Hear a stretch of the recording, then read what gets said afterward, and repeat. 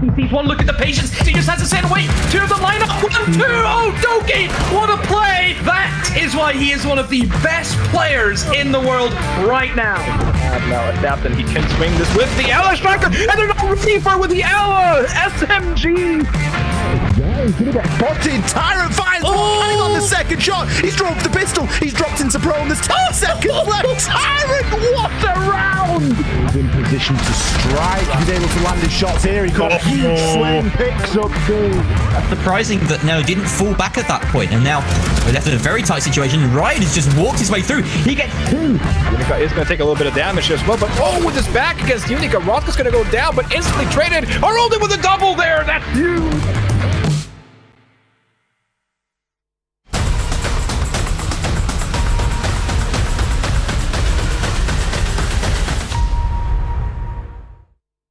Hello everyone! It's been a week without any NPL action. A very sad one indeed, but we're back! So welcome to Playday 15 of the Northern Premier League. I'm Janiro, your host for today. Joining me this time around, once again, on the desk, we have Uberos and Snurra to talk you through everything Rainbow Six Siege related. Snurra, welcome. How are you feeling today? How does it feel to be back? Feels really good. It's been a whole week, and a whole week is a week too long, I was going to say, to get some NPL action. And as we've seen in the previous weeks, stuff are really heating up now in terms of getting the teams up on a table and who's going to finish where, I was going to say. So it's great to be back, and it's great to see you and Uberos back as well. Thank you so much, Uberos. Also, welcome on the desk. How are you feeling to be back? I'm really excited to be back. It's starting to heat up, especially around the playoff spots, and that's like where my eyes are going to be lying this whole week. So I'm excited. Yeah, really those good. those top 6 spots. Every single team wants a piece of that pie, but unfortunately, there's only so much that can go around. However, last week, specifically Playday 14, was a little spicy. It did help us, catch up a little bit more on those standings. Started off with Ambush Esports versus Victus. It went in favor of Victus, and Snurra, you're on that Ambush Copium, so talk us through this one. Copium? More like bias train, but yeah, sure, Copium now, I guess, because I haven't really had the best. I did say in your defense, I was going to say, I did say in the previous week that if they lost this game in a decisive manner, that I would start getting worried about Ambush, and I have been. I've also looked a little bit of social media, and it seems like the Ambush lads themselves are getting a little bit worried, and that's when I really get concerned, because you would think, me and Uberos, we would just share the Copium and it'd be like, no, Ambush got this. They got the playoff spot. They got the best of 3s to look forward to. It's nothing to worry about, but there is certainly some performances that aren't really, that we're not accustomed to coming forward through from Ambush here, and hopefully it's just a little bit of a dip in terms of form. And I remember casting the championship, Ambush would have these at least once a season, so I'm not super concerned, but I am starting to get concerned, if that makes sense. Yeah, absolutely agree. Ambush, it's if we do say so ourselves, a bit of a fall from grace last time before the break. Even they were pretty high up in those standings, but it seems like they haven't quite yet found their footing. RIDDLE, on the other hand, they played against Heroic. They're a team that have been struggling from the beginning, Uberos. Yeah, RIDDLE haven't had the best of seasons, I think it's fair to say. They have had a lot to learn by jumping up to such a high level of opponents right away from their Norwegian regional league. And that's been rough going around, as first times usually go in these sorts of situations. So I think getting a couple rounds against Heroic, just getting a couple of those like successful things that they have managed to do, it's something to build on, but it's kind of the stories of the season so far for them. Something to build on, but the playoffs they are starting to be far away, man. Yeah, playoffs are looking a little difficult for RIDDLE. And Sissi, Steak Punks, yes, they have had a couple of wins. They were able to secure at least one this time around, just to make sure that they're not towards those bottom spots on the standings. But they were up against Viperio, Snurra, and that was no easy feat for them, was it? No easy feat, and I'm pretty sure we talked about that game matchup a little bit, because Viperio 86 is definitely one of the two teams looking the strongest after the transfer window here, alongside TENSTAR, the two personal favorites of mine after the transfer window, I was going to say. But we also had to point out the Sissi State Punks, although they made some changes and added Reaxis, the first non-Finnish player to join the roster in probably the longest of time. Zubidos can probably back me up on this one. They have looked stronger as well. So even though the result between the two teams ended the same way as the first time they met, it was definitely a matchup between two teams who were both stronger individually. Yeah, the first non-Finnish member in the history of the team. Yeah. There we go. Yeah, and that's also, as they mentioned, impacted their comms a little bit. I would assume you can't no longer comm in that singular language. You're going to have to swap it a little bit further towards English, and that could potentially be an obstacle in their way. We also saw Coalesce versus TENSTAR. This, to me, was definitely one of the matches of the week, especially after Playday 13, where Coalesce managed to secure the win against Heroic. We had a lot of expectations for them coming into this game, but TENSTAR, Euros, they looked good. Yeah, TENSTAR it's been hard to pick anything to like complain about in the second split in TENSTAR and how they played. They have been looking lethal in every sense of the word.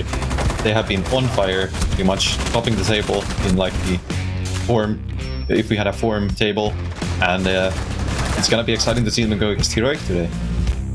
Yeah, we're lucky that we have a couple of replays. First match, once again, Snurra Ambush versus Victus. And Victus, they came out on top. What did they do so well this time? They just completely shut out Ambush. And again, I want to say, before I say anything else, all credit to Victus, because they have been showing up. They have, despite losing Flexi, you know, players like Uber have been really showing up for the team. It's just that they were managed to completely shut out Ambush and take advantage of the fact that there are players and individual performances in Ambush that are not reaching up to the level that we expect from them. As we're watching this game, that turned out pretty much as we expected it between Heroic and Riddle, which was, this clutch by Uno. I remember casting it. It's just like, sweet memories in the back of my mind. Yeah, the second game that we had, the Heroic against Riddle, and we did say this was pretty much Heroic's side, Euros? Yeah, I'd say there wasn't much to do there for Riddle. Heroic, they are just such an outclassing them as a team on all the areas, pretty much. It's just something that comes with the experience that the players on the roster have, and Riddle being the first timer, debutants, all of their players in Tier 3 league, essentially, so rough to take out positives for them. Yeah, that was a bit difficult for Riddle, but SSP against Viperio again, this is one of those games that we expected to go Viperio's way, didn't we, Snurra? Oh yeah. Sorry, it's just not that much more to say about this game. I mean, except for the amazing clutch that we saw from SSP netting around, that was from Faro. There wasn't really much for SSP in that match. Viperio 86 just completing their dominance after the transfer window. This one, we were really excited about this one because Coalesce, of course, came off of their amazing upset against Heroic the week before. So we thought that this matchup might have been a lot closer than it turned out to be. Coalesce seemed a little bit more ruffled in their feathers, I was going to say, in this matchup than I did earlier, and of course with some great individual performances by players such as Leader, TENSTAR. Although the scoreline, you know, it's still nice for Coalesce, but it seemed like TENSTAR were more in control than the scoreline would have suggested. Yeah, and with that scoreline, we're also impacting the standings specifically. We're currently looking at a quite well-shaped up table towards the top spot. Heroic, Victus, and TENSTAR, but TENSTAR, they're really creeping in, Euros. Yeah, TENSTAR, they made some progress on the second half. They've made some distance between them and a couple places behind them. They are pretty much secured in the playoff spot now. I don't think it's even mathematically possible for them to lose out on it anymore. And that's something that they are going to be happy about. And they are going to be looking at Victus and the number 2 spot to get a better position and seed for them in the playoffs for sure. That's something it's in their grasp. They can feel it. Yeah, Snurra, towards that middle section of the table, it's all getting quite close, isn't it? It's getting quite close. Eminem Academy and Coalesce are going to duke it out for the final playoff spot, I'm sure. And I see people are looking at Ambush and they're like, maybe Ambush should start sweating because of their like poor form lately. But they have such a gap that I don't think it was going to be an issue in the practical sense. But yeah, like I said, TENSTAR overtaking Viperio 86. That's also going to be a very interesting I was going to say rivalry to watch here, and Victus having to play with a little bit of a reduced roster today. We'll return to that one later. Might be starting to drop some points coming up these next couple of weeks due to their matchups. And Victus TENSTAR Viperio 86 is probably like the trifecta that we're looking towards now in terms to try to secure that second place spot and the better seeding. And then Ambush, I think, is going to be ending up on a little bit of an island unless they start racking up some points, whereas M&M Academy and Coalesce, of course, are going to duke it out for that final playoff spot. Yeah, a little worried about M&M as well, specifically because they haven't really managed to get any wins. Sissi State Punks, yes, they got one secured. So Riddle, again, left all by themselves towards the top of the leaderboard. Whereas Coalesce, they seem to have found a bit more of that momentum. They have been able to get some wins in against Heroic. Out of all the teams that we're talking about, they actually managed to show that Heroic does bleed, and that was against anyone's expectations. But today's games, again, they're going to be impacting the standings even further, as we're going to be starting off with Viperio 86 versus Riddle. That is quite an interesting game. It's the top of the leaderboard versus the bottom of the leaderboard. I know we're most likely expecting it to go Viperio's way, but TENSTAR versus Heroic, that's my personal favorite. I'm very much looking forward to that. Which one's yours, Bruce? I am gonna say it's got to be either Sissi State Punks versus M&M or Victus versus Coalesce, because I want to see how those teams do. I think in combination, like the results, they could flip them the other way around and have Coalesce sniff at that playoff spot for the first time since the season began, and that's going to be an exciting one. Snurr, are you just as excited for those games, or is there another one poking your interest? Victus Coalesce.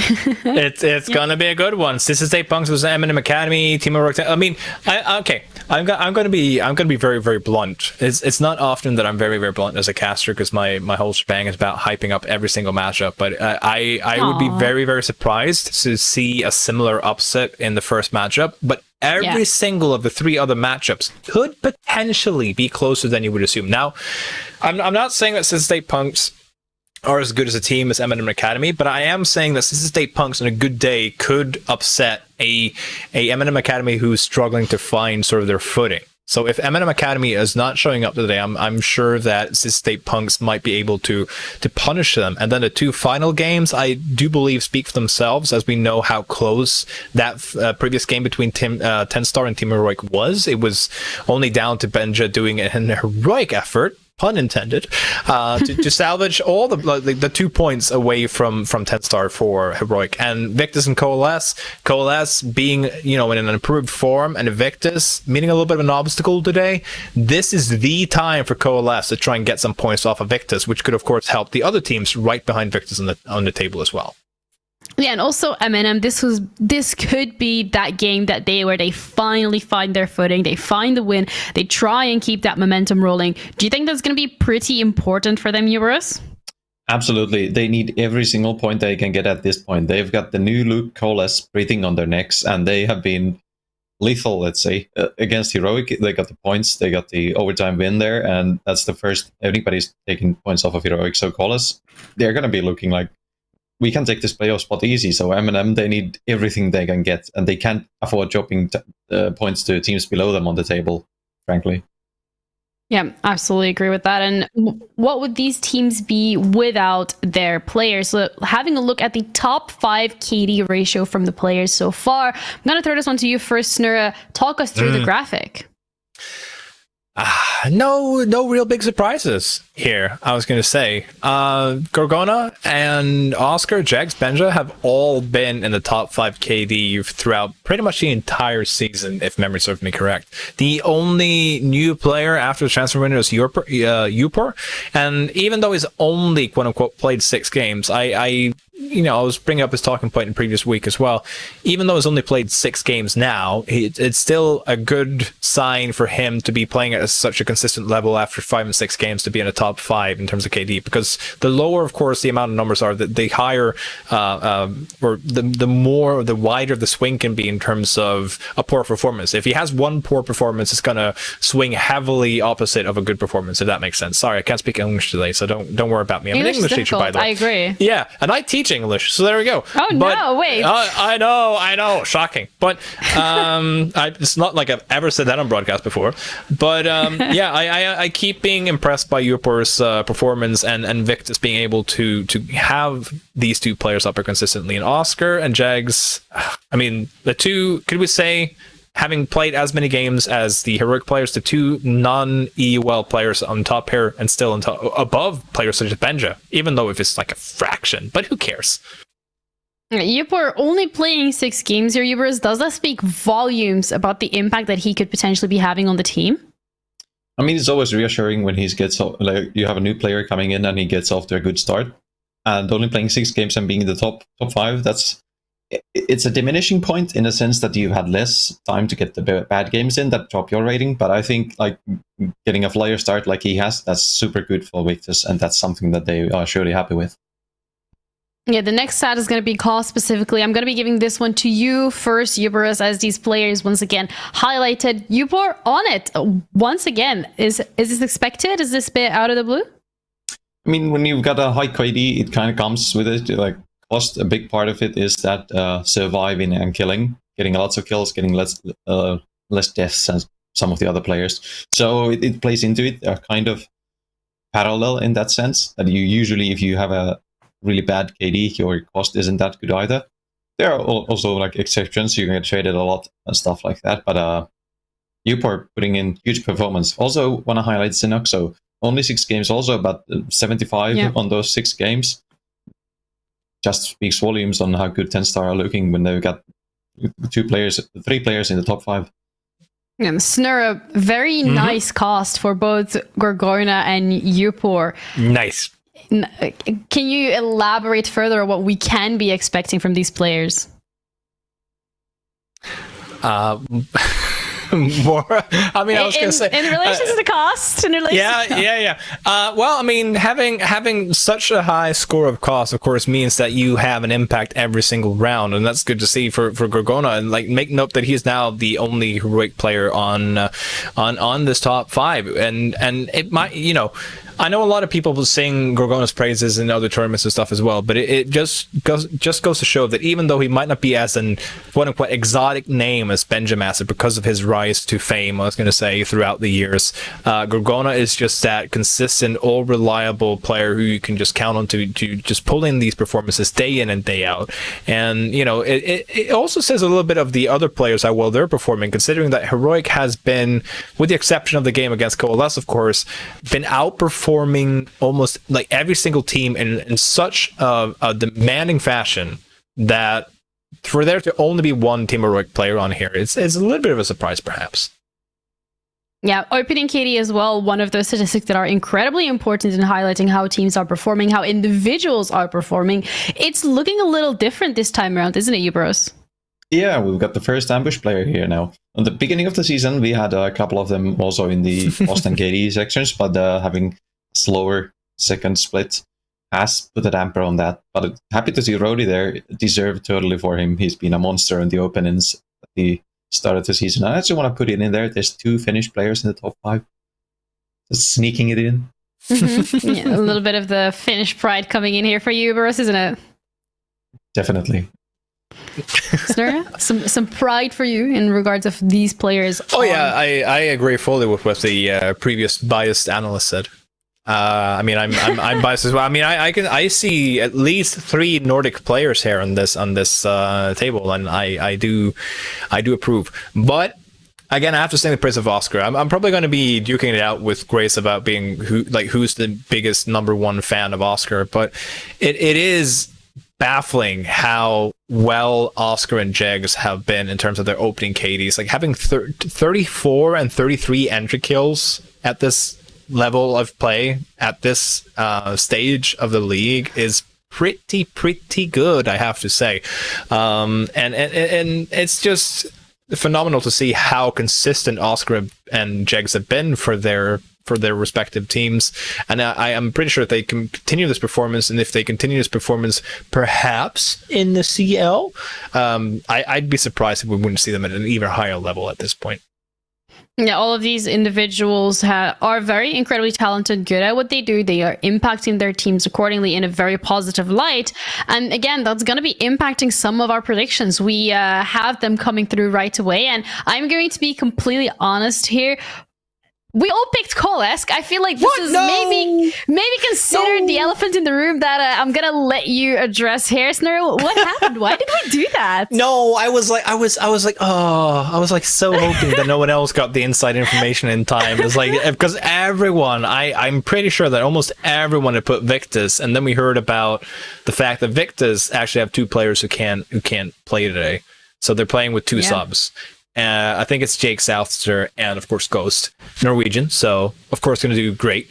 So everyone just changed to Coalesce, because Coalesce has been performing well lately, and losing almost 50% of your roster of your teams that you consistently play with and scrim with, it can make a massive difference. So, I mean, you're saying, talk to me about the elephant in the room. You went for SSP against M&M Academy. Say, what?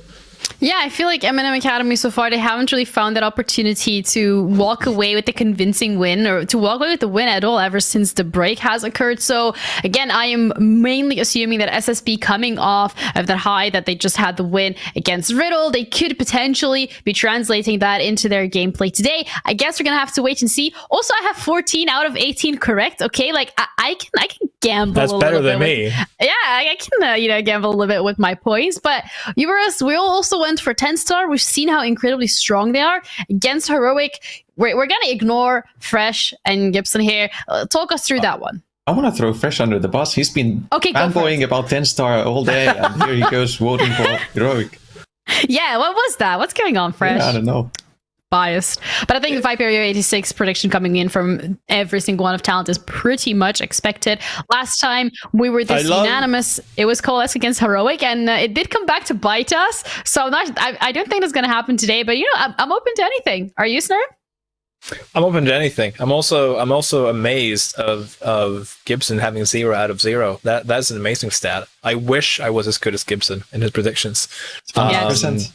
It's still better than mine. Having made no guesses at all, he's still performing better than me, who's had like the entire season. So good on you, Gibson. Shout out to Gibson. He's here for his debut in the NPL tonight, and I'm really excited to hear and see him cast. Yeah, you miss 100% of the shots that you don't take. But if you don't take any shots, you don't miss them. So, that's how it works. That's how life works. He hasn't missed one yet, but I guess today's going to be that seal is going to be removed, and he's going to see whether or not he's actually going to be able to get some of these prediction rights. I know he went identical to Fresh. I feel like there might be some insider trading going on over there for those predictions. But let's talk about the games today. Let's talk about the teams as well that are going to be performing today here at Euros. Which team, after the break, after those roster changes has come through, has impressed you the most over the last couple of play days? I kind of want to say TENSTAR, because they have just been fantastic. But I also kind of want to say Coalesce, because the flashes that they have shown, they are brilliant. They have had some wobbles still, like losing to TENSTAR just last week. But it's kind of tight between them. I think Coalesce have improved the most, because they couldn't win the game for the life of them on the first half, apart from the 2 bottom of the tables teams. But TENSTAR, they looked good at the start of the season. They got lost to Victus and Ambush, I think. But those are super good teams. Yeah, it's a toss-up between them. I'm sorry, I sound like a broken, just trying to get in here, but it's just like, I hear Uberos, and I'm like, I mean, the fact that we're saying that Coalesce, that we expected it to be a tighter matchup between them and TENSTAR actually speaks volumes of just the progress that we're seeing in Coalesce, because they were pretty much, at the previous half of the season where we're like, oh yeah, the 3 Nordic teams are at the bottom of the table, and then Ambush is like the only decent Nordic team. And then all of a sudden Coalesce is actually starting to show up. And again, a testament to the transfer window and how much of an impact it can have on a team. And we had a month-long break where teams have been able to scrim together and get their, gel together. And, I think I said it last week, but I don't mind repeating it again, because hey, I like hearing myself talk. I even get paid for it. That's why you're a caster, right? Yeah, I know, right? And a teacher. There you go. Got it again. But I would probably put Viperio 86 and TENSTAR as like the 2 strongest teams after the transfer window. But in terms of improvement, I would probably put Coalesce just beneath those 2. Okay, well, we're going to see whether or not these teams are going to be able to impress us once again here today at the NPL Playday 15, shortly after the break. And then we got the banger coming up. We got Riddle versus Viperio 86. So don't go anywhere. We'll be back shortly.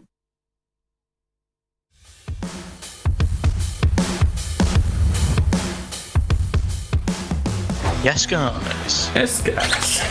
Yes, guys. Yes, guys. Yes, guys. Yes, guys. In pillar, pushing up, hallway, last. He's left side hallway. Going long way. Yeah, got me. Nice. Go, Grubby. Oh my god, you're so different. You got this. He knows that Leader is a bit far away, but here's the gunshot, so he knows that he's there to force him off, and Leader is Hey, yeah. So much better. Let's go. Let's go, boys. Let's keep up. We need to hurry up, guys. I'm ready to I'm smoke. ready. I'm ready to smoke. I'm smoked off. Let me smoke off. I'm firing. I'm dropping. I'm smoking. Walking. Firing. I smoke closet. Watch out, rotate, Vito. Pushing in.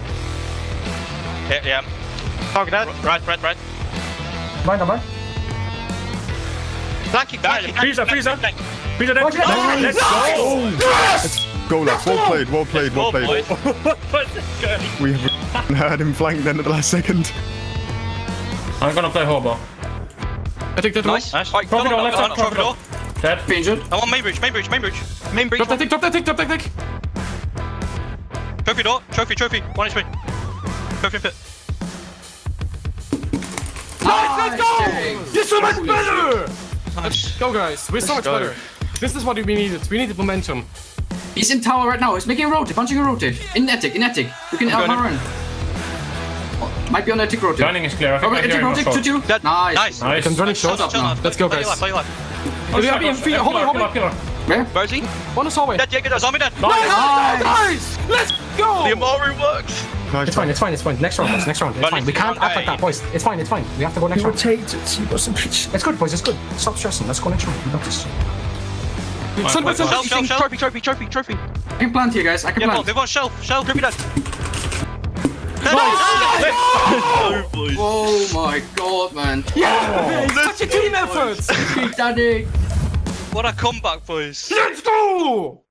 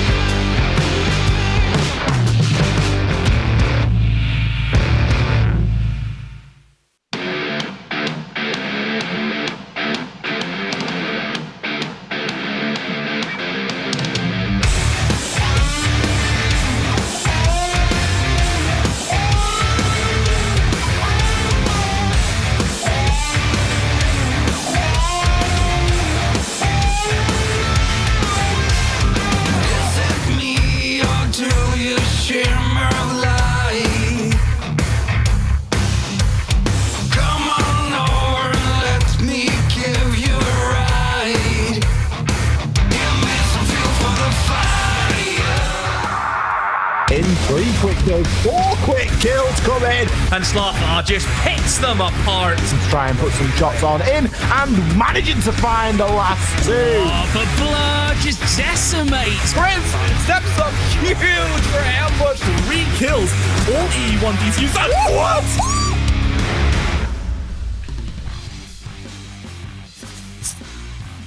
Welcome everyone to the first match of Playday 15. We got Viperio 86 versus Riddle, once again joined by Snurra and Uberus on the desk.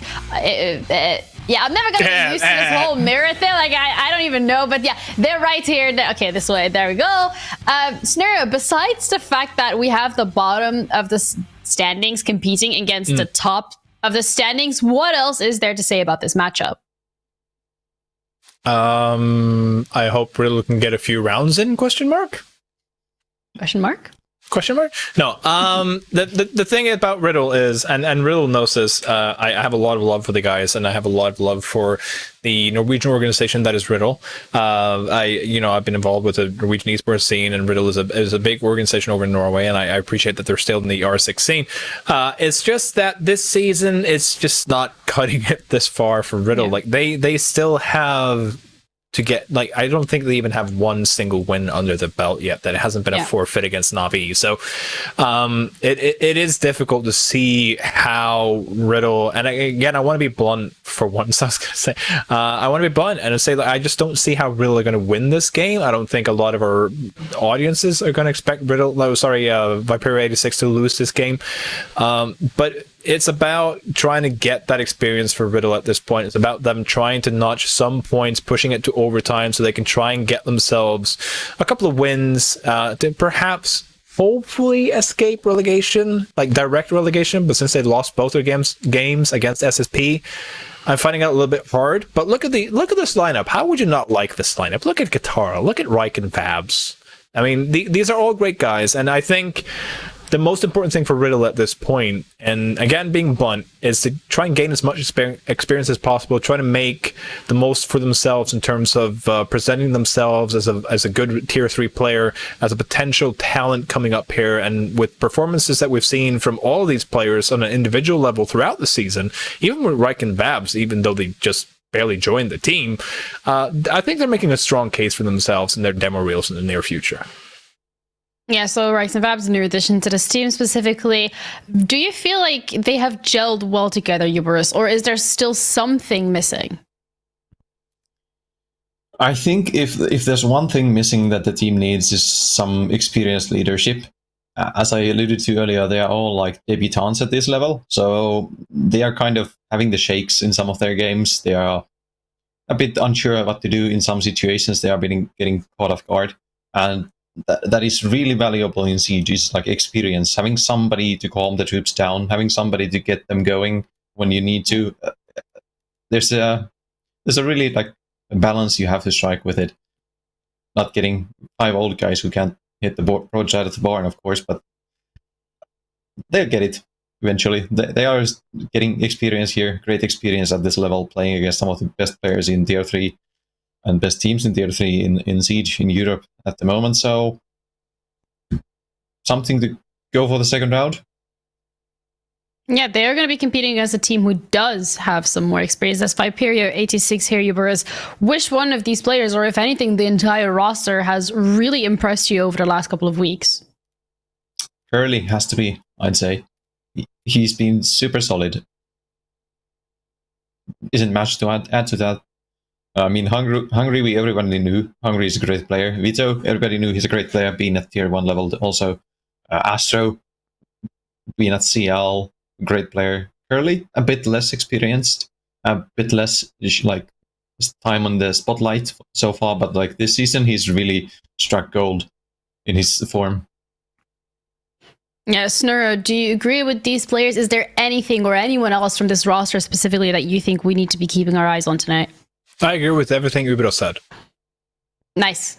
Nice and easy. Yeah. Okay. No, sorry, this is an inside joke. Sorry, guys. No, but I do believe that Ubidos raised a couple of good points there, because there are a couple of names out here that we've seen perform at this level before, and even above, like Hungry, like Vito, and Astro as well. So I agree that if we were to lift out a couple of players, it would probably be the quote-unquote lesser experienced ones. And I'm not saying that in demeaning fashion. I'm saying that as a testament to them being able to play at the same level as the other members of the team. And that is, of course, Curly and Ruby.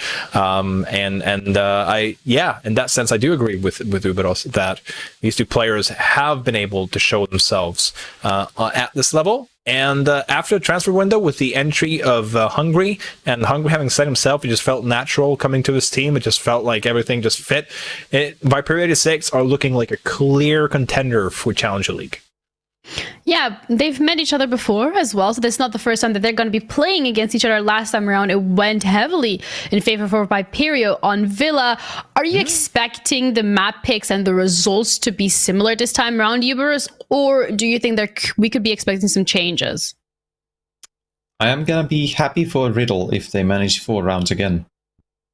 I think they haven't improved as much as Viperio have since the split ended. Viperio looked shaky on the first split. In some parts, especially the game against Riddle, they had some uncharacteristic mistakes being made. Riddle won a lot of the entries on the rounds, and I think Viperio look more sharp now. Riddle are still relatively close to their level before. They haven't get that huge jump that some of the teams felt like they got from the changes. Of course, they played well, to play new players, nothing against them, but the team as a collective hasn't had that resurgence that we saw from teams like Coalesce and Viperio. Yes, Nura, is there anything that you expect to be going differently this time around? We said that Riddle has been struggling a little bit getting those rounds in. Do you think that could potentially be the difference here? I wouldn't be surprised to see Riddle get less rounds this time around. And again, that is not a statement of like Riddle becoming worse or anything like that. It's just that Viperio 86 looks so strong at the moment. And again, all respect to Riddle, all respect to them and the performance that they're putting in. But I just, it would take nothing less of a little bit of a miracle. It would be an upset. In my honest opinion, if I'm going to be direct, it would take a miracle at the level of Coalesce beating Team Heroic for Riddle to take any points off of Viperio 86 at this level. Okay. Well, we've spoken about Villa and how we're expecting a bit of a different map pick to be coming around this time around. We have the map veto ready in true broadcast fashion, magic, whatever you want to call it. It will be popping up, and we're going to have a chance to see which map we're going to be seeing, and it's going to be Clubhouse. Uberus, is this living up to the expectations? Riddle run it back on Clubhouse. Not happy with the loss against SSP there last week. It's a checklist map. It's the giant killer map. Can I muster up any more tired references? Maybe not, but that's what everybody always says about Clubhouse. So that's good. Just whip out the caster trope book that you have, that we all have, and just be like, go through the same. Speaking of checklists, we have a checklist for casters as well. Oh, it's a cookie cutter map. Oh, it's this. Oh, it's that. It was a sandwich. I don't remember the name of the sandwich, but it was a sandwich. I have no idea how many sandwiches we have. Cheese and ham. We have plowman sandwich. We have at this point, Riddle going to Clubhouse is probably as exciting as a sandwich without any toppings. It's just butter. Bread. Hey, butter's pretty good. Bread. I'm not saying it's not good. I'm just saying you're hating on bread and butter. I'm not hating on it. I'm just saying it's not exotic. But I just wish that Riddle was. It's hard because we've had these discussions before, whether we believe lesser teams, quote unquote, should take bigger teams to maps that are typical maps where giants go to die, such as Clubhouse, Oregon, etc. We see that Oregon is the final map being banned by V86. We see that Cafe is being banned. We saw that Villa's being banned. I agree with Riddle. Don't take them to bank. Don't take them to these big maps where Viperio 86 can get a lot of map control. So in this specific instance, I might actually agree that you should take them to a map that is a little bit of a checklist. But then again, you're playing against players such as Hungry and Astro and Vito.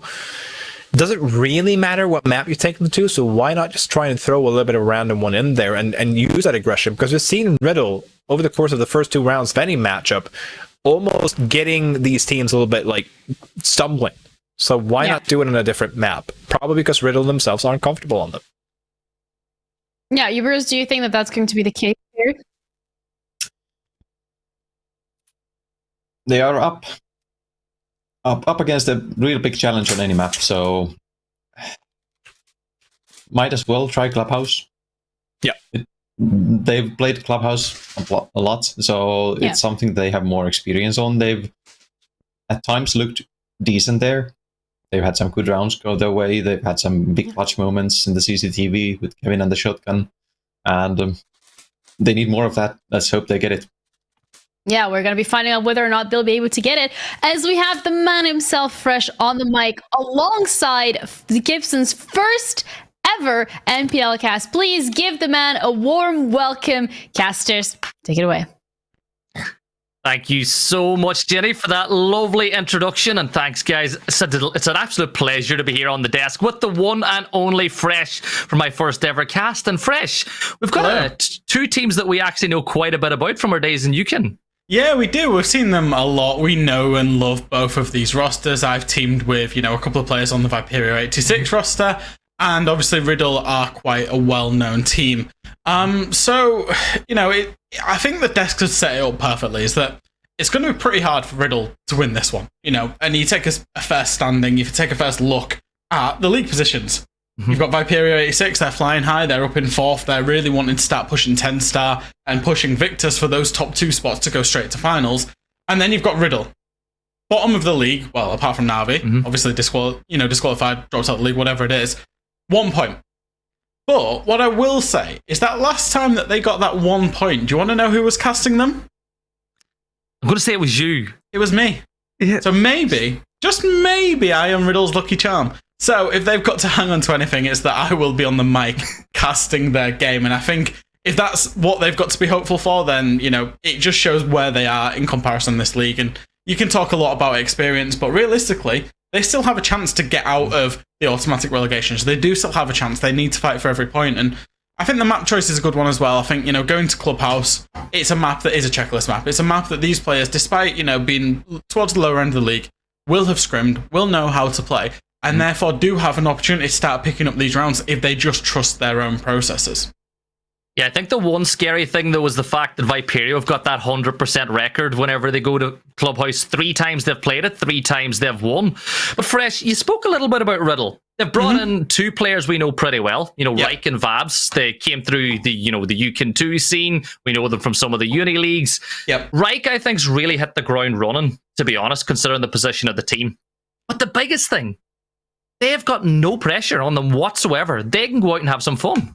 Yeah, and I mean, that's the thing, is that these 2 players, Reich and Vabs, is that, like you say, they come through the uni scene and they get referenced as uni players a lot. And I know that's quite a big thing for them, is to not be known as uni players. Just get into tier 3, get some experience, because sure, it might not work out on this, quasi kind of Nordic and Yukon roster now. But even when, relegation happens or whatever happens at the end of the season, they'll have got that experience that they can start to be looking to, other teams, should they want to leave them or should they want to work back up. That experience will be good for them because, turning 18, kind of getting yourselves, making that next step up from, what was Yukon 2. That's where we saw them, was Yukon 2 initially. Making that step up into tier 3 is an absolutely massive thing. Having the experience, so the next thing for those 2 players individually is maintaining their tier 3 status. And they're both good enough individually to do it. And I thought Riddle might have some success this stage, having brought them in during the split. Yeah, well, they've still got a couple more play days to get a couple of wins in, and haven't spoke to the coach. And I know you've had a good few chats with Stoney in the past as well. He's pretty optimistic about their chances over the next couple of play days. But you're playing against Viperio. Yeah, one of the real feel-good orgs. They had the massive story last year. They came up through Yukon. They've really been riding over this crest of a wave. But part of that is the fact that they play objective so well. Curly himself has planted the diffuser 16 times. If there was any little question mark, I think, on Viperio, it's probably that entry conversion's not as high as it could be. 66%. You might expect it to be a bit higher. Yeah, I mean, maybe. Look, this team is full of players that would consider themselves above this level, right? This is the reason that this team and this roster has come together is because it's a gateway to Challenger League. This team believes it should be a Challenger League roster that should be pushing up towards that EUL spot. You only have to look at their players in terms of at least 3 of the players come to mind. So initially you've got Hungry, who's probably the most decorated player on this roster. You know, played at Invitationals, Penta, G2, across the board. Really experienced player. I would consider him a kind of luxury player, and that's why you do start, you know, potentially losing some rounds because of how flexible he tries to be, how many kind of, I don't want to say the word random, but he tries all sorts of different things, non-conventional siege that he plays. You've got Vito, who is a player that I teamed with on Chaos, who spent a long time inside of Tier 1 play. Unfortunately, hasn't been able to get back since he was last relegated with me, which was, 21 months ago, so nearly 2 years ago. And then you've got Astro, who has never been inside Tier 1, but, you know, but for recent events, would have been a Tier 1 player. There were Tier 1 teams that wanted him, obviously, you know, had to take a break, is now back. So you've got 3 really good players there, supported by Curly, who's played in Tier 3 forever, and then Grubby, who's a really exciting 18-year-old, you know, player as well. So this roster has a massive skill ceiling. So whilst they will make mistakes, and they will make mistakes, of course they will, they can be a really formidable roster inside this league. Yeah, really excited to see what they can do. And Vito, you know, you talked about that little connection with Riddle getting a point. The last time I casted Vito, he beat G2 in the quals for SI, so there's another positive thing. But look, guys, it is taking a little bit of time to get those players in the lobby, so we're going to jump into a quick break, and when we come back, we'll have game 1 of the night.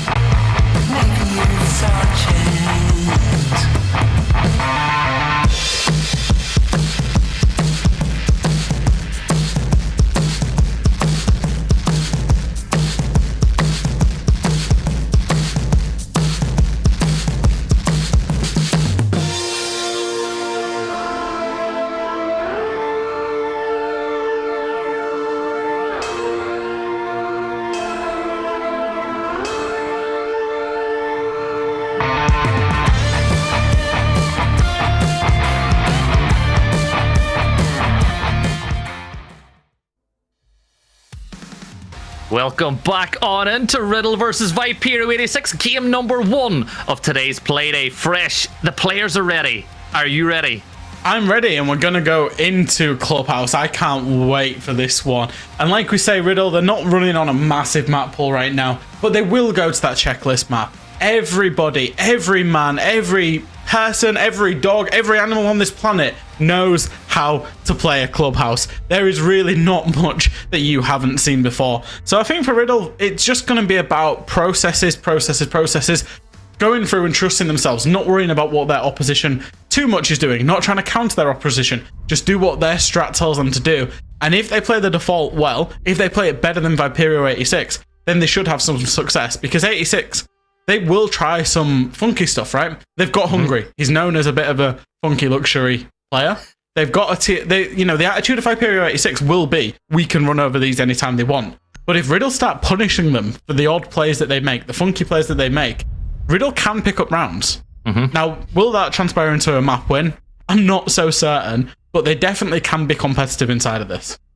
They definitely can, and going into any game as the massive underdog is always so much fun as well, because it is a free hit and you start winning some rounds, and that could really put a couple of question marks around Viperio 86, because as much as you would say this is kind of a game where Riddle can go play loose and have fun, this game matters for Viperio 86 because they really want to hunt down that top 2. Yeah, they're not too far away as well. That's the thing, is, they will be qualified for playoffs. They are confirmed for playoffs based off points alone.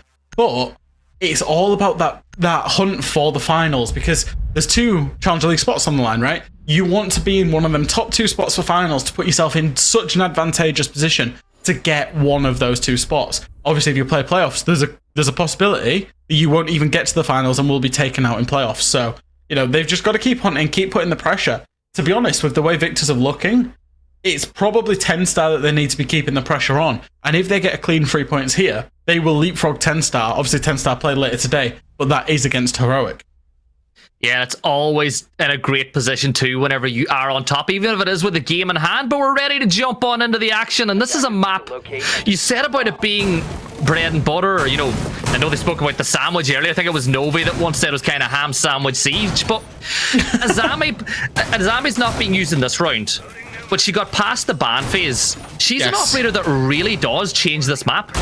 Yeah, I remember seeing the first time that I saw Azami in a completely different non-Ubisoft competition, where the first time she was released into the actual game, there was a competition that was ran, and basically this team played in it. It was Hungry, it was Groovy, and there was a couple of others. It was a pop-up team. And I remember seeing Hungry use it. And she used the operator, Hungry used the operator so well, in such an effective manner. So I feel like it's potentially a little bit of a mishap from Riddle to allow the Azami through, because I think once we get to round 7 onwards, Viperio 86 will be using her in every single round that they can. Yeah, it can be absolutely terrifying. But we are getting into the first round of the game, and it's a bit of a roam setup here. Nothing too crazy with Mira on the board as well. But it looks like Riddle are really set up to kind of contest the points of entry here too. Yeah, they're getting out on their own, and you see teams do it quite a lot. It's it's quote unquote the SSG roam. Teams now put their own mark on it, whether they want to do a false roam or drop down early, which methods they use to drop down. You're going to see Reich, he's going to take a lot of damage as one drone comes in, and he does manage to use that as a drop-off point. So, the attackers, they've started going in, they've opened up the blue hatch. The problem for that is that Riddle are still up on the top floor, and they've not been fully cleared by 86. What 86 are doing is what's called a half clear, which means you allow the people to exist on the top floor, and you'll deal with them later. Astro, the hatches are going to get open, and I'm wondering if they just drop before the flanks from the defenders even come in. I wonder if that's their approach, or simply whether they don't have an appreciation that there are players on the top floor. Yeah, you need to keep an eye on that, and I have been watching. They've lost quite a few of their drones already, which can make that flank watch a little bit tougher.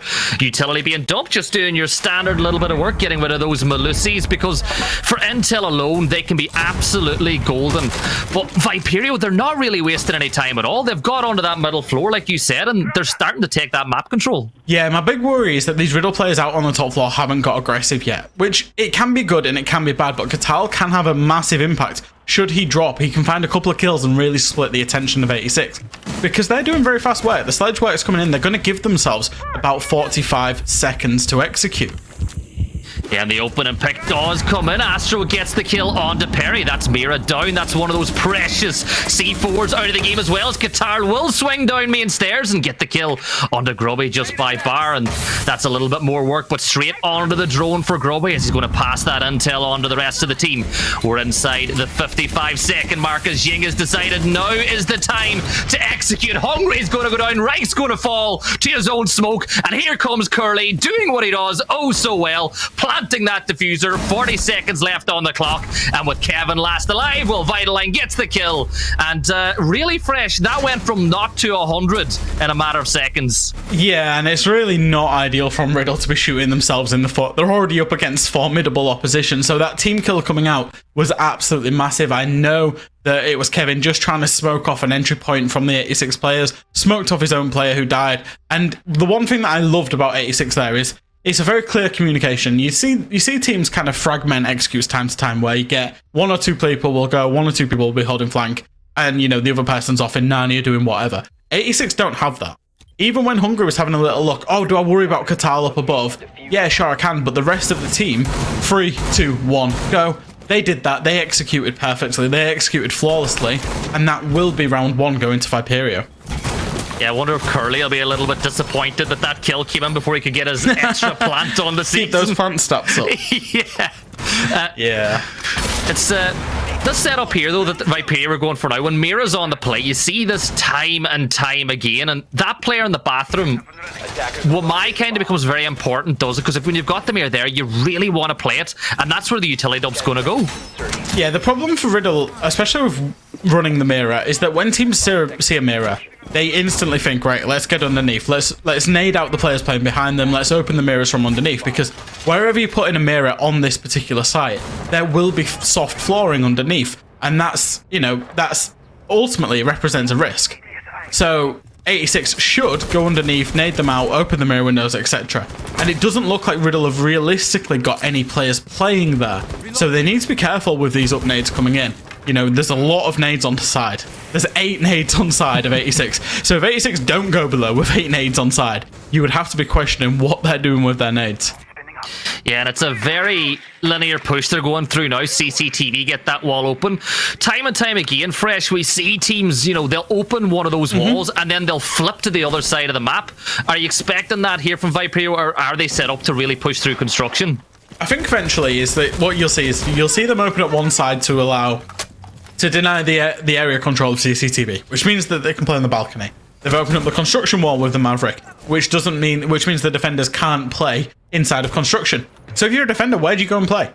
Where do you actually go and play? You've got to play in logistics, which is where the upnades are going to start coming in. You've got to play inside of site, which is where upnades will start coming in. So it's really good from 86 to just segment the map already, force the defenders into site, and then when they open the jacuzzi wall, realistically, the defenders can't find anywhere safe to play in, and it becomes really claustrophobic, this site.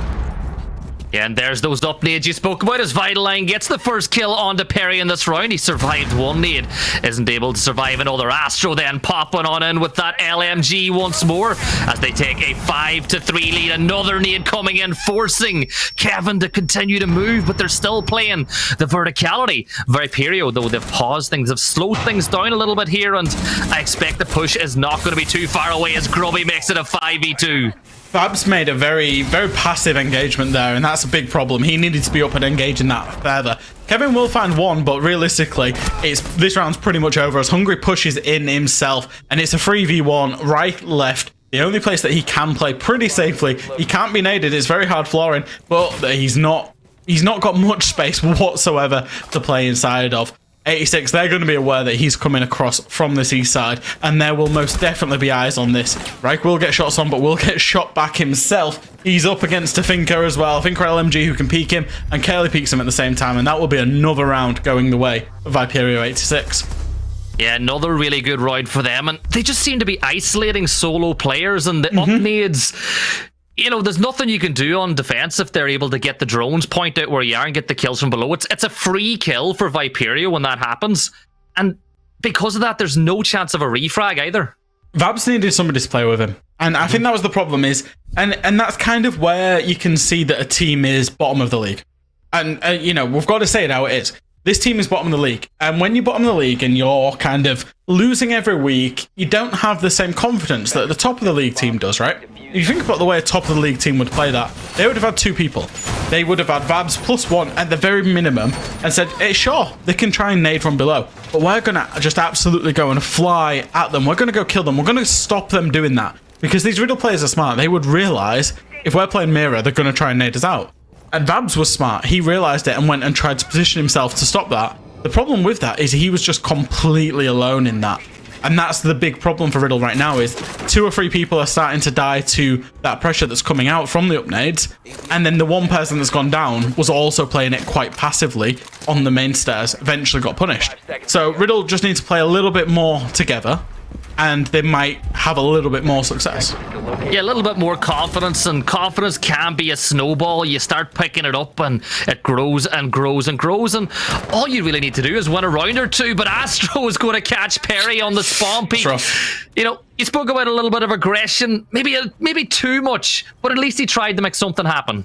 Yeah, but that's where you kind of worrying if, you know, if you're Riddle, right? Is that, sure, what's your answer? Is it spawn peak? Is that the true answer? Because he's been punished straight away. He's spawn peaked to Finker, LMG, and just been absolutely punished. And I want to see aggressive positions taken by Riddle, and I want to see it with 2 or 3 people together. Vabs and Katal look like they're going to play somewhat together here. Hopefully Katal can bait out for Vabs, because there is a player in the gym hallway, that will be Grubby, who seems to have some kind of sixth sense and pop himself into gym. Oh, you just think it's a matter of if and not when, but once he swings this hammer, Malusi's going to peek, but Grubby is just better, and he gets the headshot onto Guitar. No refrag as Vabs passively falls back down main stairs as well, and the point of those 2 players playing close together, Fresh, was to refrag, but they didn't even try. I think so, yeah, but I think they're just so afraid now that if Vabs stayed up there, obviously Rai could come to try and give him a little toe down there.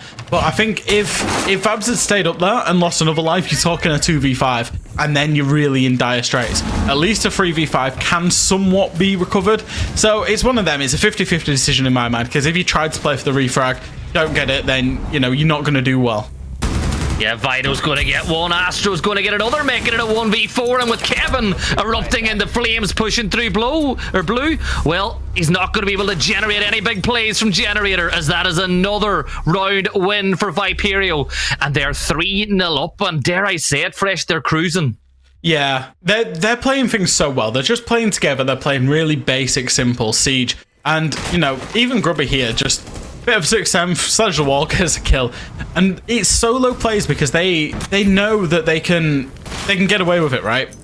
When you're 86, is that you was already in the man advantage, you was already in a 5v2, 5v3 from Astro just walking down the main stairs there, and I think when your opponent is playing scared and you feel like you've got them on top, you're just full of confidence, and that's exactly what 86 are right now. Riddle, they're going to go for their third site in 4 rounds, but they've not won a single one of them. Normally you see teams rotate through the sites when they've won them. Riddle, Church hasn't worked twice, Jim hasn't worked once. All of the rounds have been convincing. So it's time to go to CCTV, which I probably believe is arguably the worst site on this map to defend out, so we're going to have to see how Riddle do it. They've got a bandit on side, so you're thinking maybe a bandit trick, if anything.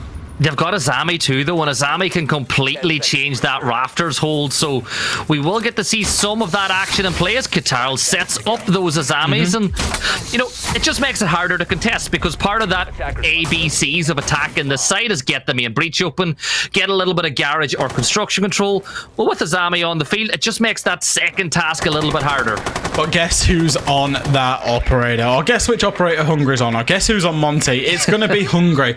And this is a staple of his, in that when you're up against a CCTV defense, and sure, it makes it harder to take control of the catwalk because of the fact that Katal is on his army.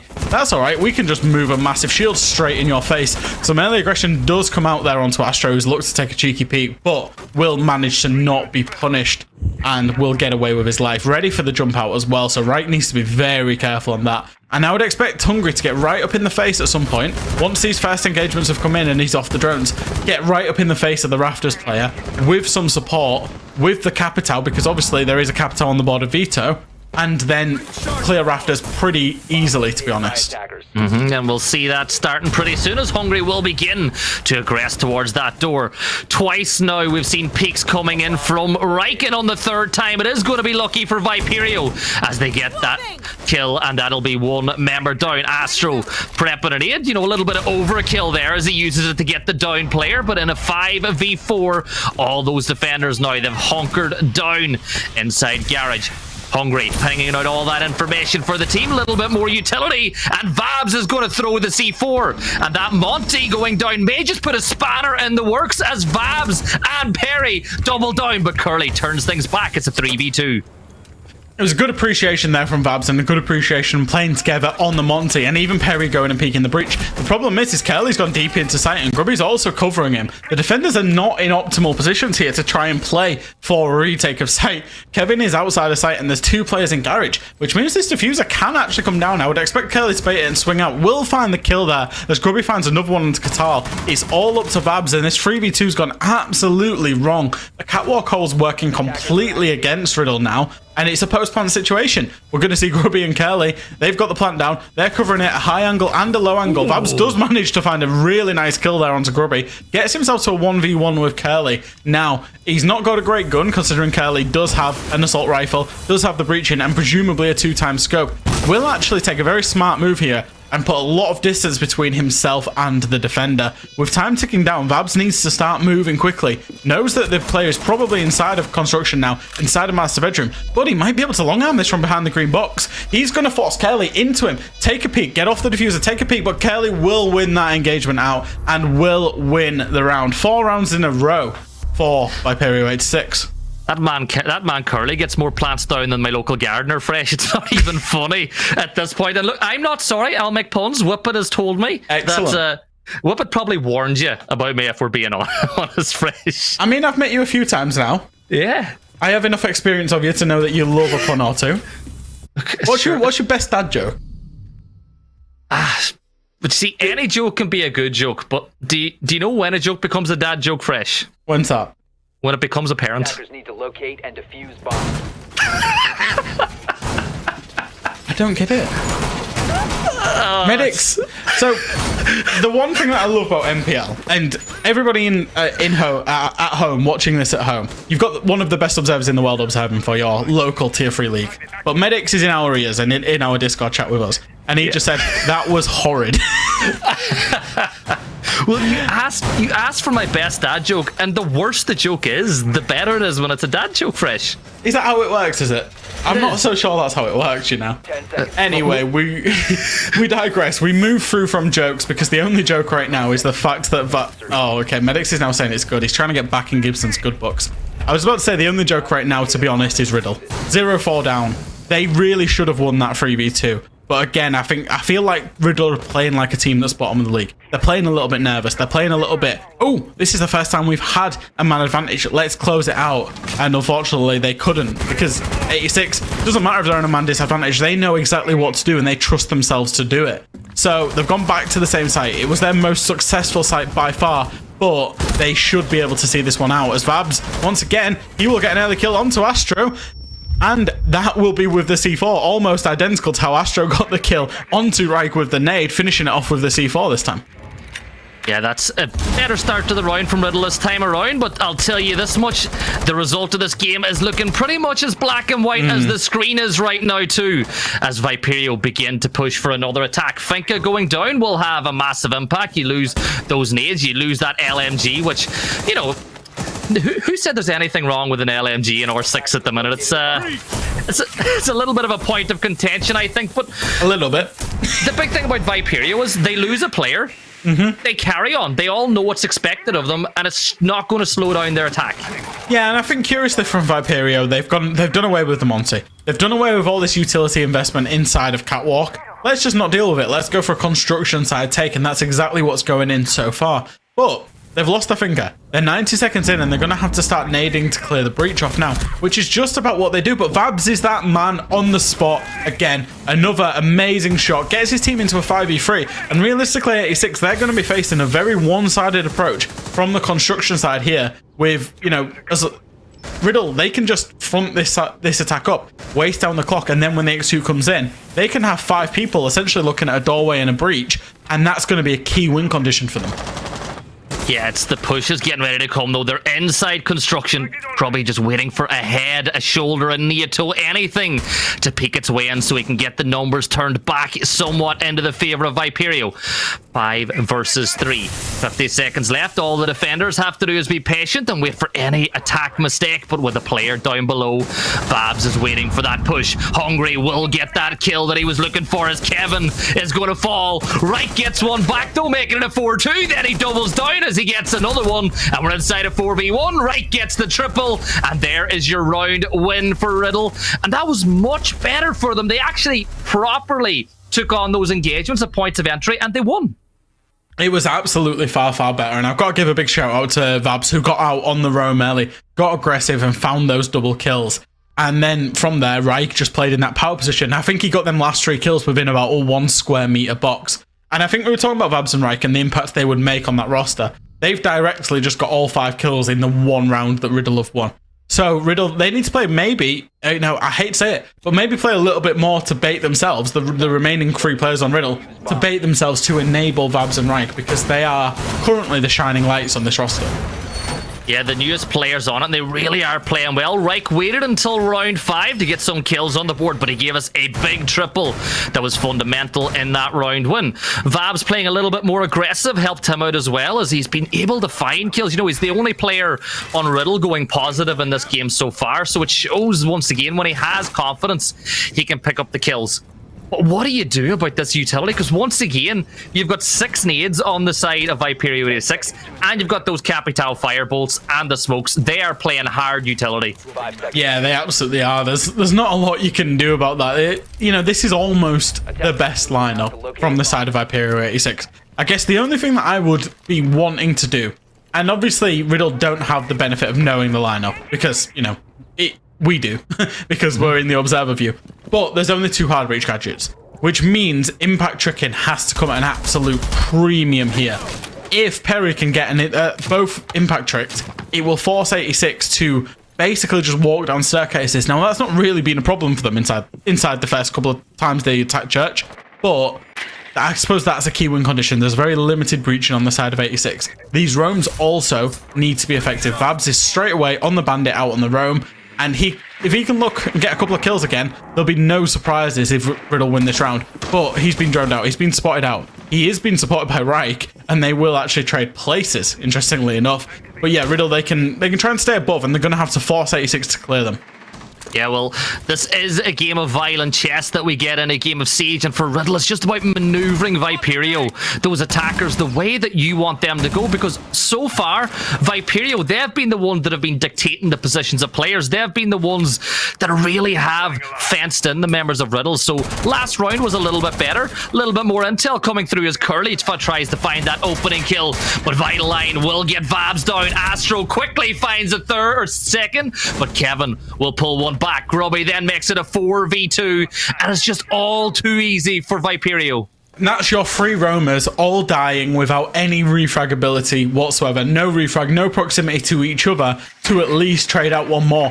To be honest, they're lucky that Kevin had gone up main stairs on the smoke. I'm not saying it's an advisable play, but at least he managed to find one. It's a 2v4, and now 86 is just going to continue on about their business. And the fundamentals of this is that it's a 4v2, which means 2 players for Viperio are going to be looking at 1 player of Riddle if you isolate that down into 2 1v2 engagements for Riddle. They possibly need to get a little bit active to Kevin and Perry here to try and get at least 1v1, win that one out, and then win it out when the execute comes. But 50 seconds to go is an absolute age for Viperio 86. What do you think, Fresh? Do we need Kevin and Perry to go large? I was hoping somebody would pick up on it.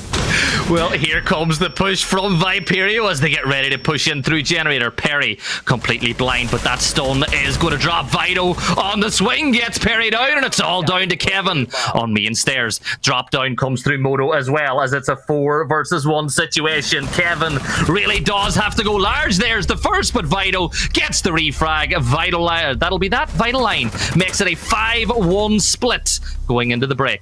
Now, I consider Clubhouse more or less to be attacker-sided. More or less, I think. because of just how scripted and how 1-2-3 the map is. Everybody knows how to play it. Everybody knows how to do it. There's not too much that you can actually do to throw teams off there. You just need to be better at the defaults. Now, Viperio, they've put in a very excellent default half there, winning 5 attacks. They'll get onto their defense. They'll be excited to play on the defense. But you can also see that they're going to play this just that little bit differently. They're feeling the juices flowing. They're nice and confident. And we've not said this in Siege for a long time, but Hungry, he's been promoted onto the dock. And he's not just been promoted onto the dock, he's been promoted onto the dock shotgun of all things. Now, I'm waiting to see if Kelly's also running the shotgun, because he's got the pistol out at the minute. But I guess in a little bit of a, I would potentially say a disrespectful vein, to be honest. But my main point was going to be around the Azami, but I think, you know, the Doc and the Rook as well. Is 86, they're going to play this fast and loose on their defenses. And the 5-1 up, why shouldn't they? Now the question is though, does Hungry have the revolver as well? Because that would be the only thing that would make it better if it was the shotgun revolver combo coming in for Hungry. And you know, Doc going shotgun, it's a little bit of a weird one because you kind of associate Doc with spawn peaks. Yes. I would be astounded if he got a shotgun spawn peak. We're not in the days of the Frost Super 90 being a sniper. So we're not in those days anymore, thank goodness. So yeah, anyway, Riddle, doesn't matter what the opponents do, go about your business. They're going to start with a breach onto the CCTV wall. Once again, if you control CCTV, you control defenders peeking that CCTV window, which means that you can play on the catwalk. So it's a good start from Riddle, good early map control, even though it's 30 seconds taken. They've managed to basically control this east side of the top floor. Katal does need to be very careful here though, because Grubby's not being drowned out. I can find a cheeky peek, will take shots, will run away, and luckily for Katal, he will not lose his life. And once again, I want to say that as Army, look how 86 are using her. They're just creating absolute mazes of peeking spots. Yeah, and that's it. If you have Azami as an attacker, it's so hard to decide which side's going to be peaked, and it gives that defender the advantage. Qatar will find the opening engagement as Doc shotgun will be no more. So, you know, unfortunately for the team, Doc's not going to get to use that massive utility anymore, but Grubby will pull one back.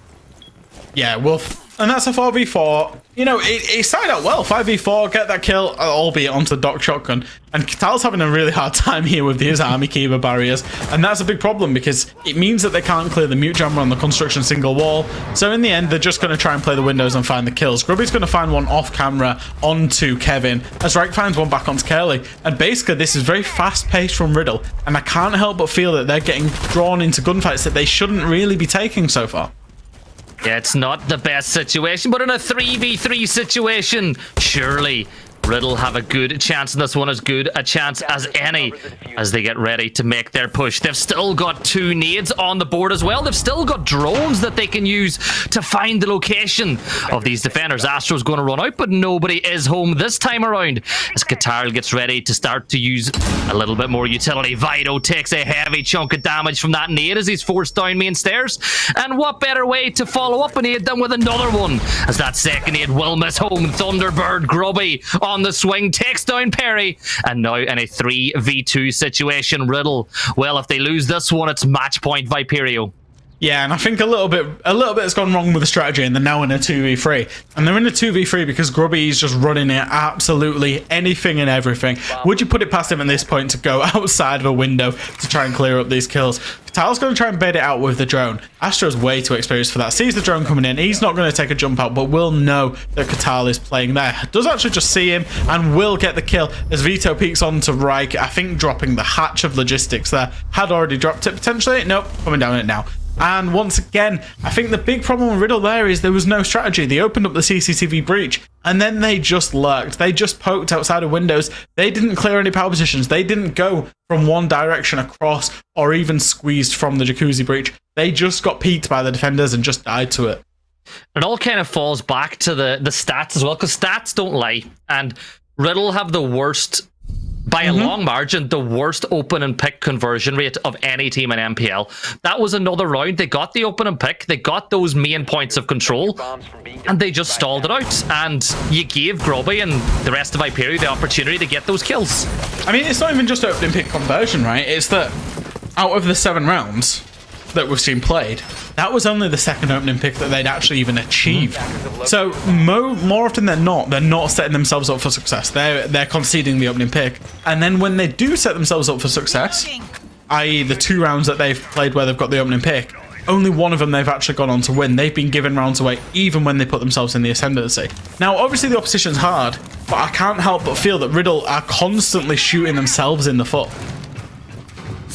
Yeah, I definitely agree with you on that. And look, as it stands now, RIDDLE have to play perfect Siege for 5 rounds in a row just to force overtime. Viperio, they're in that situation now where I think that if they really want to get this game over and done with, they can do it right now. Hungry, well, he's decided not to take Doc Shotgun this time around. Maybe he learned his lesson from the last one.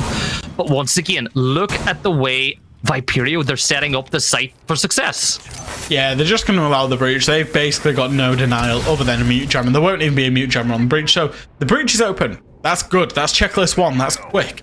This is where you fell apart in the last round, RIDDLE. Where are you going to go and what is your team attack? Currently, the silhouettes look like the attack's going to be from the construction side across, with just Reich sitting out on this breach by himself as the thinker. Now, that's not too bad. So for RIDDLE, clear out construction, get yourself to that point, and then breach that wall. If you can do that unscathed or even get a pick, then you really will be doing well and can start squeezing the site. But that's my big question is, can RIDDLE do that? Yeah, well, Reich will get that open engagement with the LMG, so Hungry will fall. I've also noticed this sneaky Nook pushing in through construction, getting droned as he gets right up onto that site wall. Little check down below to make sure there's no cheeky, pesky roamers downstairs to hold this push, but I like the fact that they've got the breach, they've got right up onto construction, they have 1 minute and 39 left on the clock. Now they just need to find the time to execute. Yeah, 86 are clearly feeling the pinch right now. The fact that they're just peeking anything and everything. The nade will down onto Grubby. Catal doesn't unfortunately see Grubby there, and the Doc is off the board. The Thunderbird is not being played, but Vito will get the revive as Reich finds another one on the breach. He's been devastating from this breach. Will get peeked again. It does have that LMG to just constantly be swinging. Also sees a foot. Oh, he doesn't just quite see it. But RIDDLE, they've got that breach open now. They're in an excellent position to actually go for an execute. Yeah, but look at Astro getting ready to prepare that run out, which can be so annoying for those players on Repel. Vito getting ready to do a cheeky little peek of his own as we once again seem to have stalled out in that 5 versus 3 situation. All of those defenders keeping an eye on all their angles. A little bit of drone work as well to locate where the player on red stairs is, but they've still not cleared rafters. They've still not cleared red stairs. Now they're going to begin to use that utility. Stun grenades being thrown. Real nades being thrown in as well as that one will land. Astro takes a ticker of damage, but Qatar going for the plant. Kevin gets the kill on the vital line, but a little bit of denial from below as Astro will take down RIDDLE. 5v1 or 5v2, make that a 4v1. Kevin and Perry both having an impact as that'll be a round win and better. Yeah, genuinely, that was an excellent round from RIDDLE, and it's not often we say that, but we've got to emphasize that point is when they have an excellent round. That was an excellent round. Checklist 1, open the CC breach. Checklist 2, open the construction wall. Checklist 3, actually test and execute and get your execute going. And they won the round. It was basic Clubhouse. It was basics.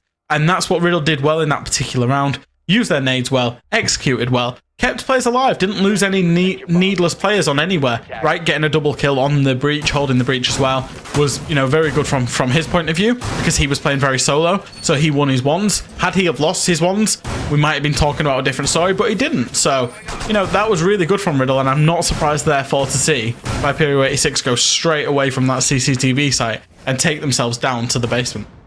And now the question is, can they do the same again? Can you have that impact? Can you get the opening picks and follow that checklist and start to take control of site? Looking at that defender lineup, we've got Maestro on the board, Jaeger, Azami, Mute, and Smoke. So the 2 shotguns, the SAS boys, will be in action. And, we were going to have to touch on it at some point tonight, but I'm going to assume Vito's rocking, he's not going to be rocking the ACS 12 fresh. No. And I've got to ask you, Gibby, what are your opinions on the ACS 12? Go on, tell me. It is definitely not Maestro's best gun, but it's got a radar for Fresh's head. If you... Okay. So this is an inside joke for the viewers, just in case you didn't know, is that there's a little thing in called Staff Hub, which is where a lot of the support staff, casters, bad players, etc. play in a hub to play in basically custom game lobbies. And anytime I see I'm going up against Gibson, I absolutely poop myself because I know that he will be running Maestro ACS 12 and he absolutely destroys me with it. So, you know, just a little inside joke there, but I will explain it. As we've had this kind of minute of, I would say, dullness, as we've had this minute of just nothingness coming out, the information phase, RIDDLE have started doing some work. They've started doing some breaching and attacks starting to come together. That's been opened. Kitchen's going to start being open with vertical above it. So it looks like at the minute we're setting up for that classic kitchen dirt take coming out of RIDDLE, which is where you basically have to take very little map control in order to actually force and execute. It does require, however, control of dirt tunnel, and that's why you're seeing that at some point, Katal, he only has one nade left, but he will end up pushing onto that dirt player. Yeah, and that third player is a smoke, which is so good at time denial and making it incredibly difficult. But Curly will go on the peak, gets not one, but two members of RIDDLE down. And well, that is the plan of the third push, completely annihilated now by Viperio 86. It's a 5v3 with 1 minute and 20 left on the clock. And now RIDDLE have to completely change plans. Go from plan A to plan B, maybe even plan C to get that win. It is interesting though, they've opened that moto hatch and they're going to begin the execute. There's a nice little drop down from Perry as he takes out Grubby, and it makes it a 4v3 now. The round is a little bit more winnable. So now, divide and conquer. Try to get as many 1v1s on attack as you can to isolate those members of Viperio and maybe make that round yours.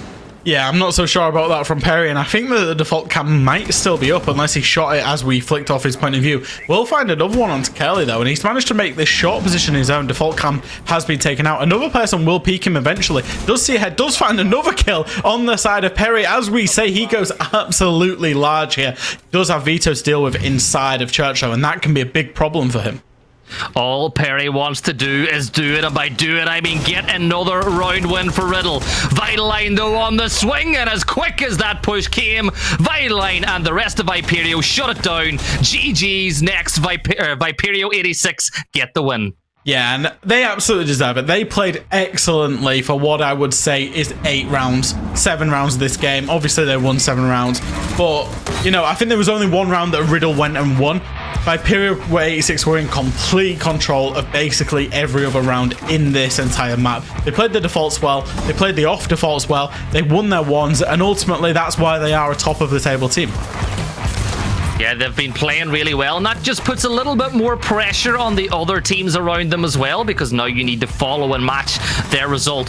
But all in all, on attack in particular, you say that this is an attacker favorite map.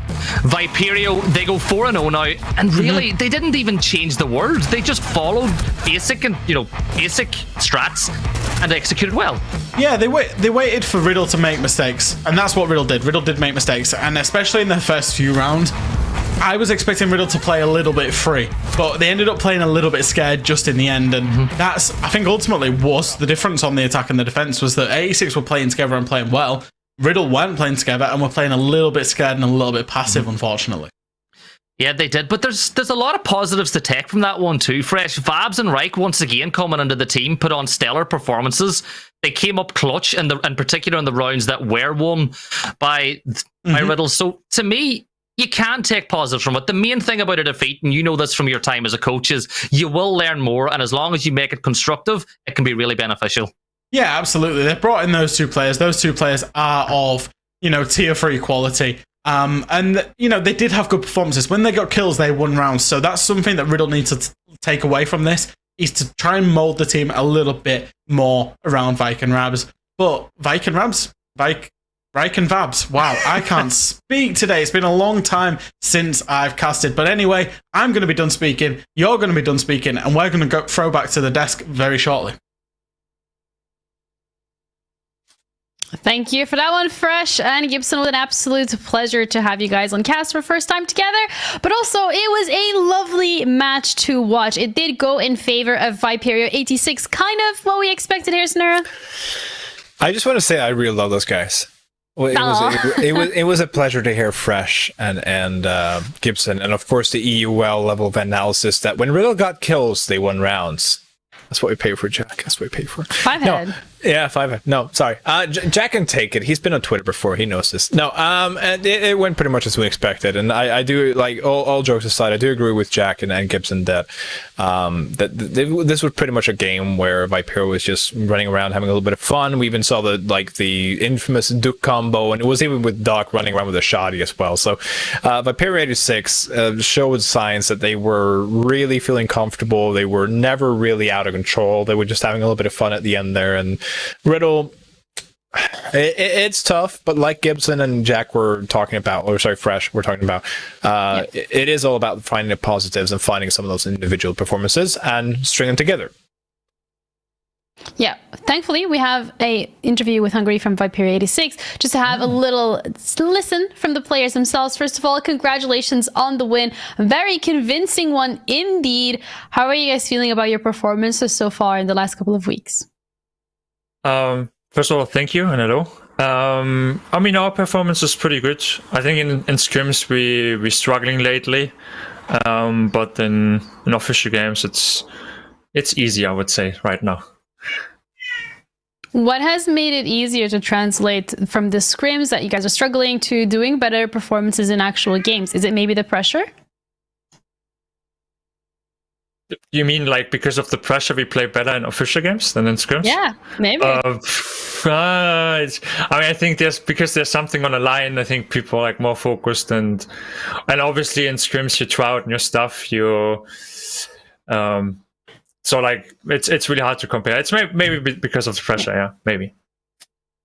Potentially, I guess. But what has been your favorite moment so far at the NPL this year?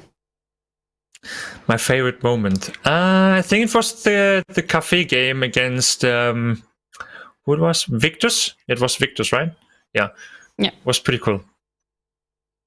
No, well, thank you for that. And before we close out the interview, I just want to ask you if you have any final thoughts or words that you would like to share with us. No, just thank you for your support. And tomorrow is gonna be a banger game against Heroic. And see you tomorrow then. Well, see you tomorrow. Thank you so much for your time. Enjoy your celebration for this evening though. Thank you. Bye. Bye.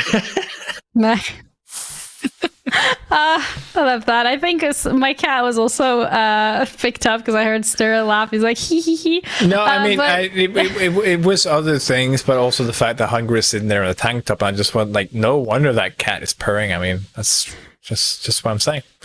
Snare, no, we're cut the tape. That no one's ever heard that. For anyway, all right. We're live. This is not the green room. Oh, sorry, my bad. I think one really important point that was highlighted there by Hungry was the fact that in scrims, they're not performing as well as they're performing on officials. What do you think could potentially be leading to this, and how important is it for them to actually be performing well in scrims as well? I mean, when you're doing really well in scrims, there's not that much that you can like pick up on and learn. So when you're struggling in scrims, there's a lot of changes happening. There's a lot of like things that you do, you improve them. You notice that what goes wrong. You can look at like, okay, we're doing this bad. What can we do to improve it? And that's kind of the way you want to do it. You want to do like struggle in scrims so that you can improve on it and then deliver on the game day. Okay, well, that's exactly what they did today. They delivered on the game day. So Viperio 86, they walk away with the win for the first game of the day, which was against Riddle. We have the second game coming up, and that is going to be SSP versus M&M Academy. Pretty interesting one, to be completely honest, considering how it might impact the middle of the standing. So don't go anywhere, because we're going to be back with that game shortly. My name's Will. I'm a C4 tetraplegic following a cycling accident in July 2012. I got back into gaming in 2013 when I found out about Special Effect. The first time I came, I really didn't know what to expect. I've been playing a lot of games prior to my accident, and of that, FIFA was one of the main games I had played, and literally within half an hour we had the shoulder switches and had FIFA set up. I've got movement of the shoulders, but limited hand movement. So I've got two shoulder switches. They can be set up for whichever trigger button you need them for. For example, you've got X on one shoulder, circle on the other. So for FIFA, that's 2 button modes and chin control, like the one I use for my chair, on the analog stick to control the ball. I was quite fortunate that after I'd been to visit Special Effect the first time, I took all the equipment home with me, and it gave me a couple of months to actually get to grips with, whether it's something that I was going to enjoy and something that was going to be suitable for my needs, and it certainly was. And then got the links to purchasing the right equipment. Games are another aspect of the life that I had prior to my accident, and a real social occasion. Great to be competitive with friends or just to pass time myself. When I was in hospital, I was seeking advice as to what would still be possible, and I had been told that I wouldn't be able to play games like FIFA again. I'm just really grateful I managed to find out about Special Effect, that I've had this opportunity to get back into gaming, and I wouldn't have been able to do it without Special Effect, and I would recommend it to anyone else in a similar position.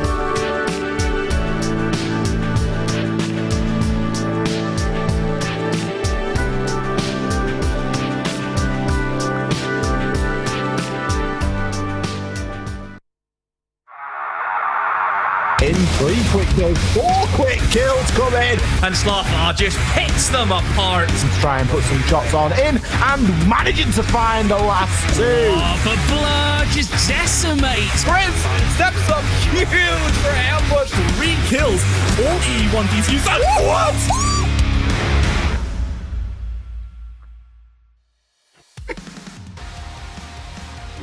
Welcome back, everyone, to the second game of this evening. We got SSB versus M&M Academy. A little switcheroo has taken place. We have Fresh and Gibson on the desk this time around. How are you feeling, Fresh? Welcome to the desk. Yeah, I'm feeling pretty good. Pretty good. Nice, quick game to get us, underway, get us warmed up for the rest of the play day. So, yeah, pretty good. Excited for this next one, of course.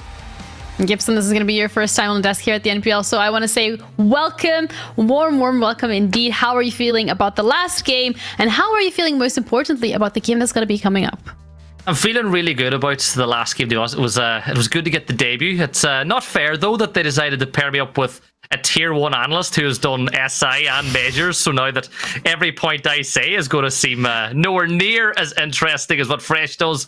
But hopefully the next game will be really interesting, because this is a big one, I think, for both M&M and SSP. Yeah, the SSP roster has been coming in, and to be completely honest, these players, yes, they're good individually, but it looks like as a team, they're still struggling a little to gel together, Fresh. Yeah, it's an awkward one. Obviously, they've gone from the old organization. They've gone from Arctic. They've gone on to City State Punks.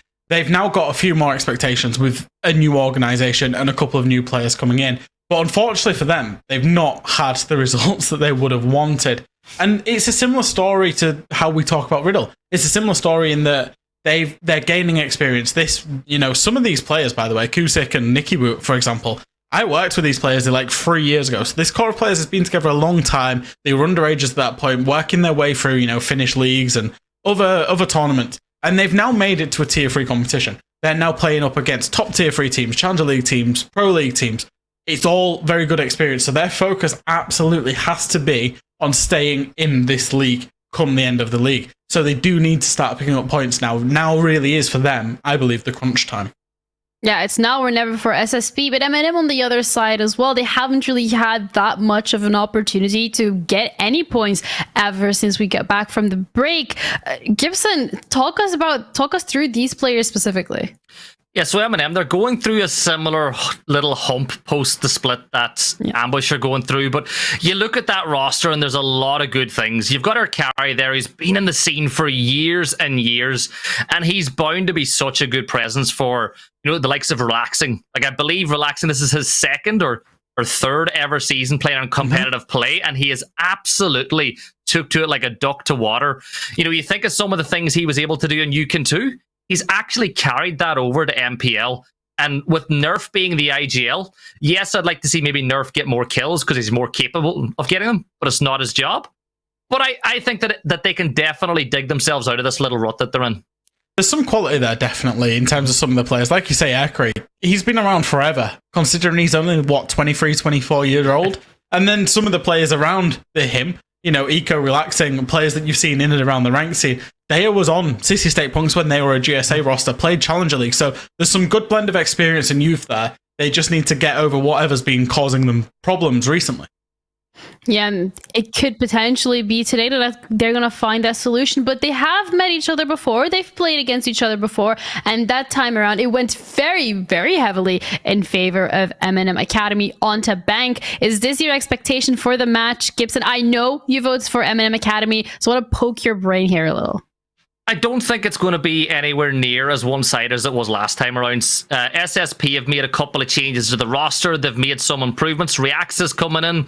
I think he's going to really start to show the worth that he has. And honestly, if South Park can win his ones, because in my opinion, he's one of those players who backs himself in any situation at all. If he can get going, this will be a really good game. But for M&M, this is really important for them that they get that win because Coalesce have really started to put the heat on them. Yeah, SSP last time felt comfortable taking this to Bank. Are you expecting this to still be the case, Fresh, or are you expecting different map picks and different bans to be coming through? Bank has always been a big map for this roster, so I'm not surprised to see them take it. If M&M probably want to go there again, I wouldn't be surprised to see us go to a Bank again because the one thing that SSP have had as a roster is they're happy to go to a lot of these technical maps. I often compare them to what you see in a lot of this level is you see teams where they don't have the biggest map pool. They're not technically amazing, but they can shoot. Whereas SSP are slightly different in that they're happy to go to a lot of the technical maps, but one of their big problems is they have trouble winning their 1v1 gunfights. So they're slightly different from this point of view, so I wouldn't be surprised when we come to the map ban phase if there's those bigger, more technical maps still open from SSP's point of view. Yeah, we're going to be looking at the map veto specifically to see whether or not it's going to be heavily reliant on that strategy, on those technicalities to be coming through. It's Oregon this time around. Gibson, are you happy? I'm looking forward to seeing Oregon this time around. I think it's a map that's M&M. They've played it twice. It's kind of went 50-50 for them. On the SSP side, they've only played there once, but, Fresh will go into more detail. Oregon is one of those bread and butter maps where anytime you're trialing new players, anytime you're going into any comp scene at all, Oregon is like the map that people will go to. Yeah, Not the bread and butter again. I was just about to say, we're talking about sandwiches and bread and butter. We really need to change up our analogies here. Yes. But if you look at even this ban phase here, and the maps that M&M have had to ban, Cafe, all right, ignore Chalet, but Skyscraper, Theme Park, all of those technical maps. So I actually think Sissi State Punks have, getting it between Clubhouse and Oregon, they've messed up just a little bit there because, like I say, they do like those bigger, more technical maps. Whereas Oregon, it is just that, you used to say that it was where good teams go to die. I don't think so much anymore. I feel like if you take a good team to Oregon, they're going to beat you on it because there's just too many opportunities. And we saw it with the previous game where it was a Clubhouse and it was a checklist map, but 86 still won. I would anticipate that that's what M&M will do here to Sissi State Punks, is that they will punish them for their mistakes. Yeah, what can SSP do to punish M&M for their mistakes, however, Gibson? Build on their momentum. They're a team that I think they play with their heart on their sleeve. They're very reactive, and when they start winning one or two rounds, you feel, right, they've got it. They're going to win this game. On the other hand, being that passionate, it can work both ways. You see it at every single level from T1 down to T4. If you play with your heart on your sleeve and you start dropping rounds, the heads go down. You can see it in the players' faces. You can see it in their play style, and you just feel like there's only a loss coming from that point on. Yeah, how can players really make sure that they're focused, make sure that they're staying on top of everything fresh, just so that they actually don't go down that path? It's a tricky one. It's kind of, I think Hungry actually spoke about it in the game days, that when you're in the game, it matters more, and you've just got to be 100% on your game. And it really is as simple as that. You can't be nervous. You can't even let any thoughts into your head of what if, right? You've just got to trust your gut. Whatever your mind's telling you to do it. If it's the wrong outcome, sure, but at least you do it with conviction. We see too many teams kind of dilly-dallying around the map, and that's where, I want to say Arctic, that's where SSP, if they dilly-dally, they're going to be punished. They need to do things with conviction. Yeah, we're going to see whether or not the conviction is something that SSP is going to be able to bring to their game tonight. We have Uberus and Snurd this time around on the casting desk. Guys, do your thing.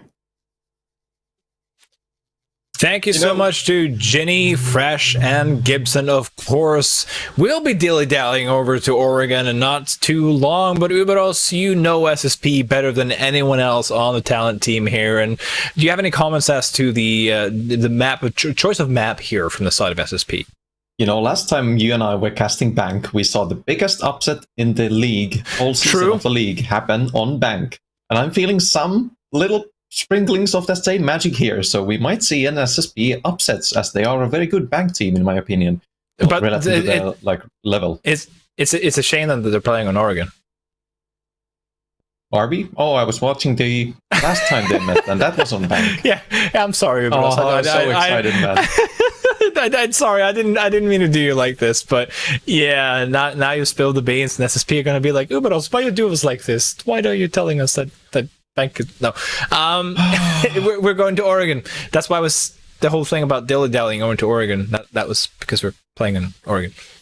Yeah, I was so excited to make my point about the Bank game that I completely ignored anything else. I'm so sorry. I've done goofed. Well, Oregon, I guess. Well, for Oregon, the good thing that SSP have going for them is that it's another map that they have played a lot. They have played in the Finnish League a lot on Oregon, and I feel like it's a good map for Finnish teams usually. Yep, it is Nordic teams in general even. Though Erkari being a Finnish player, he also knows he's around Oregon, and that's going to be one hurdle that they're going to have to overcome there. But it's like the Finnish counterweight to the Finnish team. It's just like I know how my countrymen think. We will get them. Yeah, it's going to be a super exciting game. Like this has huge implications for a game later on this evening. As if M&M drop any points, that could mean that Coalesce are in position to overtake them for the playoff position later on tonight, and that's got them watering at the mouth. That is very, very true. So this is, in many ways, a must-win game. I mean, almost any game going forward is a must-win game for M&M Academy, considering the form that Coalesce have been showing recently. So hopefully for M&M Academy, SSP aren't as good in Oregon as they are apparently on Bank. Because I mean, I'm sorry to throw under the bus like this, good old friend, because we've all been there. Like, no one has been casting at this level without making a whoops like this. It's all good, but also as soon as I saw the Bank on map, I was just like lighting up and started thinking, couldn't hear anything anymore. I mean, and also you've been hearing to me just talking and rambling absolute nonsense. You guys should hear us backstage. So if you are surprised by Ubedos canceling out whatever I'm saying, don't be. Trust me, the guy's lucky to still be alive. But let's head over to Oregon. I'm just waiting for the map flyers here. I want to take a flight over to Oregon here and get this map out of the way. We're not ready for it. Not ready for the game. Sorry, I got a little bit excited as well. See, Ubedos, you're not the only one getting excited. Yeah. See, because the worst thing is I canceled out production. Apparently, told me no, sir, we're not ready yet. Why are you getting people hyped up? So that's worse than canceling me out. So Ubedos, M&M Academy on Oregon. Again, like, I mean, we've been using the food analogies for a long time now here on the NPL with the sandwiches. Do you have like any Finnish dishes that we can use instead, like a Finnish national dish that isn't reindeer, because that would probably upset a lot of people?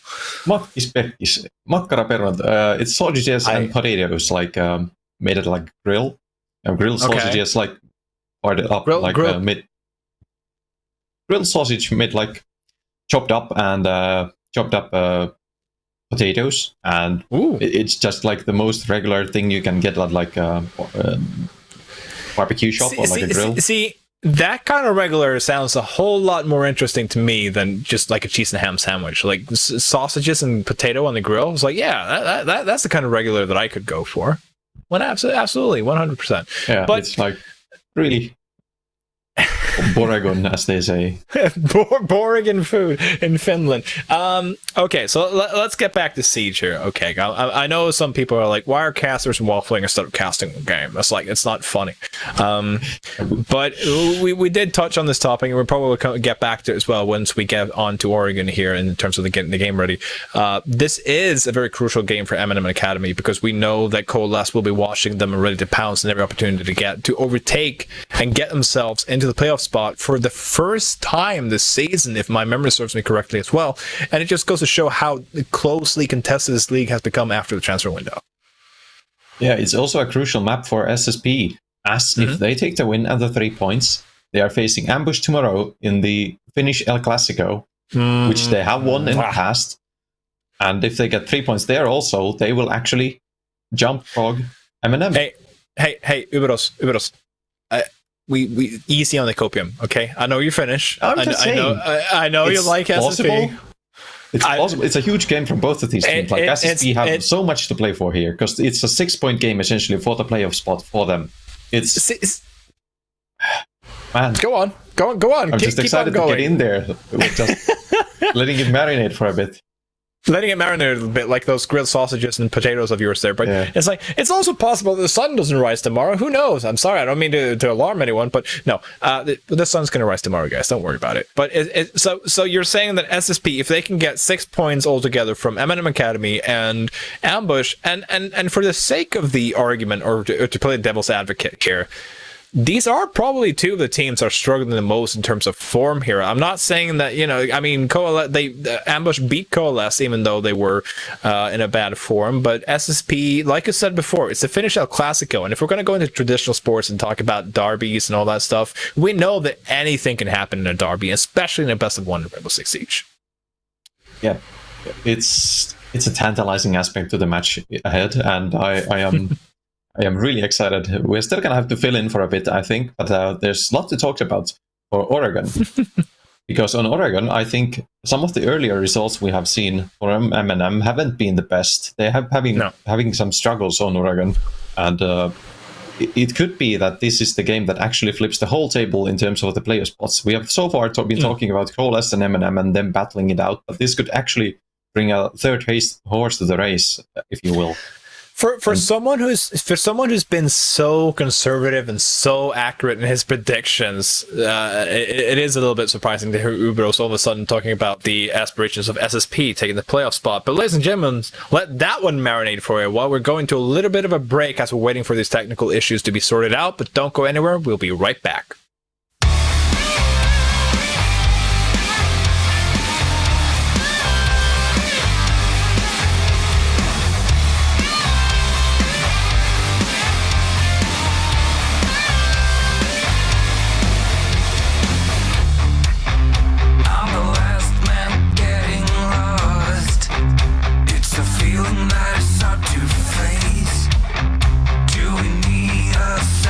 Chance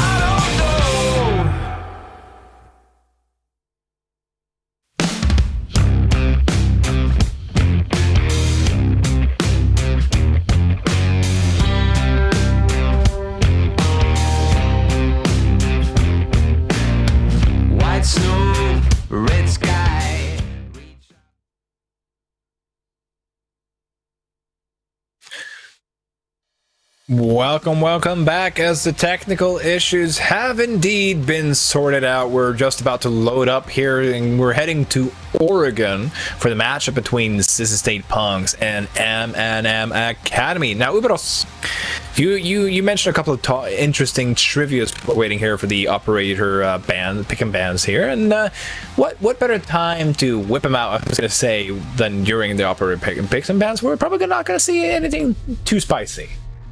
Yeah, one of the interesting things, I mentioned some of the earlier struggles that MNMA have had on Oregon, and one of those was an 8-7 squeaking past the finish line win against RIDDLE, who are notably below SSB on the league tables still, and that SSB have been able to best on both times they've met each other. So this could really get spicy for the end of the season and race for the playoff spots. We hope for that. We want to see a close game between these two teams. And what would be a better way to deliver than maybe getting us to overtime?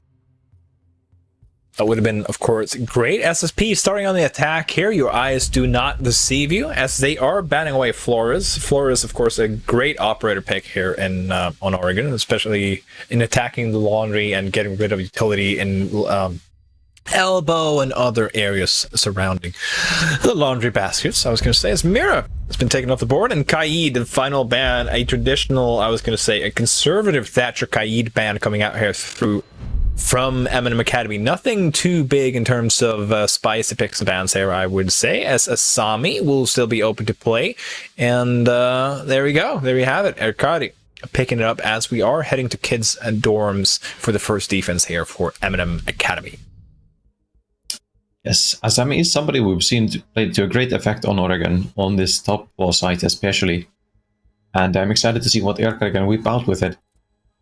Might be some spicy stuff you can still do that hasn't been discovered yet that far, because there are a very interesting gadget that she has, rather.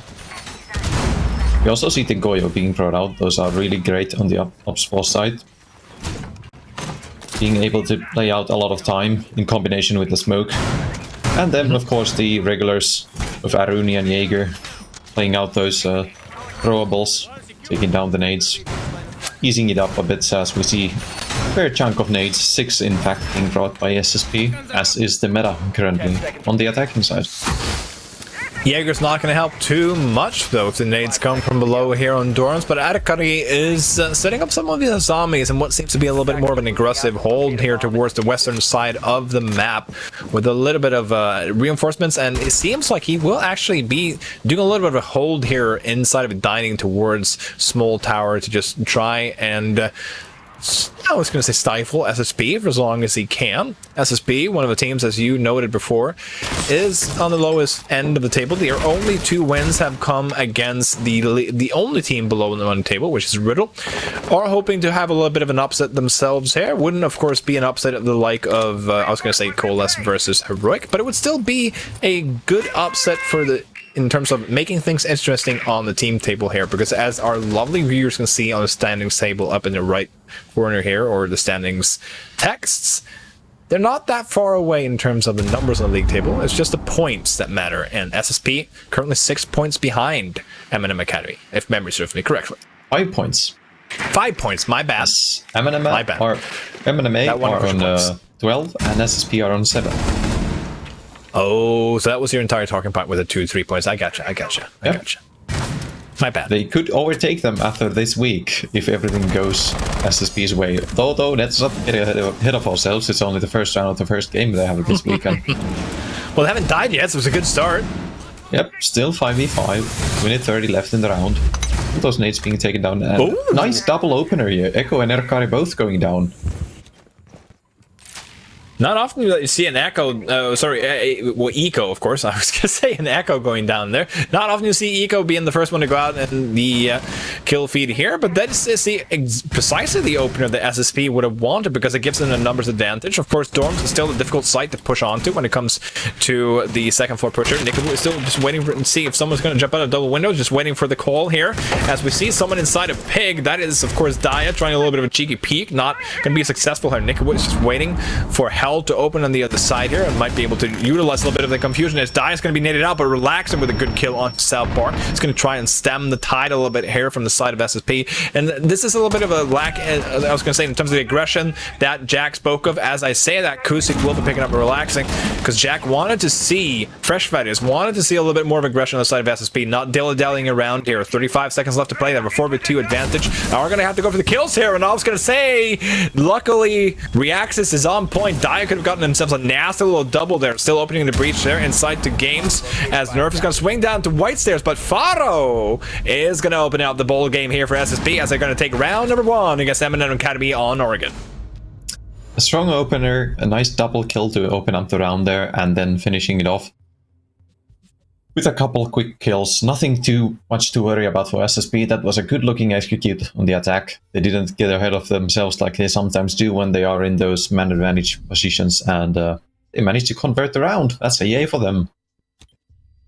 That's a yay for them, and hopefully they will be able to convert several of these, as they will have to. They need 7 rounds in total, at least in regular or regulation time, to be able to get all 3 points. And I guess at this time of the day, you would say that SSB would probably be very happy getting any terms of points from any of these teams above them in the league table. As we've seen previously, all of these teams, just a reminder to our lovely viewers, have faced each other once before, and SSP did lose to M&M Academy the previous time they met, and SSP have only been successful in defeating Riddle. So any point will be massive here for SSP, but like you said, and I think, you know, I have to point out that I myself haven't really considered SSB to be part of that sort of playoff spot fight, but technically speaking, they're still in the running for a potential playoff spot here, even though if the deadline is quickly hurrying in here, I was going to say. Yeah, if they manage to catch fire here in the dying rounds of the second split, that would be some drama we have for the NPL season. That's very true. What a comeback run it would be indeed. Imagine if M&M Academy or Coalesce would not go to the playoffs, but rather SSP. That would have been a little bit of an upsetting spaghetti, to quote another caster colleague of ours. South Park is going to go on his own adventure here inside of Tier 3, up in the upper towers, as the site is, of course, going to be a laundry. And a little bit of a conservative hold, I was going to say, down here in laundry, but Dai is going to be playing an attic, and with playing Oryx, you have tons of mobility. SSP, though, like many Finnish teams at this level, like to clear it from the same side, and that clearing, as in clearing the map that is. So the push will be somewhat one-dimensional, but at least it will have the extra guns, and there we go, with a drone. Relaxing will take it down, but South Park with a great opening kill onto Relaxing. That's one of the roamers taken off the board, but of course, Dai is still alive on this Oryx, rotating around here towards meeting Double Door and Classroom. That was textbook work from SSP coming out there, clearing out the roamer from the big tower area. Now they are pushing him forward. They're still contesting this heavily from MMA. Now they are finally starting to pull back, but Erkari actually goes in for the peak and manages to kill South Park. That is a nice pick, getting the sledge off the board. Keeping his team alive instead of conceding another entry like they did on the first round. You can see Adikari is swerving back and forth there. He just wanted that kill so much, and with the numbers disadvantage, he was hoping that, yeah, okay, if I lose this one, it's going to be a 3v5 disadvantage, but if I can get this pick and even out the numbers, when we're defending Laundry, having the same amount of guns inside of a defense and attack is such a massive boon to the defense here. As I say that, Farao is going to be able to clean out Daya, who's playing the Oryx that we mentioned beforehand, as Eco is the one currently holding down at the end here at the tower stairs. Fado will be seeing if he can land anything with frag nades. We'll chip Adikari, who's back on site here just a little bit. Look at the time though. Uberos, less than 40 seconds. Execute's about to come through here from SSP. One would imagine, but is this going to be a full-on hot drop from the meeting hatch? You would hope not, for the sake of SSP. And they need a little bit of a multi-pronged attack here, but this seems like this attack thus far is pretty one-dimensional, as Nerf smoke canisters are going off inside of of Elbow. They still have full blue control. It's less than 17 seconds. They are going to have to drop inside a meeting. Nerf is going to hold Elbow. Nicky was going to be able to train him out, but Eco to me multiplays out Faro. And that means it's only going to be up to Kuzik now in the 1v2. He is on site, but now should have been able to give, should have given his position away here. Is the player with the defuse kit, though? Will be able to get the plant down in time for Adikari to swing? Surely not. And there you go, M&M Academy. It looked good for South Park and the rest of SSP, but alas, Adikari leading the charge here to notch one back for M&M Academy. This is one of the stumbling stones of the SSP team and the roster at large. They play it a bit too flirty with the clock sometimes, and they like to run it down to an uncomfortable level, and it strikes back there again. They kind of have to scramble last second hatch drop from the hatch, and goes belly up, as you would expect so often against a team of the caliber of MMA. All credit to M&M Academy, no, sorry, to SSP though, knowing that this is the attack of Oregon. But one of the talking points that I love bringing up is that it's usually the attacking half that usually separates the good teams and the great teams at this level. Anyone can pull off a good defense, I feel like, in terms of defensive halves on maps such as Oregon, but it's truly the teams that usually do better on attack that would be the ones to run away with the win here. But of course, only 2 rounds in, and the previous round, hopefully for SSP, was a little bit of a fluke, as we see Adikari doing the exact same thing. I can't speak. I've been out in the wilderness for 5 days. I love to brag about it, and I apparently lost my skill of communicating in human tongue, and now only communicate in either in Morse or in animal sounds, apparently. Changing mags. Hopefully you can understand me, Ubros. Yeah, we see MMA run it back on the setup they had on the first top floor in the first round. Doing pretty much the exact same setup, this time hoping to not concede the double opener that they did. That was so faithful on the first time. After regaining their confidence on the second round there. Now, willing to face the tide that SSP brings with them once again. Bit of a slower start this time around. We don't see any fireworks go off yet. SSP still doing their due diligence, throwing stuff out, being slow on the entry. They are a very methodical team. Sometimes up to their downfall. They play with the clock, like I mentioned. It's a dangerous game that they play. Sounds awfully much like a song that we were referring there. But anyway, it's about the clock. It's about not letting that clock run all the way down, because when you do that, time becomes the 6th defender, assisting the defense here, of course.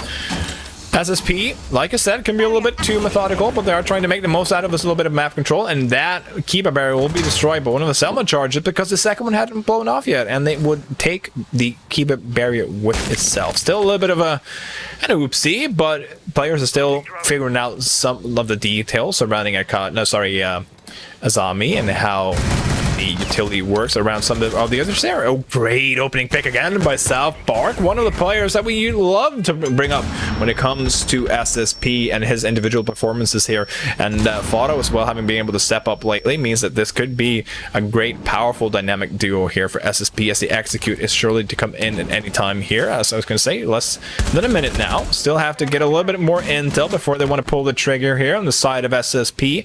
Daya, the Aruni. It's not the worst operator to lose at that point in the game because of all of her utility being down, of course, but Nerf even, has still 3 smoke cannons left, and with Eco holding off the worst army stairs means that Reacts, the army stairs threat, is taken off the board. So a little bit, again, with the one-dimensional pushes, Adikar is going to take a lot of damage there. Ika's still holding a throw, but Nikki from the double window is going to take down the Arcadia. That's a great pick. Taking down Arcadia, and of course the position that he was holding, and of course with the swing coming out, Fado relaxing is at the bottom of White Stairs, to swing and an Eco as well. All of a sudden, M&M Academy are just closing this round out. Kusik has 11 seconds left to do this 1v2 with players on so much different sides here, I was going to say, as Eco does win that final firefight. M&M Academy will take the lead for the first time in this matchup. Looked like almost a bit of an overcorrection on the side of SSP, as they kind of just ran around for a while after they got some of the side control, and they didn't really look like they knew what they wanted to do as a collective, as a team. and it ends up being costly for them as M&MA are able to convert the top floor and now headed for the meeting hall site for the fourth round of the game. You see the castle being brought out here, as we sometimes do. And in contention with Mute being annoying to deal with for some of the operators like the Ace, if you want to combine those two gadgets together. So, Viperio, I'm going to ask you as well. Why meeting over dining? Meeting is a bit more central to the map. There's more ways that you can defend it, there's more crossfires you can set up. Whereas in dining, you're kind of limited to one direction where you can play it from as a defense. I think it's a bit up to the team. Some teams actually prefer the dining one, but I'd say at the moment meeting is one we see more because there's verticality in play. There's all sorts of different angles you can have. You can play both sides of the flag area. Whereas in dining, you're pretty much limited to one doorway and the showers area. There's no verticality to be had, up or down. I think it just gives you more options when you are defending it, the meeting hall. Do you want a slightly interesting tidbit, Viperio? Go. SSP has won every single first blood thus far in the game, although they are down 2-1. It's something they actually share with the RIDDLE. They have really poor conversion rates, which means that they get a lot of first bloods, but they are able to convert those. It's kind of a good and a bad thing. Like you're getting the first bloods, you're halfway there. Now you just have to close it out, and that seems to be something that both of those teams struggle with. And it is strange because if you look at the kill feed in those particular matchups, like I said, between like RIDDLE and SSP, you would assume that getting that numbers advantage is such a massive advantage in the game, such as Rainbow Six Siege. Like I said, though, it's a problem for these games that they aren't able to capitalize on it. As I say, that Rex is about to be removed off of the server here. It's a little bit of a defensive pull, being, of course, up here on the second floor. Because if you want meeting, you need second floor control here, and Arkady and the rest of M&M Academy are of course fully aware of this. Sneak is playing the window, a little bit worried or concerned that someone might be inside of Attic, and is of course 100% correct in that. But for the player inside of Attic, you don't need to really give your position away, punch the window, and be sprayed down. You can just play this a little bit loosely, but they are of course aware that someone is playing inside that Attic. Arkady will be dropping down though, so a little bit less presence up here now in the second floor here, Viperio. A lot of damage being traded, and Daya getting the first blood this time around. It's Nikki to wall on Twitch. Reaxis and Daya both super low though. Still an equalizer to be had as Daya is flashing on his health bar. Doesn't need but one bullet from any of the guns at play here. Manages to find another one on the sliver, and Reaxis goes down. And the third one to be downed by the nade. Instantly picked up by the Finka though. That's nice to have that on call.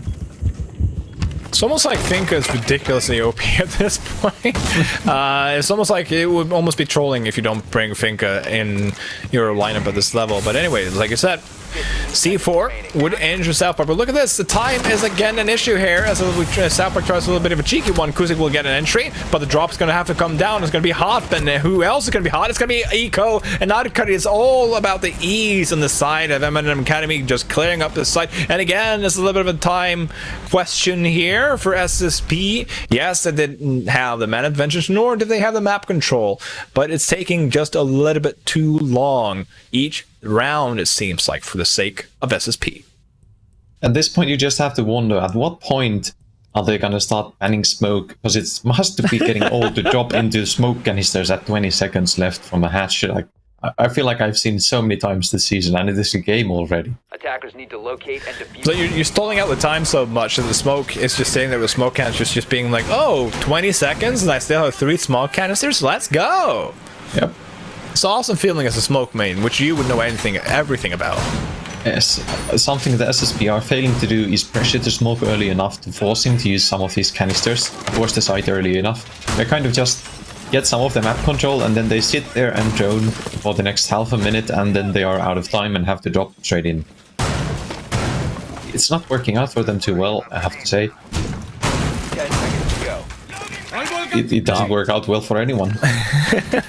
Well, I mean, Vitality had that moment like years ago where they just seemingly were able to pull off the impossible executes.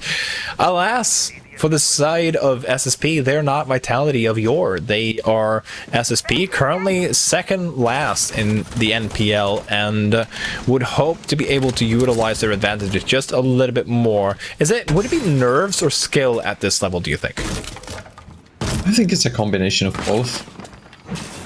Something I think we see in common in both SSP and in Riddle are that they are all debutants at this level. There's nobody with the experience to like calm them down and call those late round situations. They get the entries and then they kind of fizzle out. There's not that strong experienced backing, like having the habits, having to know what to do in those situations to turn the tide to your advantage when you're in those 5v4s, 4v5s, 3v3s even. It's kind of what you sign up for with the debutant season. It's something I know all too well. Just gotta go through it. It is what it is, and hopefully SSP, if they aren't going to make it to the playoffs this year, they can still get a lot of experience. And of course, if they aren't in the very final spot of the tables, they are going to be entering a relegation qualifier, so they still have the hope of re-qualifying to the next season of the NPL. So tons of experience would be great, of course, with the side of SSP, so they don't have to think long-term, or I mean, sorry, short-term just yet. A little bit surprised that we haven't seen a tactical timeout coming through from SSP yet. Maybe if we get that next round, but then again, it's going to be this final round of their attacking half, so then you might just want to save it for the defensive half. Alas, a little bit more pressure now, at least, towards Alba, which you'd like to see. The shield has been removed for relaxing, so it can't be in as much safety. A little bit more map control here, apparently, from the side of SSP, as the roams from M&M Academy seems to be a little bit less present. There's going to be a lot more site presence for the side of M&M Academy. Gives SSP more to work with, and hopefully for the side of SSP, they will be able to make wonders with that. Yeah, this is more like something I'd like to see. We already see smokes being used. There's still plenty of time to go for. We said the first smoke can be popped at the 1 minute mark. Now you kind of have to force out the second one in the next 10 seconds, or you're kind of repeating the same pattern that we've seen so far. Also, here we go. Only one left. Only one left. You're getting there. If this was a game of getting a smoke to exhaust his counters first, SSP would have a little bit of hope. Still a bit worried about this relatively one-dimensional push. All of them are coming from the same side, but with Nickerwood getting the opener, that's a great start. That is, of course, inside of Laundry, and there we go.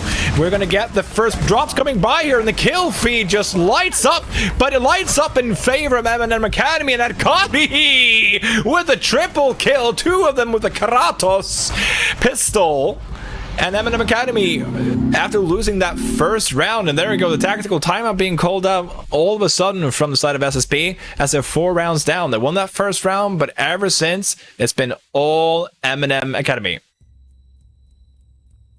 Oh man, they were a bit closer this time. 1 minute mark, you heard the first smoke pop. They were kind of pressuring them, and then they kind of just sat around for 20-30 seconds after that. They were like making good time, and then they kind of got spooked. They didn't commit for it enough, and it bites them back again.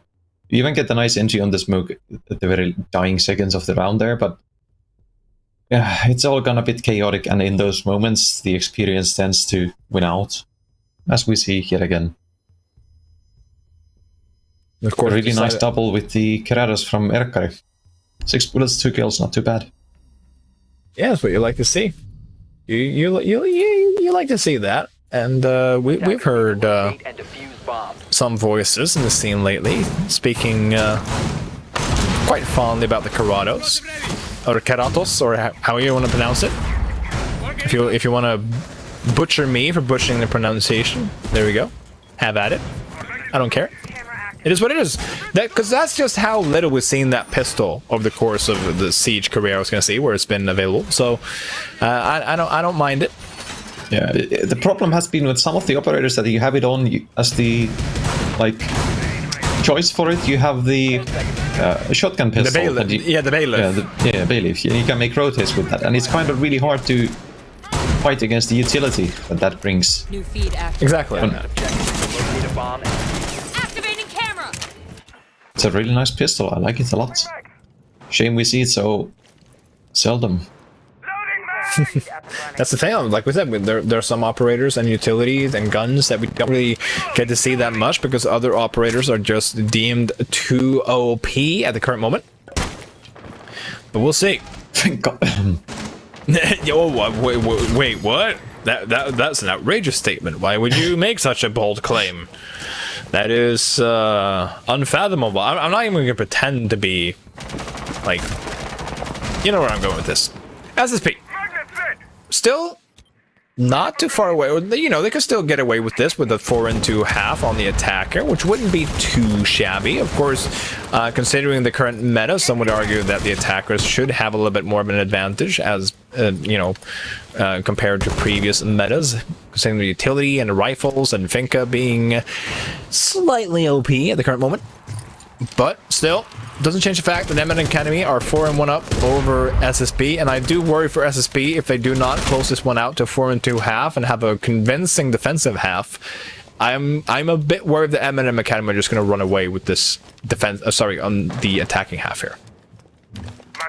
Yeah, it's starting to look a bit worrying. This is really a do or die round for SSB, as it's looking insurmountable if you go down fight 1, the attacking half. Still hope, it's 5v5 still. Last minute and a half of the round that we are currently on. Reax is looking to capture that first blood. Finding some angles. This defender may be peeking their head a bit too far.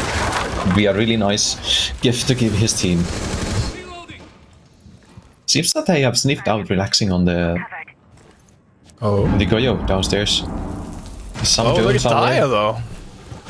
That's a lot of damage coming from Fidaya. It seems like they might have hit a Goyo shield considering how the HP went down, but Reaxes, I'm not too sure if he knows what relaxing is, and there go relaxing is going to see the barrel of the gun and just going to spray down Reaxes through the wall. Pharaoh's going to be able to trade back onto Daya, who was a little bit injured previously though, but this is a lot, I was going to say a lot better from SSP. At least they're throwing a couple of Candles trying to force out some of those smoke canisters you spoke of earlier. And there's only one canister left, 30 seconds left to go. The time's flying by here as we're sitting here making waffles and pancakes, and which one do you prefer? Doesn't matter. Relaxing prefers to have Kusik removed off the server and give M&M Academy a little bit of a numbers advantage. As South Park equals it out, but look at all the inches coming through here. Relaxing, taking one down. SSP 2v3, less than 10 seconds. Look at this flank coming through for Adkari. It's going to be massive as Nerf hits one close up to Faro. It's all up to South Park. 5 seconds left. Adkari cleaning it out in a 5 and 1 half for M&M Academy on defense. Surely is the beginning of the end, one would assume, for the side of SSP.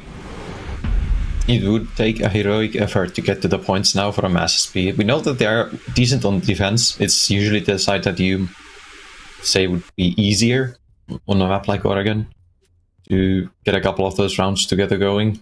And they are a momentum team, I'd say, on SSP. So if they kind of get the ball rolling on the second half, there might be some life in them yet, but just have to wait and see. I feel like they got baited a bit downstairs. They had a hunch of relaxing coming down the flank with the Nitro Cell at some point, but then you kind of got lost in the sauce and pushed too far without any real solid info on the location of the Goyo there, and got really unfortunately taken down. So, tomorrow, M&M Academy are going to be facing off against RIDDLE. So, M&M Academy have a week where they should get all 6 points, as they want to make sure that Coalesce won't be able to catch up to them. Coalesce are, of course, playing against Victus later tonight, and then they have a forfeit win tomorrow against Navi. So, it's a bit tricky for the side of M&M Academy, but it's, I mean, not impossible. Locate a bomb and defuse it. You would expect them to beat these two teams that they have done previously, and probably the only two teams which M&M Academy looked stronger as I say that, but it was a little bit of a close affair, I would say, when they face off against RIDDLE. Yep, so that one was down to the wire, and I've hoped to see something similar happen here. So far, it's not looking like it. Get a really nice quick entry from Relaxing. That's excellent work from them. Nice drone work. South Park just got caught out there really badly. They were not prepared for the Nice shot from Reaxis, actually. No, I was going to say, a little bit fortunate perhaps. The first shot didn't land onto his head, but with the sliver of HP that he had left, he was still able to trade that one into a kill. So you'll take those ones any day of the week, because you are a disadvantage here. And Dia just, there you go, clearing out Reaxis, who was a bit fortunate perhaps earlier, but also a great shot onto him. But now, facing off Ian Candelo, is going to have to say, nope, I'm out of here. As Pharaoh is going to have to yeet away from security as well, as the second floor control is now all for the side of M&M Academy, just starting the vertical here just to try and clear out any potential roamers on the ground floor. Some reinforcements means that Eco won't be able to open the security and create that little bit of an angle towards the hatch, or sorry, the rotation towards the hatch, more precisely. Other than that, it's still laundry though, so 3v4 is not impossible from the side of SSP, but let's see if we can spot a difference here on how M&M Academy clears out this map and try to use this numbers advantage that they have in the final 1 minute 30 of this round.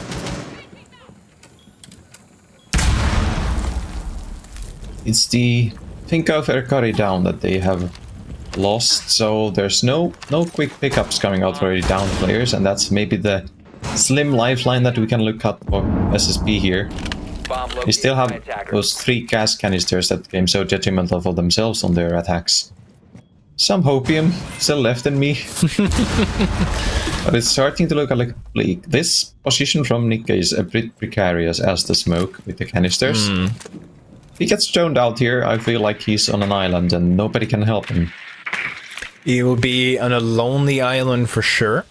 And it's one of those positions where if you don't get cut out, it could be massive. Massive is Kusik as he takes down Dia. That's a Candel, but relaxing, trading right back. Means it's still 3v2. So the before mentioned smoke that you spoke of, and Pharaoh just currently hugging the ground. Last hope for the side of SSP that round. The timing of Pharaoh should know that he's there at the side of Eminem, and that is because of the shuffling sounds that he makes. And now that he tagged him as well, very precarious situation for him to be playing in as he has to peek, but Nicky will be able to kill relaxing on the side. 10 seconds left. Nerf though has already started the plant, so Nicky was going to have to be a little bit aggressive there. Should be able to get a little bit of intel from his injured teammate. Ping's coming through here. We'll be able to smoke off in time of Freezer, but the HP is still too high for any of the players on M&M Academy to die off of that one. Rotation coming into Freezer door, and Eco will take down Nicky Wood, and M&M Academy already at match point. And thus far, Uberos, these 2 games of the evening have been really, really quick. Hate to throw an old friend on the bus here, but where are your gas canisters? You have 2 in the pocket and you're just sitting in the elbow without doing anything with them. There's such a stark difference between how the 2 teams have played with their utility on the defensive side already from this one round that it's but they're his babes. Devastating. Of course he wants to keep them. They're his babes. Yeah. You know, just saying. But look, okay. So one player that I want to highlight, because like speaking of old friends, I was going to say, one player that has been highlighted a lot when it comes to M&M Academy, who hasn't really been able to step up to his potential as we know him from ranked games and scrims, is Erkari, and is currently now leading with a 10-3 KD. Been having a game that we would expect from him prior to the season. He's been a little bit of a, tier 3, tier 4 killer in the past, but he's not really, speaking with him prior to the season, he feels like he hasn't really been able to show his full potential here. And as Gibson, the NPL debutant, said prior to the broadcast, is a player that's been around for a long time already, despite his young age. Yeah, he has plenty of experience under his belt, and the difference here is showing quite well, I'd say, against the team, the statue of SSP, with very little competitive experience. There is quite a gap between them, I'd say. It's moments like we saw at the end of last round, where you have your smoke sitting in the elbow with 2 of your gas canisters in his pocket. Where it's just situational stuff like that, end of the round chaotic situations where you kind of don't do the right decisions, you make poor ones, and they just compound and compound and compound until you're in an unwinnable situation. It's fortunate to see. Yes, he struggles so much. Erkari having a great game though. That's true. Oh, Eco taking a lot of damage, I was going to say, but so is Kusik and Fado. Kusik has already lost a little bit of the damage. Fado losing the most.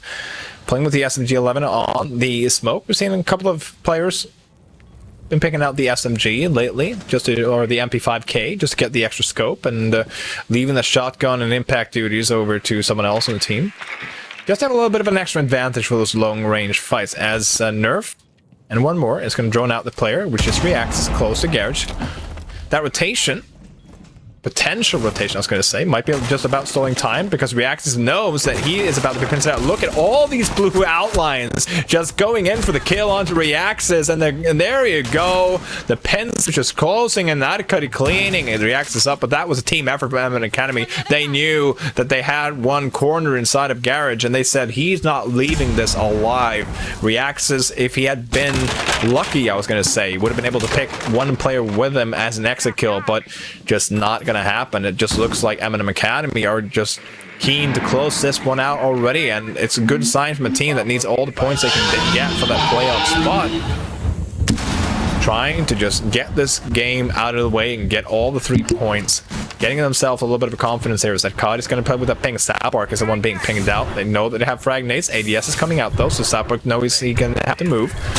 Flash canisters coming through here. The push, the execute, rather, should be coming through ahead from Eminent Academy. Less than 30 seconds. The Academy tingling a little bit of chip damage as Dai's going to try and unload his canisters.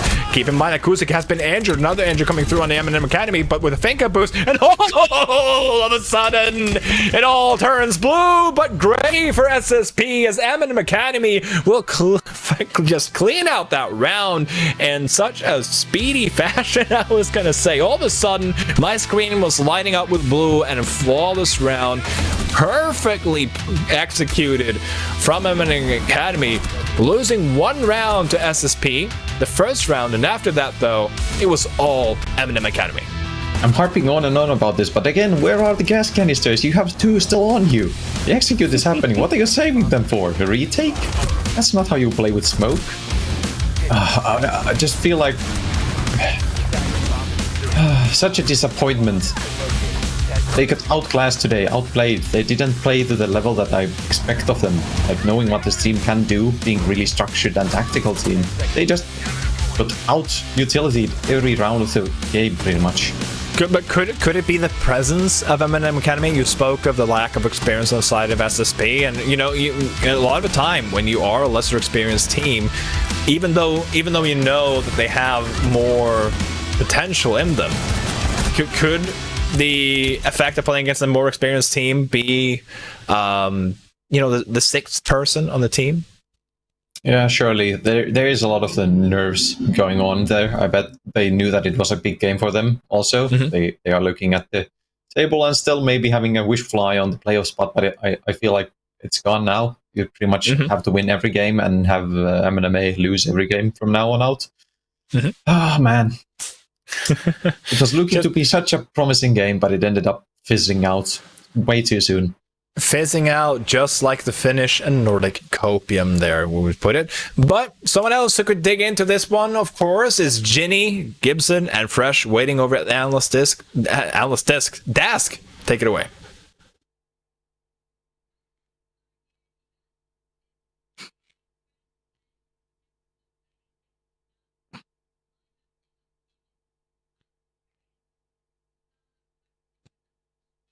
Ginny, I think you're muted on VMix.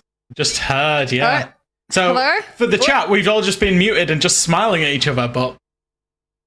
Just Genie things. I was going to say, you know why I did that, guys? Because I was so disappointed that I was wrong. I was really thinking that I was going to be walking away with 1 extra point, being smarter than everyone else, but no. I wasn't, so I just I was pretending to be happy, but I'm not. But anyway, let's talk about this here on the analyst disc. We got Fresh and Gibson once again joining us.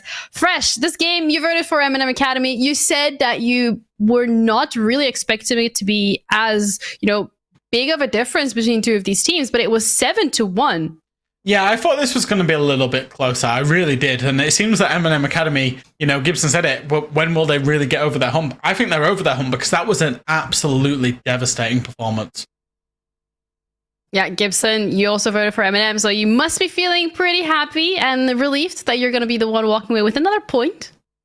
Well, look, I'm 100% record so far. I think I should just leave. Leave it at that, because the next two games are a lot harder to call. They're a lot harder to guess. It was a very dominant performance by Eminem, however. So we said that so far after the break, they've really struggled to get a couple of points down. They've really struggled to get the win. But did this look like a different Eminem to you, Fresh? It's kind of hard because you weight their opponents that they previously went up against. They've previously gone up against TENSTAR and Victus in the last two games that they played. Obviously, they didn't play last Wednesday because it would have been the Navi game. So they've gone up against hard opponents and therefore found it hard themselves, whereas they've gone up against a much weaker opponent today, an opponent they could take a lot more risks on. And I think it was relaxing on the Ashe, pushing in within 20, 30 seconds and kind of thinking, yeah, they would never be doing this against a TENSTAR. They would never do this against a Victus, against a Heroic, right? So they took a few more risks, but they controlled the game really well. And then ultimately, they knew they could always fall back to the fact that they, when the push comes to shove, they can shoot that a little bit harder and win the game. So it was a much more confident performance from Eminem, is what I would say. Would you like to see them take more of these risks and play more confidently in the future, Gibson, if they want to be continuing walking away with these wins? I think every team has to play confident and take risks sometime if you want to win a game. Seeing players really back themselves, like our carry was able to do at times, really impressed me.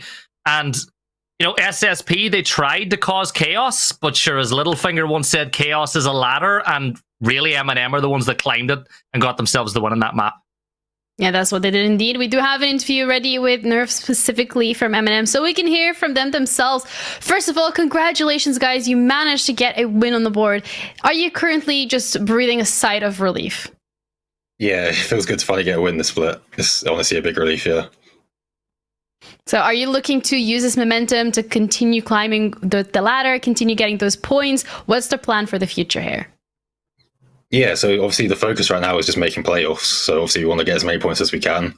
So we want to focus on winning the next week's games as well, which will be really important. How confident are you guys in your ability as a team to push forward, win those games, get that spot into playoffs? Yeah, we're confident. Obviously, with Coalesce losing to, or Heroic losing to Coalesce, it's not the best for us. But we're confident we can get the wins and make sure we secure playoffs, yeah. Is there any team specifically that you would really want to play against into those playoffs? Personally, I'd like to play TENSTAR just because I've never actually beaten them. So it'd be nice to beat them in a best of 3 in playoffs, but we'll have to see.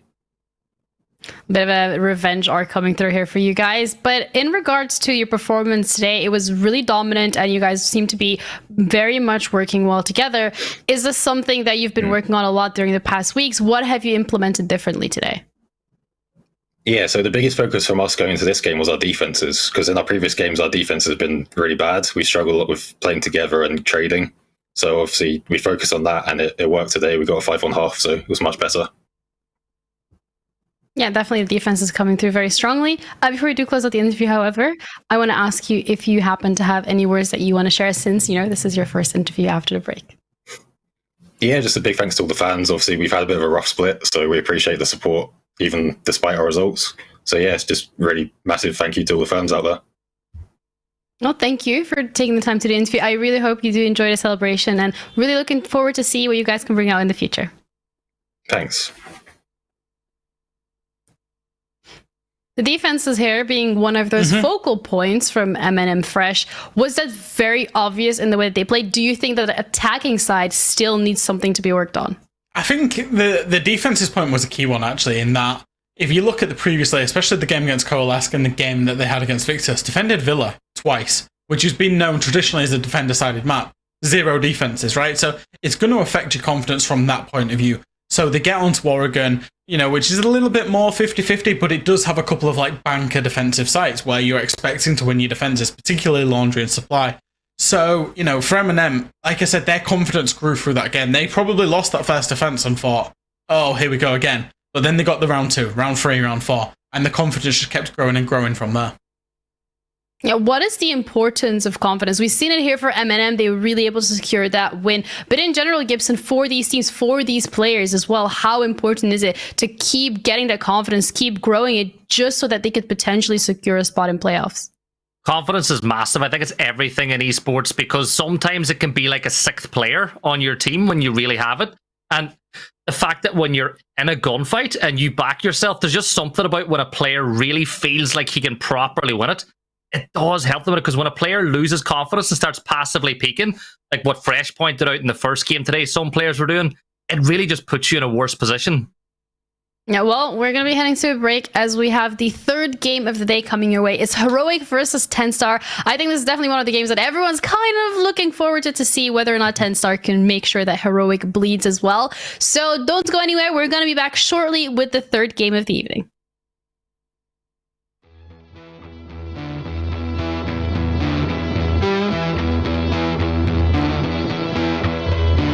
Hey, my name is Nikke Wood. I'm playing for Sissi Punks and I'm a soft support for my team. Hi, I'm Gothic. I'm IGL for SSB. Hello, my name is South Park. I'm the second entry for Sissi Punks.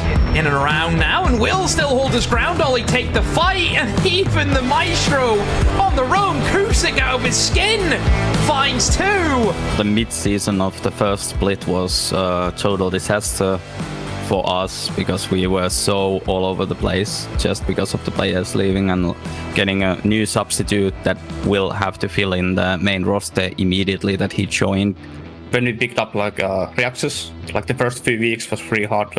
We would have like Finnish card for something, or we don't know a word for something in English. When I try to explain something, some places or whatever, it's like, yeah, it brings a lot of difficulties. Yeah, the Finnish call-outs that somebody sometimes pop up, and just you call something in Finnish and then your entries are like, what is this man saying? That yeah, where is the enemy now? I think we are on the right track now, and we are getting away from the slump that we were in the first split, or end of the first split. We have shown that we have the potential to beat basically everyone, and like we can like show to other people that we are able to do it. In this league, no game is easy. We have to be full focused on every game that we play in here, and we have to bring our A game every time. After NPL, I think we try to push to CL. I think that is the next goal, next step. Play in NPL and go higher. Two players to find! There's a third one. Groovy goes down. Pharaoh might just be able to do this, and has managed to find three so far in this round! And gets the fourth! Pharaoh has done it!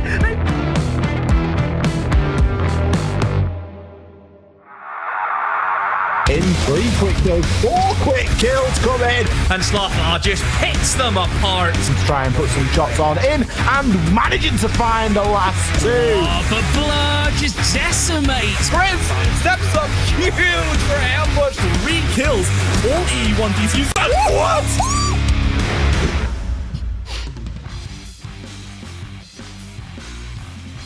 Good evening, everyone, and welcome to potentially the banger of the evening, Heroic versus TENSTAR. Both of these teams have been performing incredibly well over the last couple of weeks, and they're genuinely looking to prove who is the reigning kings. We have Snur and Uberus back on the desk again. Snur, you had the pleasure of casting the last game, but I would love to hear your thoughts about this matchup. I'm actually quite happy that in one way, I'm happy I don't get to cast it, because I was casting the previous upset and it nearly made me faint because I was losing all the oxygen that I had in my body, and I just get to sit back and enjoy and watch this absolute banger of a matchup with you guys, and it's gonna be great. I am a little bit envious of Fresh and Gibson, but I'm really happy that Gibson gets to cast such a amazing matchup in his first game here for the in his first day here for the NPL. First day at the office. First day. Uberus, what are your expectations of this game, however? And I think this might be some of the best Siege we are about to watch of the whole season, because these are two teams that are on fire. Heroic have been great all season, and TENSTAR have just been on an absolute tear in the second split. They're on a 6-game winning streak. So this might just be like, dare I say it, CL level Siege that we are about to watch.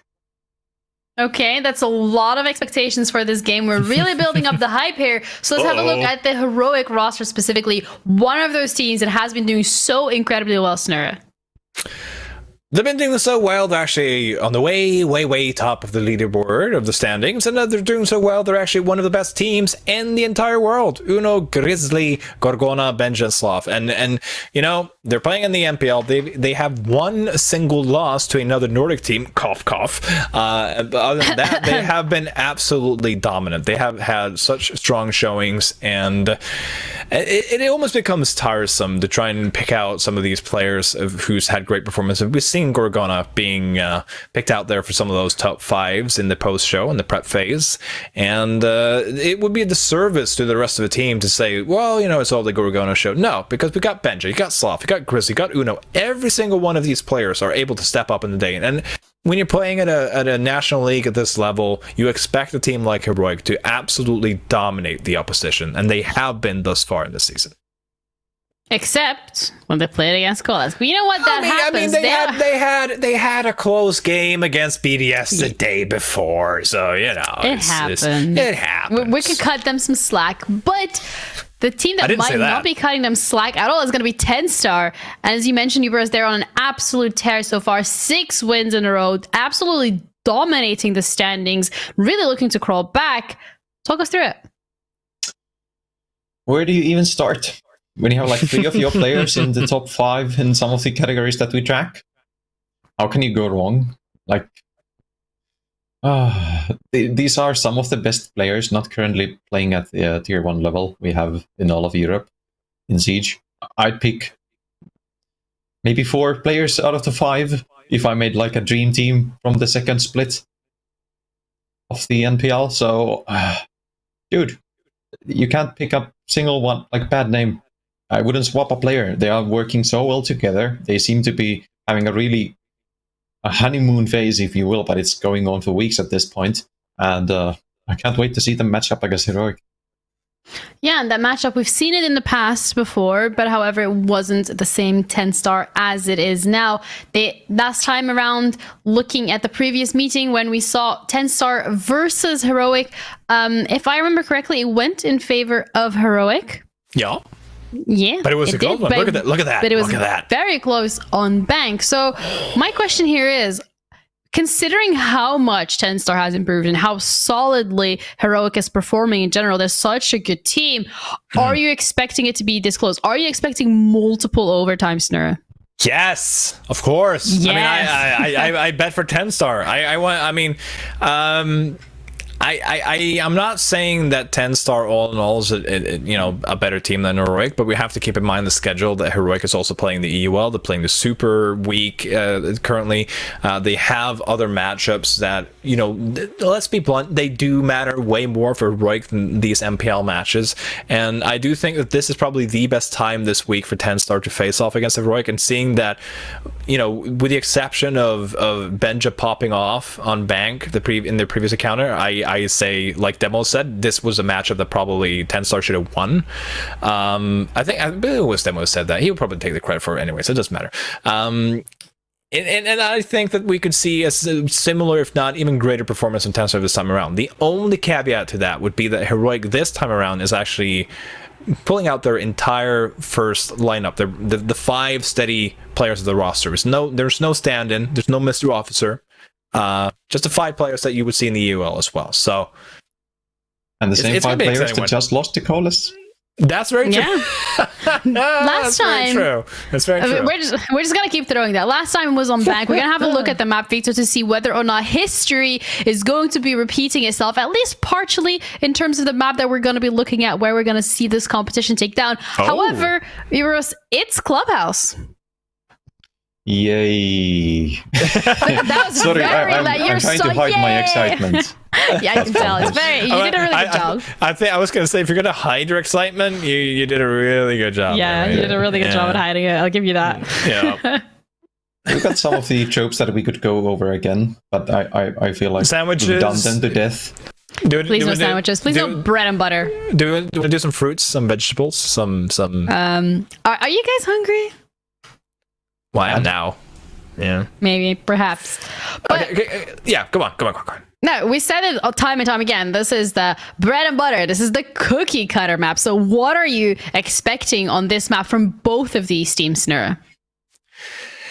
I mean, it's Clubhouse, and seeing that Heroic banned Bank straight off the bat, they were just like, no, we're not gonna see the potential for an upset here. So this can turn out either way, right? Because you would think with the EUL experience that Team Heroic has, that they can, take more of the exotic maps and really go to town. I was gonna say against TENSTAR there, but also means, I mean, Heroic. This is a cliche, but they don't want to show too much in terms of maps that they could play on in an NPL league. I mean, I know that they would be comfortable taking any of these teams, but I think as long as Heroic can take any team to a basic map, no offense to Clubhouse, I think that's a little bit of a win in their book, because their potential, their individual skills should be enough in theory to get them a win against either of these teams. But TENSTAR, they're a really good team. They did lose against Ambush on Clubhouse though, so TENSTAR have shown weaknesses on Clubhouse before.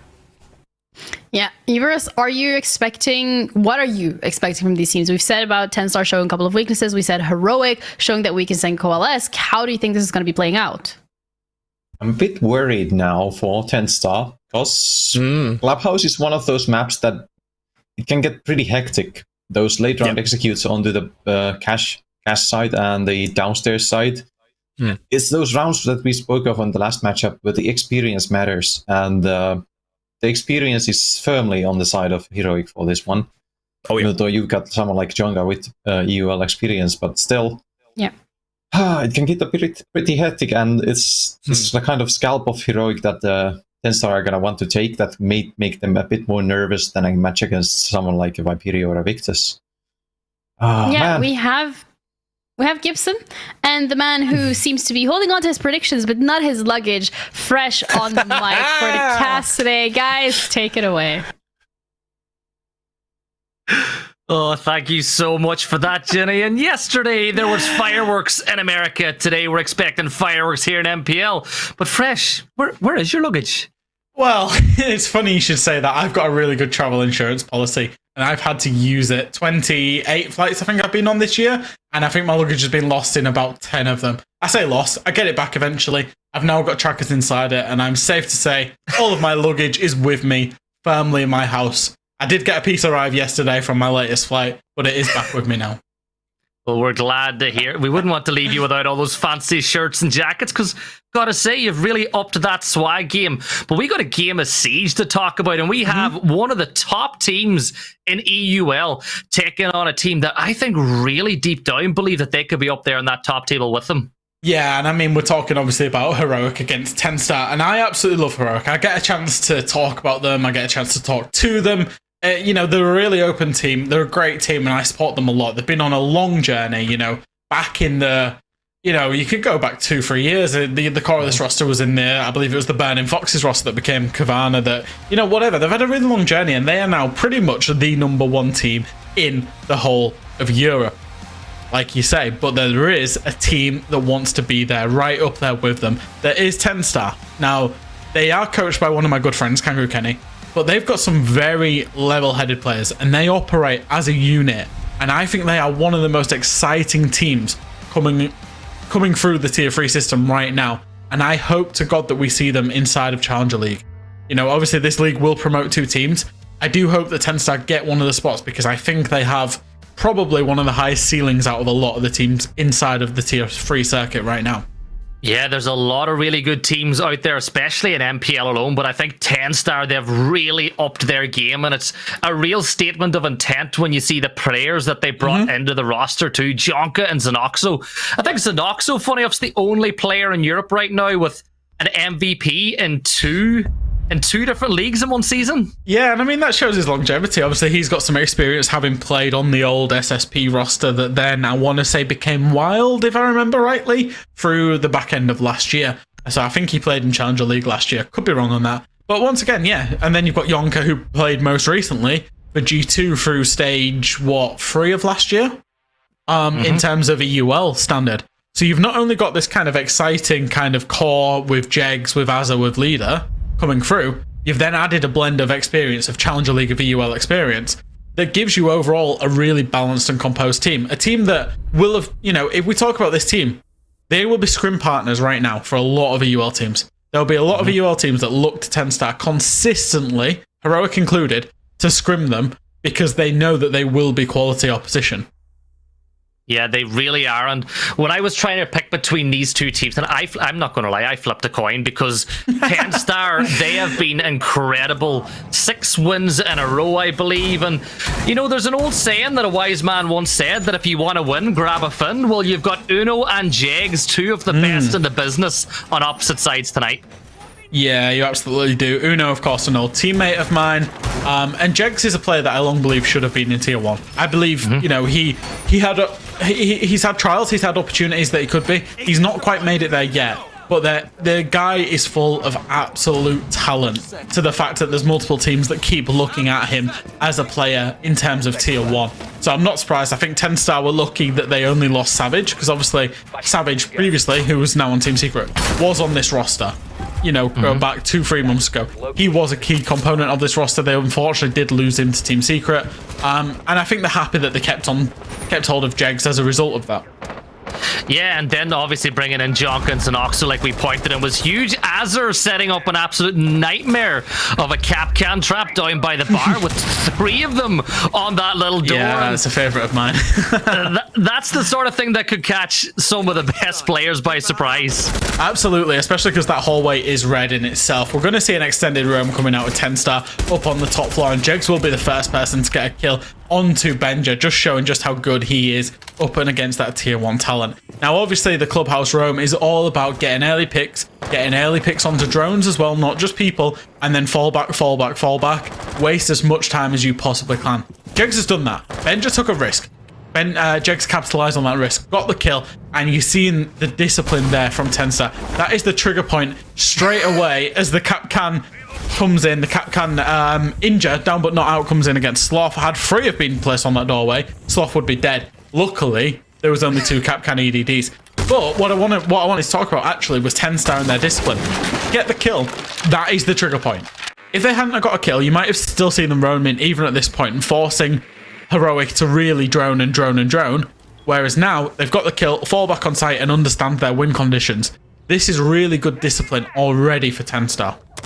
Yeah, they definitely believe in that mantra as well, that if you get that opening kill, you can play close to each other's hips and trade your way to victory. Kenny really does love playing that numbers game. Although, one thing I do want to say, and this is something that I always talk about, is, for me, I think in Siege, on defense, mobility is winnability. The ability to move around the map freely, pick up a kill, and then rotate back to site. It's a recipe for success.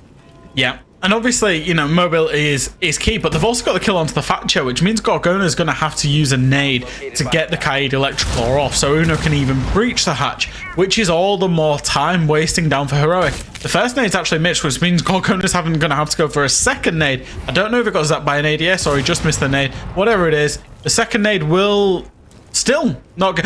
Oh, is the Electroclaw inside? So you can get the Electroclaw above inside of the barrels. I think that's what happened, and I think they've just shot it out. Anyway, nade kill goes off, but only 30 seconds for Heroic to actually get their execute and force it through the hatch now.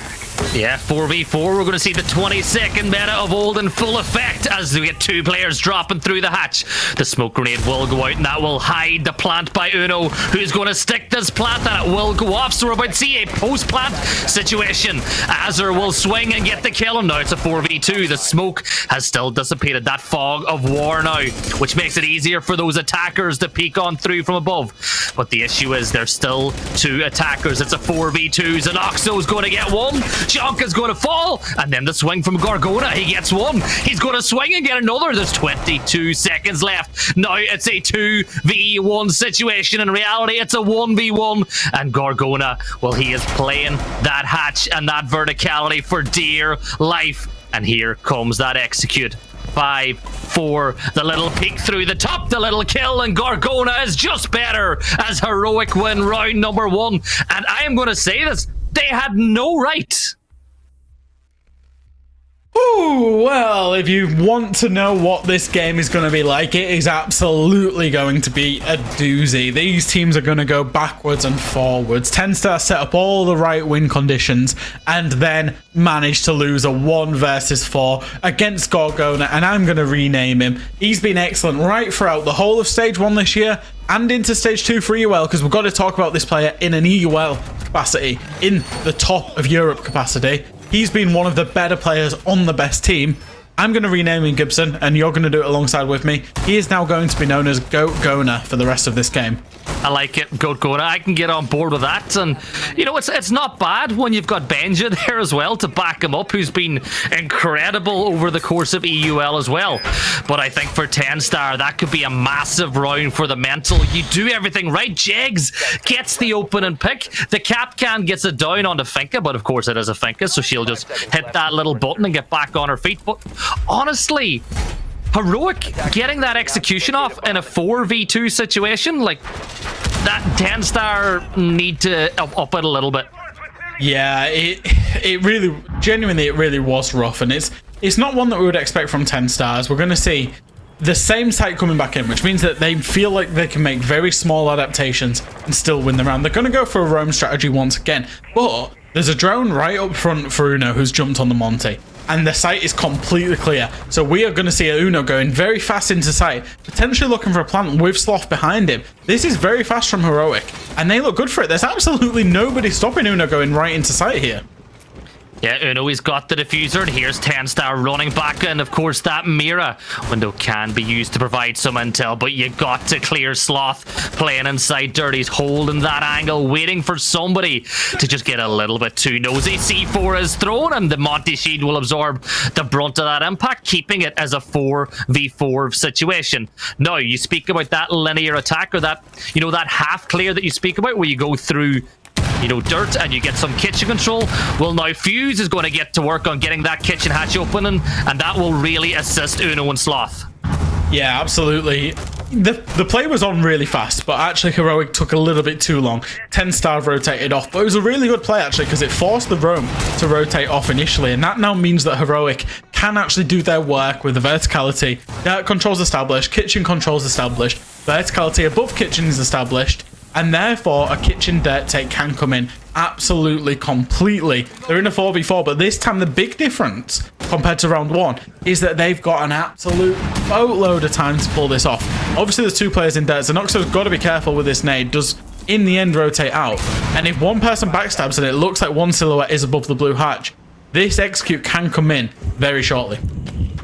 Yeah, Gorgona just rotating between kitchen and stock, keeping an eye on those hatches as Uno continues to take some site control with Monty. Xenoxo will get a pick though onto Grizzly, and that'll bring it into a 4v3 again, but like you said, still absolute boatloads of time compared to this time last round. Little swing around the corner, Jonkel gets Sloth down, making it a 4v2, but where have we seen this before, Fresh? The push is coming up onto Gorgona. They don't want to let them get in the exact same situations before, as Monty now getting a little bit aggressive. The shield is down. 20 seconds back on the clock. Little spray coming out from Uno. Gets outnumbered on site, making it all down to Gorgona again. And Lightning ain't going to strike twice as TENSTAR clean this one up. I just saw it right in the side of, right at the end of the round there. That bulletproof deep arsenal probably has just saved TENSTAR's round, in the fact that the dead player in the engagement with Benja was able to call that a rush was happening with the Monty and the Finger. Had that bulletproof not have existed, the rotation wouldn't have occurred. Had the rotation not have occurred, Sloth and Uno would have been deep into sight very, very fast. So, one little bit of utility has changed the course of that round entirely.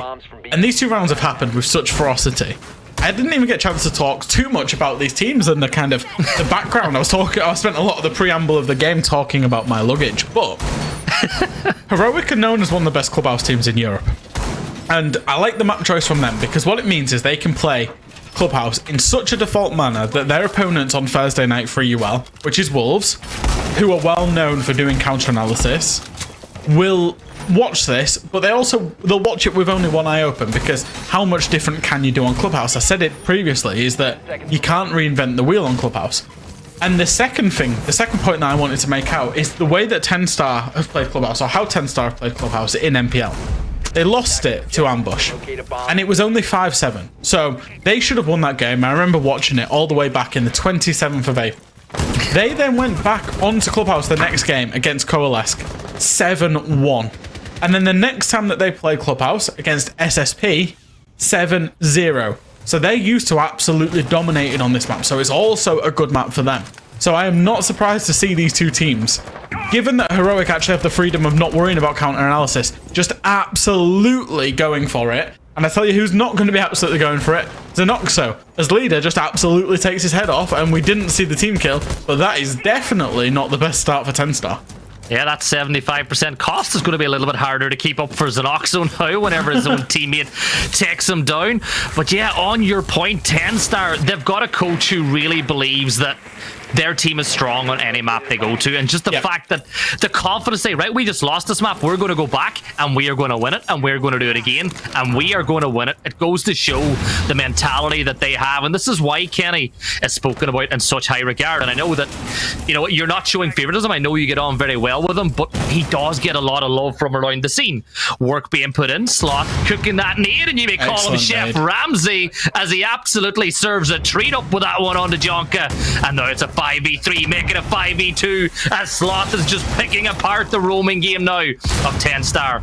And with just Azur and Leader left, it's going to be a tough task for them to pull this one back. But Leader is a player in himself who's just been wiped out by Benja. Here comes Uno, watching the flank, and that'll be that for round 3. Wow. And that's what a lot of people say when they watch Heroic. Wow, because that came in so fast, and it was so clean by Heroic. Obviously helped out by the team kill, but obviously there's a great drone in there for Sloth, turns around, gets himself another kill, and just an appreciation of absolutely where everybody is. That is such good clean siege from Heroic. They make it look so easy. And one thing that I will say is, whilst this team are playing a map that they're not worried about being counter-striked on, because they've chosen Clubhouse, they have changed their roles oh so slightly. Normally for Heroic, they get a kind of, I would say they operate as a unit of 5, particularly on the attacks. And normally you get kind of 2 sub-teams and then a kind of flank watch / drone holder for them.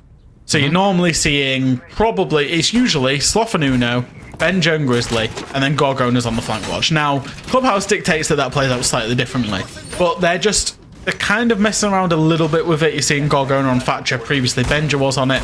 So even they're just changing up the playstyle, but making sure they stay with that same core team play.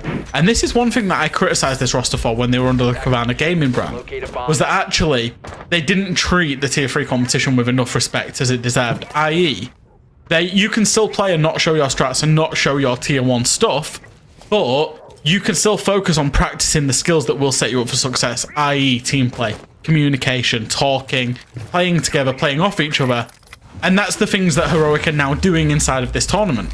And that's really good for me, from my personal bias for this roster, to see for when it comes to EUL. Yeah, it's good to see for the whole competition, because of these, these contenders that want those CL spots, want to make it the CL, then what better test than playing against the likes of Heroic when they're really doing their best and putting on a little bit of work. What I gotta say though is the efficiency here, Fresh, is incredible. Within 30 seconds, they'd already Thatchered and opened up the wall in the construction. They've already created lines of sight in the garage to catch out any roamers, and they're straight on the drones with a minute gone. It's just clinical and efficient. Yeah, and what I will say is the clinical is efficient, and it speeds up because they've seen this defense before. They've just played against this defense, so they're happy to do so, and they've got a lot of information. Their drone network is basically always excellent. We're going to see Grizzly actually try and open up both walls. Sloth's going to go for a repeat of the nade. Is Jonka stood in exactly the same position? Will the same outcome occur? Is Sloth going to throw his nade? Oh, he's put it back in his pocket. God damn Sloth. Nade cancellation shouldn't be a thing. Anyway, Jonka thinks better of it and will decide to fall off. A Sloth finds the opening kill onto Zenoxo, pretty much through the same holes. I feel like we're watching Deja Vu. What's not Deja Vu, however, is Azur's dropped down and decided to go and get his kill onto Sloth, evening up the man advantage as Benja just retakes it back away. Yeah, that's twice now in the last 2 rounds that Ben just caught out Jigs on the rotation around the site, and this is why I always say, you know, mobility is winnability. This time, they're not being allowed to be mobile around the map. Jonka, though, will get the kill on the Benja, playing that little position inside construction. You said that he moved off the little bathroom mirror, and, you know, Chef Sloth was going to serve him up another nade again, but he decided he wasn't going to eat in that restaurant this time around. Uno, little peek around to that other defender using that weight rack to give him a little bit of cover. Jonka still holding spot with 40 seconds left, but all of a sudden there's a little bit of a pause. Heroic starting to de-scramble this defense, work out which way is the best way to go to be able to pick up that next pick, that next frag that will open up the site. And they thought it was through the hatches. Gorgona will fall, but little peek coming through. Jonka will get taken out in gym, so it's a 2 versus 2. Azur makes it a little bit more favorable for TENSTAR now in the 1v1, and here is where that Mira is going to cause absolute havoc. The bulletproof cam in place once more, just forcing Grizzly exactly where you want him to go. Little swing around the corner, fall back, and now it's a 1v1, but surely TENSTAR are in perfect place to win the round. Yes, they are. And Fresh, they said this game was going to be a banger. We said there'd be fireworks. This has been a quick 4 rounds. It's been a quick 4 rounds, but every round has been, you know, the thing that I like about TENSTAR is that they've reacted super well. They've won rounds 2 and 4. They played Church first round, lost it. Won Church second round. They played Gym third round, lost it. Won Gym fourth round. And, you know, they know these small in-game adaptations, and they're going absolutely toe-to-toe with Heroic. Jonka played that position very well. He did end up dying in the 3v3. But what I will say is Jonka wasted about 20-30 seconds time between Uno and Grizzly by just being... He knew he was in a crossfire. And what you need to do when you're in that crossfire... and you're in a defender and there's 40 seconds to go, is just sit there, and allow your remaining players to play for that 1 kill. That's exactly what Jonka did. He'd end up losing his life because of it, but then set his team up that with 10-15 seconds to go, it was going to be a 2v1 for TENSTAR. And this is where I say that they've got a lot of composure and they've got a lot of smart heads playing for them. It's just situationally, a lot of teams there would have peaked if they were in Jonka's scenario, would have given that kill away, and then Heroic would have carried on through their business. But that experience for Jonka, he played it particularly well. Yeah, there's good deaths and bad deaths, and just biding time can be just enough for your team to get the round winning. Fresh, once again, the bulletproof cam and the mirror window providing intel came in clutch again in the late round and just forcing Heroic to play the way you want them to play. Yeah, they had the bulletproof cam, they had the Valkyrie on board, and that's the thing, is obviously information is key, especially when you're coming into that late round planting scenario. So, we're going to go on to the Church Arsenal bomb site here, and TENSTAR, once again, they're going to be out on that extended roam.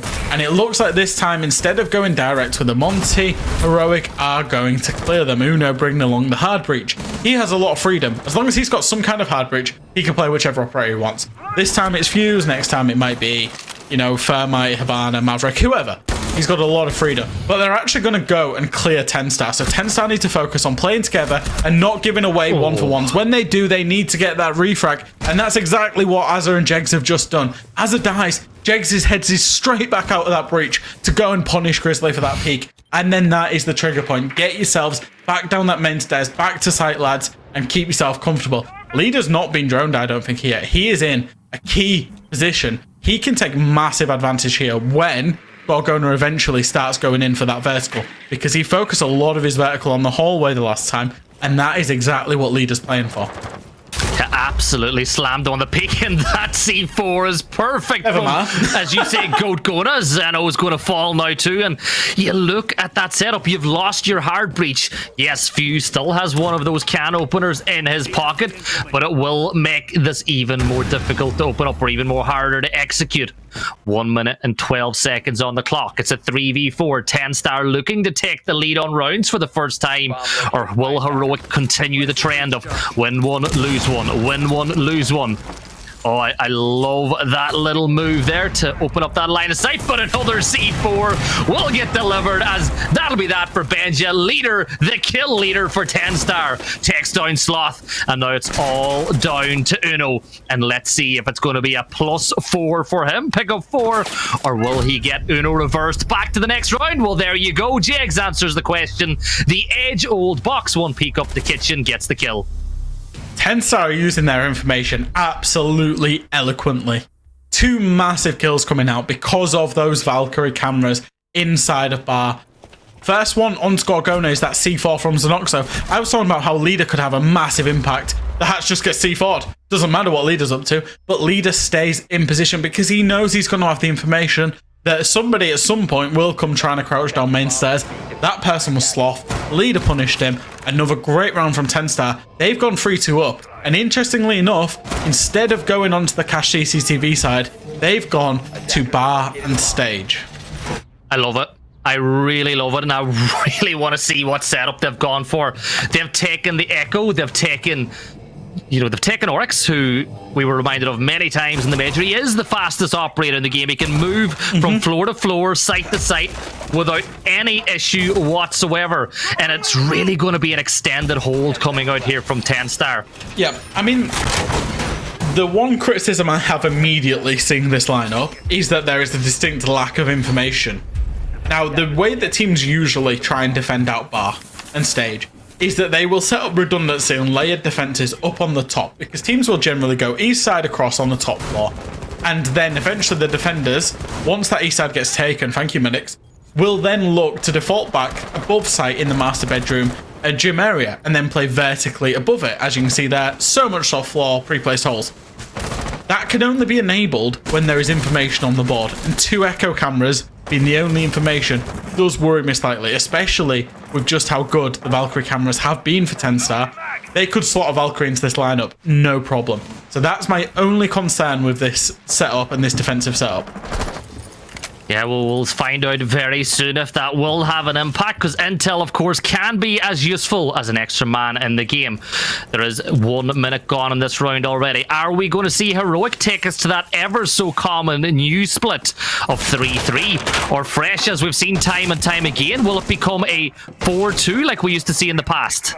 Yeah, and Slothy's going to take a very early entry into the gym. I'm surprised those walls out towards the west have not been reinforced by TENSTAR whatsoever. Jonker, he will just go and peek onto where Sloth was and find Benja for his troubles, which means that Sloth's now wondering where his teammates are, where that cover is, and Benja's probably wondering just about the same. That's the factor off the board, but the map control on that gym side has been established by Heroic, which means it's not going to be too long before master bedroom's established, which means if they can get themselves into sight, a plant can be enabled, and TENSTAR, they're left scrambling with only realistically construction control. Yeah, and they've fallen back deep. Jonka did consider playing on those main stairs, but Gorgona's got himself in a nasty little rappel looking down that window. Sloth looking to fall out the back now as well. 1 minute for Heroic to make their move. This has been a great game so far, and we're getting some old-fashioned forward drone work now for Grizzly. Little bit of a cam taken out, so that's a little bit more intel gone on the side of the defenders, but Fresh, the push, they're Heroic really are playing the long con.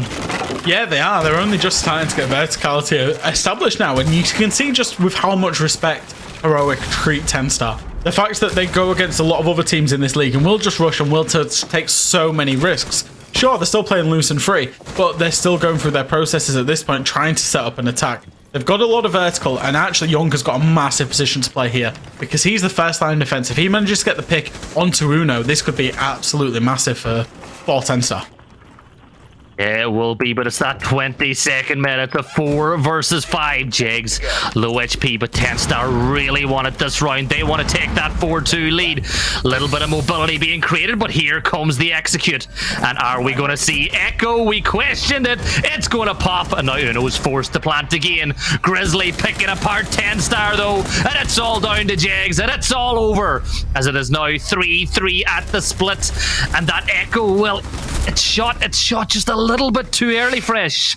It did, and then the Echo player got killed by Heroic pushing through, and I think the big problem genuinely there was where the reinforcements were allocated, and I didn't see the full setup, but there was 2 extra reinforcements on that site, can always be used for the jacuzzi wall. At least make Heroic hard breach that wall, and then fight for it a little bit more, because Sloth, Benja, they got themselves in early, and sure, Jonker did find a kill. He absolutely did find that kill onto Benja, but the early map control for Heroic was what the big problem was there, because they then started setting up a plant, and then the only win condition when Heroic were going down for the plant was that Echo. If the Echo had stayed alive, we're talking about a completely different round. TENSTAR win that, but Heroic had that presence of mind to go and hunt the Echo, found the Echo, killed the Echo, and then the round's done. Yeah, and honestly, you just feel like TENSTAR really missed a trick in that round because a 4-2 split these days, it's a lot more better. You know, it's a little bit obvious saying that a 4-2 split's better than a 3-3, but go on, make that obvious point. Yeah, you gotta. That's what we're here for. This is why you know we're doing what we do, to tell you the obvious. But Heroic now, they've got their 3 rounds on attack. They're going to be reasonably happy. I think they'll be disappointed in some of the rounds that they lost, considering that once again they got a lot of the basics done in the first few minutes. But TENSTAR, they're taking a leaf out of that book from Heroic. They're working on taking some map control very quickly. Yeah, absolutely, and that's what they've got to do. The Church Arsenal, it looks like Heroic aren't going to be too worried about the roam presence. Maybe Benja and Grizzly are going to try and force a little bit. No, they've actually gone down back to site. So, from Heroic's point of view, it's a complete turtle, in dirt, and then 4 people in and around site. TENSTAR's drone network should be good enough to realise this and therefore take fast map control. And you would expect the similar game of cat and mouse that we saw coming out of Heroic's attacks on this, with the Sledge starting to swing his hammer to Noxo, and then the breaching coming in. And it's all about time and time management. TENSTAR not done a bad job. I wouldn't say they're particularly fast at this point now. The fact that Heroic have been off site for literally 40 seconds or so, but they've done an okay job so far. Yeah, just clearing the ghost room, still following the ABCs, because I know that had they not done that and somebody died, Kenny would not be impressed whatsoever. Oh yeah, you've got to do your processes. Yep. So that is the little bit of control working, and now they're starting to open up that verticality. There's some lovely lines of sight that you can pick up some sneaky little kills, but the issue is once you push down main, you've got that mirror window staring at you, and honestly, mirror windows can be terrifying because unless you've done your drone work effectively, you have to assume there's a player there. Yeah, you absolutely do, and the mirror windows are hard to deal with as well. It forces a certain type of playstyle, as we're going to see potentially a pre-play C4. He's right underneath it. Oh, it's been EMP'd. He can't set it off. Just seen the EMP. I was wondering why Sloth didn't, because somebody would absolutely be sat on the cam for that C4. That is an unreal EMP, whether as I knows it or not, but it's just absolutely saved the life of one of the TENSTAR players there. It will go off, it won't find anything. TENSTAR, once again, a little bit slow, hatch is not opened. They're going to have to start forcing it in the next 10-20 seconds, otherwise they're going to succumb to time, ultimately. Yes, slow, methodical approach coming in from TENSTAR. Still 5 men up on both sides, but they've still got some utility. One need in the pocket of Xenoxo. Azur will find that open and pick, and now we'll see the Kenny numbers game come into effect as Finka comes in clutch as that C4 is rendered absolutely useless. Need tossed into the mirror window to create some space. Leader knock coming down. Generator absolutely picking apart the defense. Jegs singing that LMG song of misery, and Benja in behind the bar. Well, he's not able to serve anymore because it's closing time, and TENSTAR closed that to perfection. Leader is so clear, man. He's such a good player for his team. Like, he makes things happen when they're in that stalemate, when there's 30 to 40 seconds to go and they're in that 4v4, and you just need to turn somebody and say, please get us out of this trouble.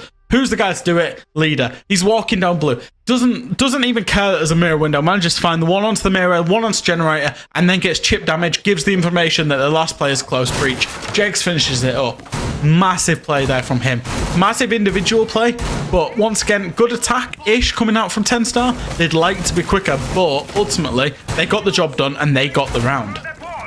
Yeah, and Heroic were probably thinking with 25 seconds left that this was a round in the bag for them. They'd turtled, they'd wasted so much time, but TENSTAR came in clutch. That sneaky rotate down through generator. And Leader is a player that I think all of us casters were speaking about before the game. With the flashy plays that Jegs gives you, with having Jonka there and Xenoxo and Azur, Leader sometimes, he can go under the radar, but he is literally one of the best players in this league, and he is incredible at what he does. Yeah, absolutely. I mess around with him because I always say next up. Whenever he posts a clip, I'm saying, you're next up to tier 1. And he's like, oh, thank you. And I'm like, not you, Leader, I mean the team. Unlucky Jake. But yeah, no, he's genuinely such a solid player for his team. Don't think sometimes he doesn't get a lot of credit, but he's really started to shine through the second half. of this NPL season, as has the rest of TENSTAR. Is there a reason for that correlation? Absolutely, as Jegs will take an early entry into Garage, will get chip damage onto Sloth. Don't think he actually knew he was there, given that he only did chip damage and stopped shooting, but Sloth will rightly so just rotate off. First port of call for TENSTAR here, because it looks like they're going to go completely from the east side across on this gym defense. They want to take control of CCTV, Cash, work across from there. First port of call is going to be Benja and the player that supported him inside of Cash. Yeah, this is a tech we've seen time and time again, so it's just a matter of how Heroic can stall the execute. Test it out. Will Zanoxo cooking that nade round the corner? Benji will be the first one to fall on red stairs. So now Heroic, they need to decide how do they do it, because they've just lost the little bit of pressure that they had on the CCTV Cash. In the first map of today, you pointed it out. If you have control of CCTV, if you have control of Cash, you control the rotates of the defenders. And really, you've just shrunk that map massively for Heroic. Yeah, absolutely. This site gets so claustrophobic when you force people in.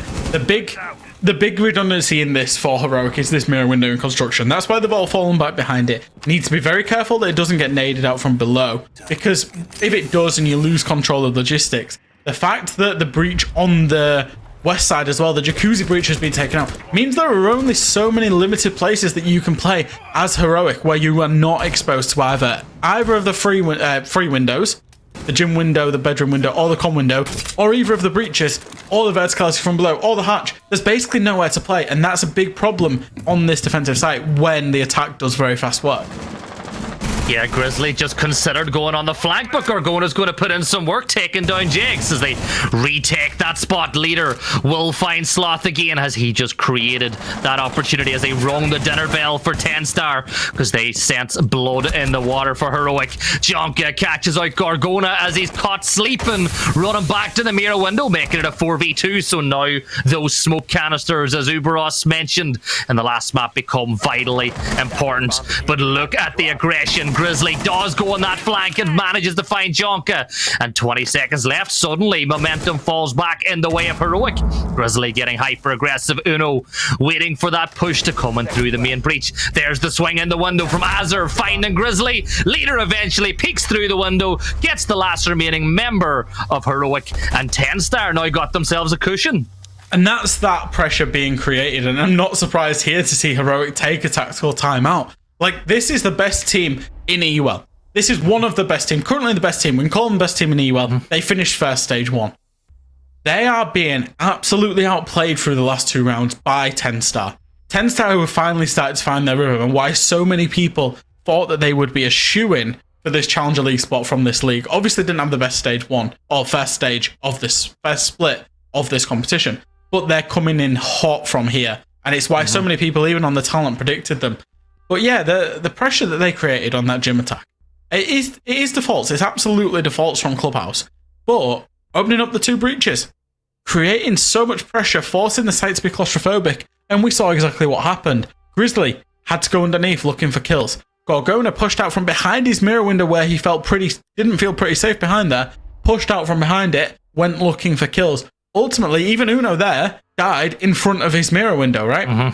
And that's the pressure that TENSTAR managed to create. And at the minute, I would go as far as saying they've potentially got Heroic a little bit rattled.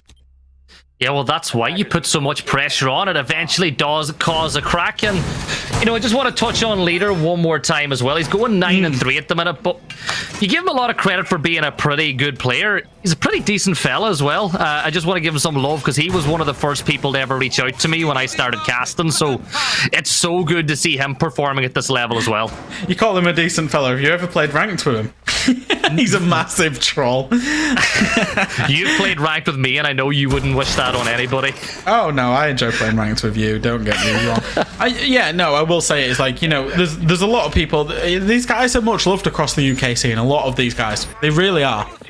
You know, obviously Heroic are already there in EUL, but there's a lot of people who support this roster that want to see them inside VUL. Don't get me wrong, there's other teams inside of this league. I'm not just a simp for TENSTAR. But, you know, I feel like there's a lot of people that feel should TENSTAR get to Challenger League, they can make a very deep run into Challenger League. And, you know, come March next year, we could be seeing some kind of core of this roster inside of EU League if they play their cards right. Now, they won't be, dreaming as far as such. They'll take it one game at a time. But for, the hopeless romantic in me, I wouldn't mind seeing that as well. Well, we've seen it done before. Think about Eminem and that magical run to SI. Surely TENSTAR players will be keeping an eye on that and thinking they could be next. Why not? But we got to get through NPL first. You got to run the gauntlet through Challenger League, and you got to run the gauntlet in here because Benja's going to get that opening frag onto Jags. But as good as TENSTAR are, there's a lot of very good teams hunting down those CL spots. Change of approach here from Heroic. They've gone on to comfortable operators. Previously, we saw the mirror, the quote-unquote proper game style coming out of Heroic. The turtle defense coming out of Heroic. We're now seeing Capcan, Alibi, Ward, and Malusi. This is gunfight-oriented from Heroic. Get out and about, get in the faces of TENSTAR, see what holes that you can actually find in their gameplay, and utilize it. They've already found one kill. I wouldn't put it past Sloth finding another one here in this particular engagement. They really want to get up in the faces, don't want to stop them, and that's the key win condition here for Heroic. Yeah, well, that's what the tack timeout was for, but Zenoxo will find Sloth ending part of that roam. And then Azur is going to find Gorgona just a few seconds later, as TENSTAR now have that thing that they work so well with, the numerical advantage. Benja, though, he could be an absolute nightmare as his leader is just playing right next door with that little Nook. Nook's going to peek around the corner. The trap is sprung, but there's the refrag once again. Jonka there. They really do play on each other's hips whenever they get into gunfights. Yeah, refrag game's absolutely excellent there. I feel like Leader's been sold a little bit short, the fact that they didn't know Benja was there, but there were so many places that Heroic players were playing up on the top floor, up on the mid floor, that it's impossible to drone everywhere because they simply shot them. 5 drones on hand, 4 in the pocket. I guess 4 deployed, 1 is going to unfortunately die alongside Leader there. But they've got the numerical advantage, and that's where they're so good. They've only got 35 seconds to really sort of plant and get that going now, though, which could be a key win condition for Heroic, should this execute come in with little information and quite late. Yeah, time becoming that third defender again for Heroic as the numbers game is still in the favor. Azur drops through the hatch, though. You questioned when the push was going to come. Well, Jonka will now need to push through the smoke, and he's eaten up a little bit. Now he goes for the push. All Uno needs to do is find the one right kill, but it's going to be difficult. Little gunfight through Generator once more, and there's one. Now he's in a 1 versus 2, but Azur, TENSTAR lost a post-plant situation earlier today. On attack, they were not going to do the same. My goodness, man. The composure on this team, I genuinely thought with the change of style from Heroic there, I thought, yeah, this works for most tier 3 teams. Get up in the face, overwhelm them, just get those kills. But the way TENSTAR are just able to find them back, appreciate, and it's the appreciation for me. It's the appreciation from TENSTAR that Heroic had significantly changed their game plan on that site and played into it, played into the strengths, just allowed Heroic to get aggressive, punish them when they did, and then be there for the refrags when, when they were in those right positions like Benja was by main door. And then from there on out, it really was that numbers game advantage, get the plant down, isolate one side of site. TENSTAR have been very impressive on this attack. I feel like TENSTAR probably should have had the game done by now, to be honest, given the bar stage defense. It's 6-3. At the very worst, they will get 1 point from this game, potentially getting all 3. And I just want to talk about that because they are currently on 27 points, 3 points behind Victus. Now, Victus is still to play, but we know that they'll be playing with, 2 subs. So it's going to be difficult for them. If they get another a clean win here and push themselves into the top 2, it would be absolutely incredible and would put Victus under all kinds of pressure. Now, the top 2 is important because it means you go straight to finals. You don't have to play in playoffs to even get to finals. It gives you such a helping hand in that CL run. So I think if TENSTAR get above Victus, that will be that for the top 2. Well, there's an age-old adage in all sports, and it's not how you start, it's how you finish. You saw it happen with Damwon Kia over at SI. They started phenomenally, but the finish was poor, and they went out. And then you just look at the major, Dark Zero. Look, they didn't start the best, and they went on to win the major. And TENSTAR are living up to that right now, as they started poorly. But they have been a different animal, and this is them chasing 7 wins in a row. They've actually forced Heroic to change site. They beat them on a church turtle. they beat them on a gym extend, and then they beat them on a church roam as well. So they've tried 3 different defenses here, and Heroic have been forced to go to CCTV, their third choice site, just to try and find a round. Now TENSTAR, they're going to make quick work, a minute or so, and they're going to establish master bedroom control very shortly, construction control very shortly after that, and they're working so fast, and they're going to be starting to put Heroic under all kinds of pressure, especially even when that main breach does end up coming in. Yeah, that main breach becomes so important because it's like you said, put that pressure on. See at which point Heroic will crack. And look at this, they've already got full control over on that far side of the map. They're working on the breach, but that mirror window is causing a little bit of a problem, so they're going to focus on a very linear push in the early stages. Xenoxo now beginning to up-nade, hoping to find something, gets that electric claw off, and that will allow them to open construction wall. And now the hole becomes even more important. Red stairs is where we see 2 members of Heroic backed on up, and even if you look a little bit below, you've got Uno down by Secret, so the push has to come. Gorgona gets the first kill on the Jegs, but the job is not done. Xenoxo is ready to swing. Gorgona doing the exact same. The aim is a little bit low, and he's going to get a little bit of a trade coming on in 4v3 with 40 seconds left. Leader holding the run out. Jonka being held by that little smoke canister, but last time the smoke had absolutely no effect as TENSTAR ran right through it and we're able to find the keys to success. But you've got to clear that player that's playing on top of rafters. The stun grenade comes on out, and on the blind spray, Leader gets one, he gets a second, Azur gets another, and it's a 1v1 now. You called him Leader, the man, the myth. Is he about to become a bit of a legend for TENSTAR in this 1v1? 6 seconds to go. Little swing, and there you have it. Leader clutches it out. 7th heaven for TENSTAR. Simply next up, not just Leader as a player, but this roster in particular. Who will go and beat Heroic inside of NPL? Not many teams will do it. I think it was Coalesce that did it before, but who will go and beat Heroic in this manner inside of NPL? Absolutely nobody but TENSTAR. What a team performance. They didn't just beat Heroic playing any old Siege. They forced Heroic to play proper Siege, proper top of their game Siege, and then they absolutely decimated them on it. 4 attacks in a row, sensational stuff from this roster, and this really is why there is a lot of people believing that this roster is next up. That's a statement win right there, Fresh. That really is. That is them letting the rest of not only Tier 3 know, but Tier 2 know that TENSTAR are coming, and they want it oh so bad. And like you said, it was just, you know, they didn't even reinvent the wheel. We'll say it again. They played really good fundamentals, structured Siege, they tested out Heroic, and they managed to get the win.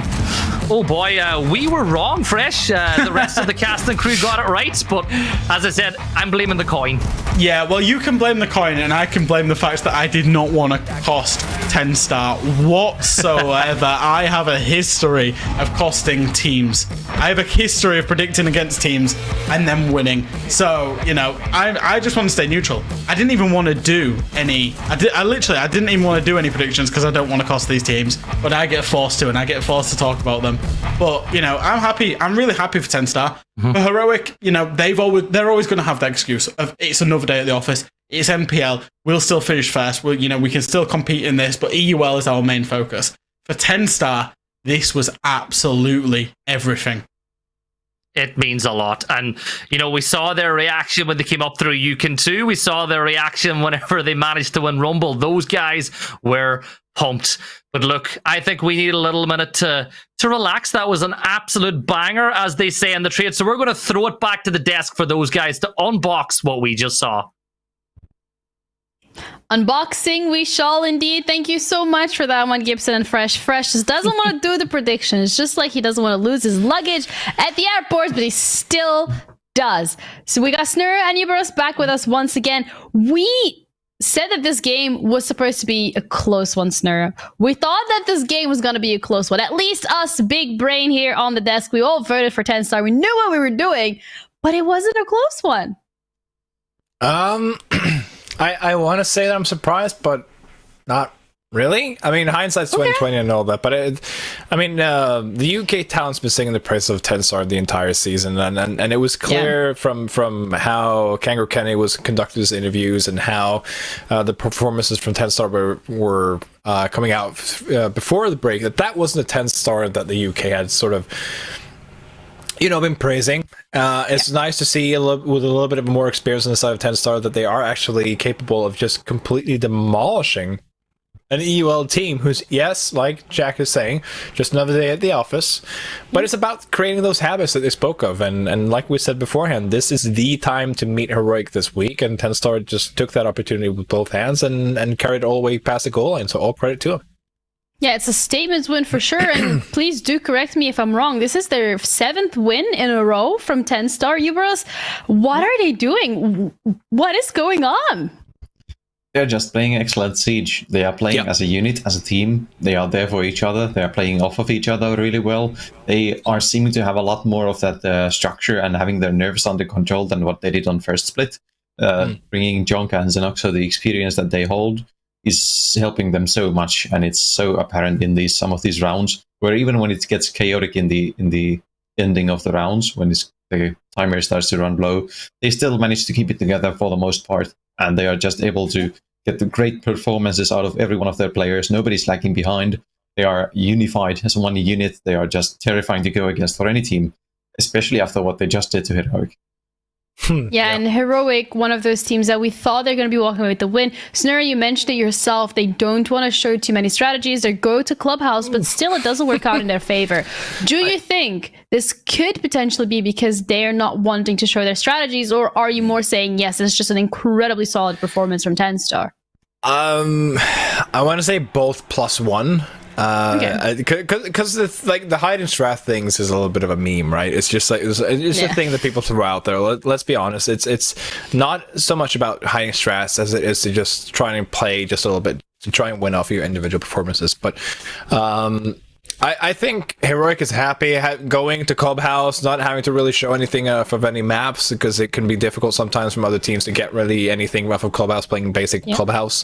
But all credit to TENSTAR. Like I heaped a lot of praise on Coalesce for being able to punish Heroic when they were having a little bit of an off day. But it was great to see TENSTAR in such a dominant fashion. And like we said before, it's a super week in the EUL. If you want to face off against Heroic, it's now, and TENSTAR took that opportunity and ran away with it. Yeah, they took it with both hands. They got that win secured. We do have an interview ready as well, just so we can hear from the players themselves, so we can hear from you guys. First of all, Kangaroo? Yes. Kenny? Just call me Kenny. I'm pronouncing that correctly. Okay, I'll call you Kenny. It is definitely easier. First of all, congratulations on the win. You guys have been winning back to back to back. This is the 7th win in a row. You mentioned it yourself. Heroic is one of those teams that you really wanted to play against last interview. How happy are you with your performance right now?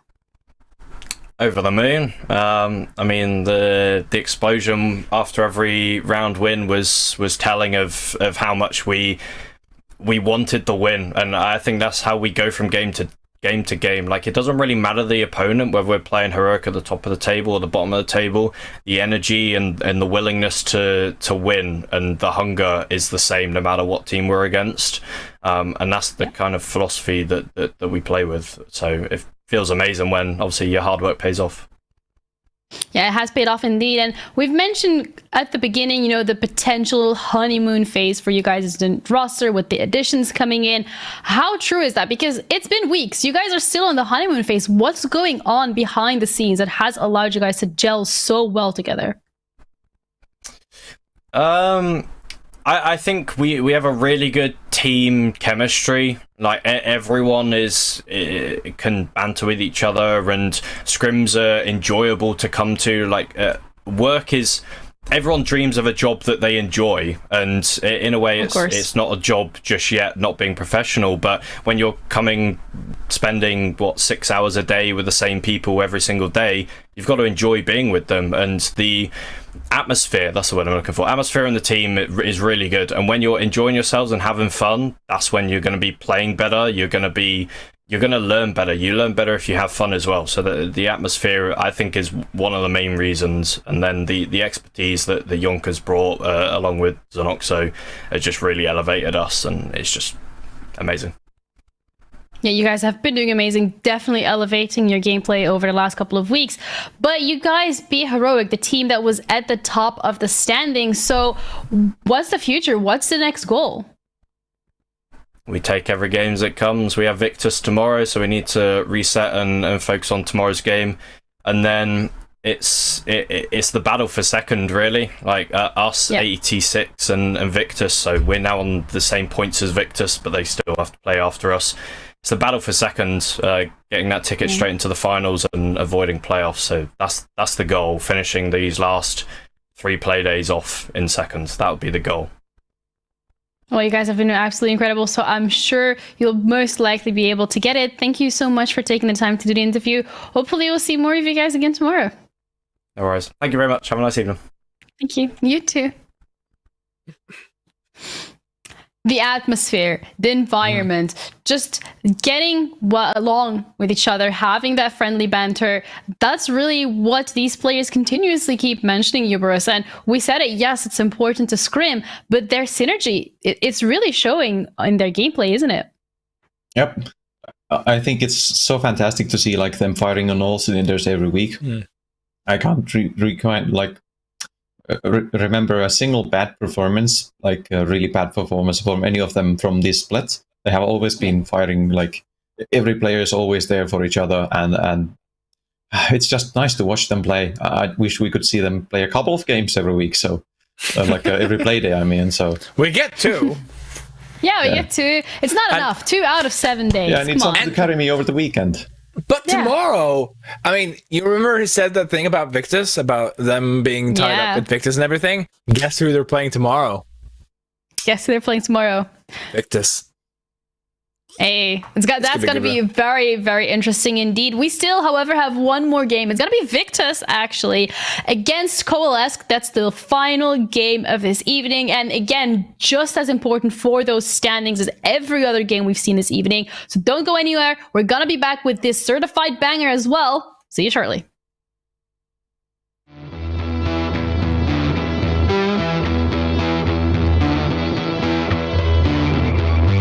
My name's Jake Seister, I'm the coach for Victus. Hi, my name's Adam, also known as Skeptic, and I play for Victus, and I'm the IGL/support. Today, preoccupied though, Skeptic could find himself a couple here. Picks one, finds the second, finish with the shotgun. The SMG has been drawn, and it will be successful. Victus, successful once again. I initially was just going to help them with their Rumble finals, and then I just ended up staying on because they convinced me to stay.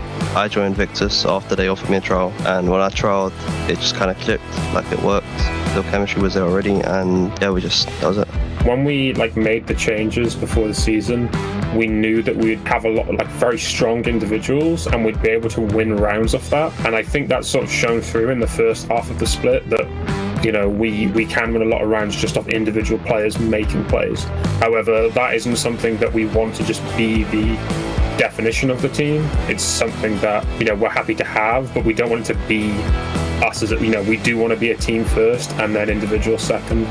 I think that's the big thing, you know, in terms of our goals for this next half of the split is making sure we fulfill that as well as obviously get Challenge League. I know sometimes in the team we joke about how the casters and how everyone says TENSTAR's the biggest UK team coming up, and it's yeah, okay, sure. When I got kicked or left or whatever, I beat them on J-Links, and then I beat them here as well, and I'm still ain't lost to them, so that feels good. I try to avoid falling into the trap of believing your own hype, but I do think we have quite high ceiling if we can get everyone on the same page and working together. I don't think we're at anywhere where we want to be right now in terms of the consistency and level that we want to be, but we can be there, so it's just about making sure we work hard in the next upcoming break to make sure we're there. If we can win against some of these teams off the basis of individual play, then really, if we become more of a team and we add other sort of weapons to our arsenal, where is the sort of ceiling for us as a team?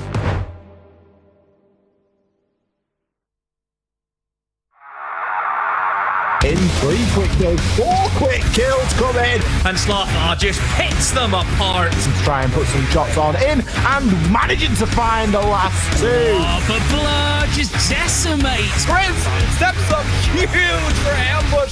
3 kills, all E1 DCs. What?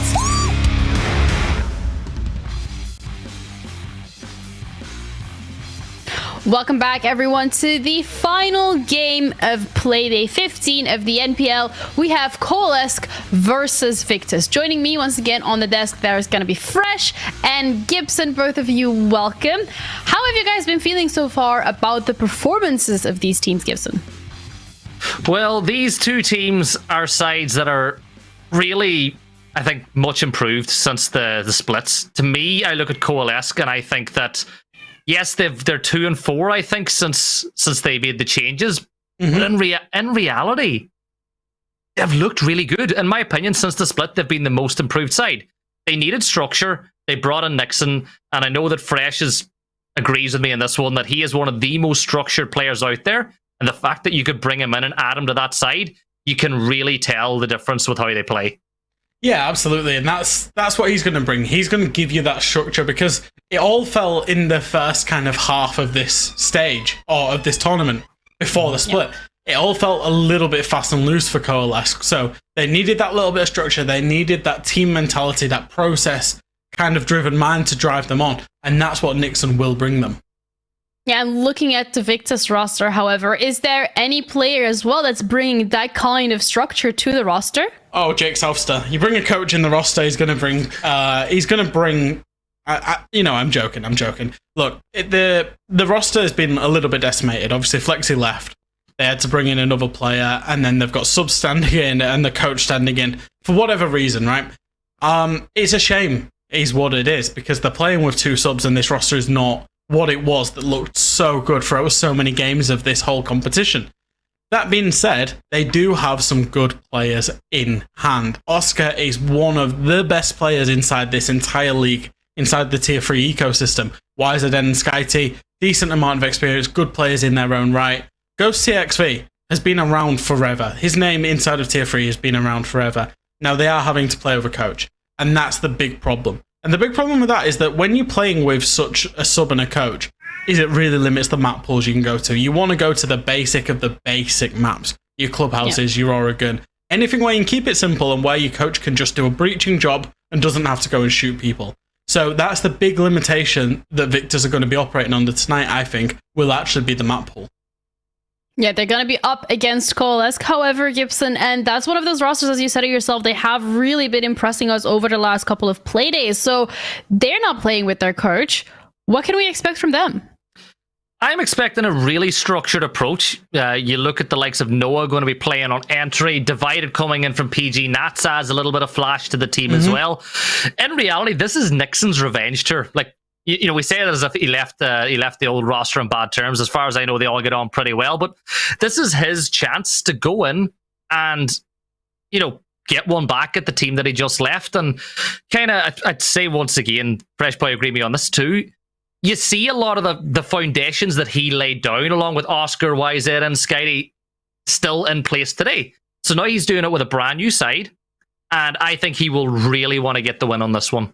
Yeah, there's going to be a lot of passion going in there. And, you know, this team, I actually casted them their entry into this tournament in the promotion matches, and they looked really good. They worked hard even just to get to that point. It was a bit of a put-together team, but it is completely full of talent. If you look at that middle three, the 3 players with actual graphics drawn of them, Zeus, Kane, and Noah is absolutely scary on their day. All 3 of them are super talented players.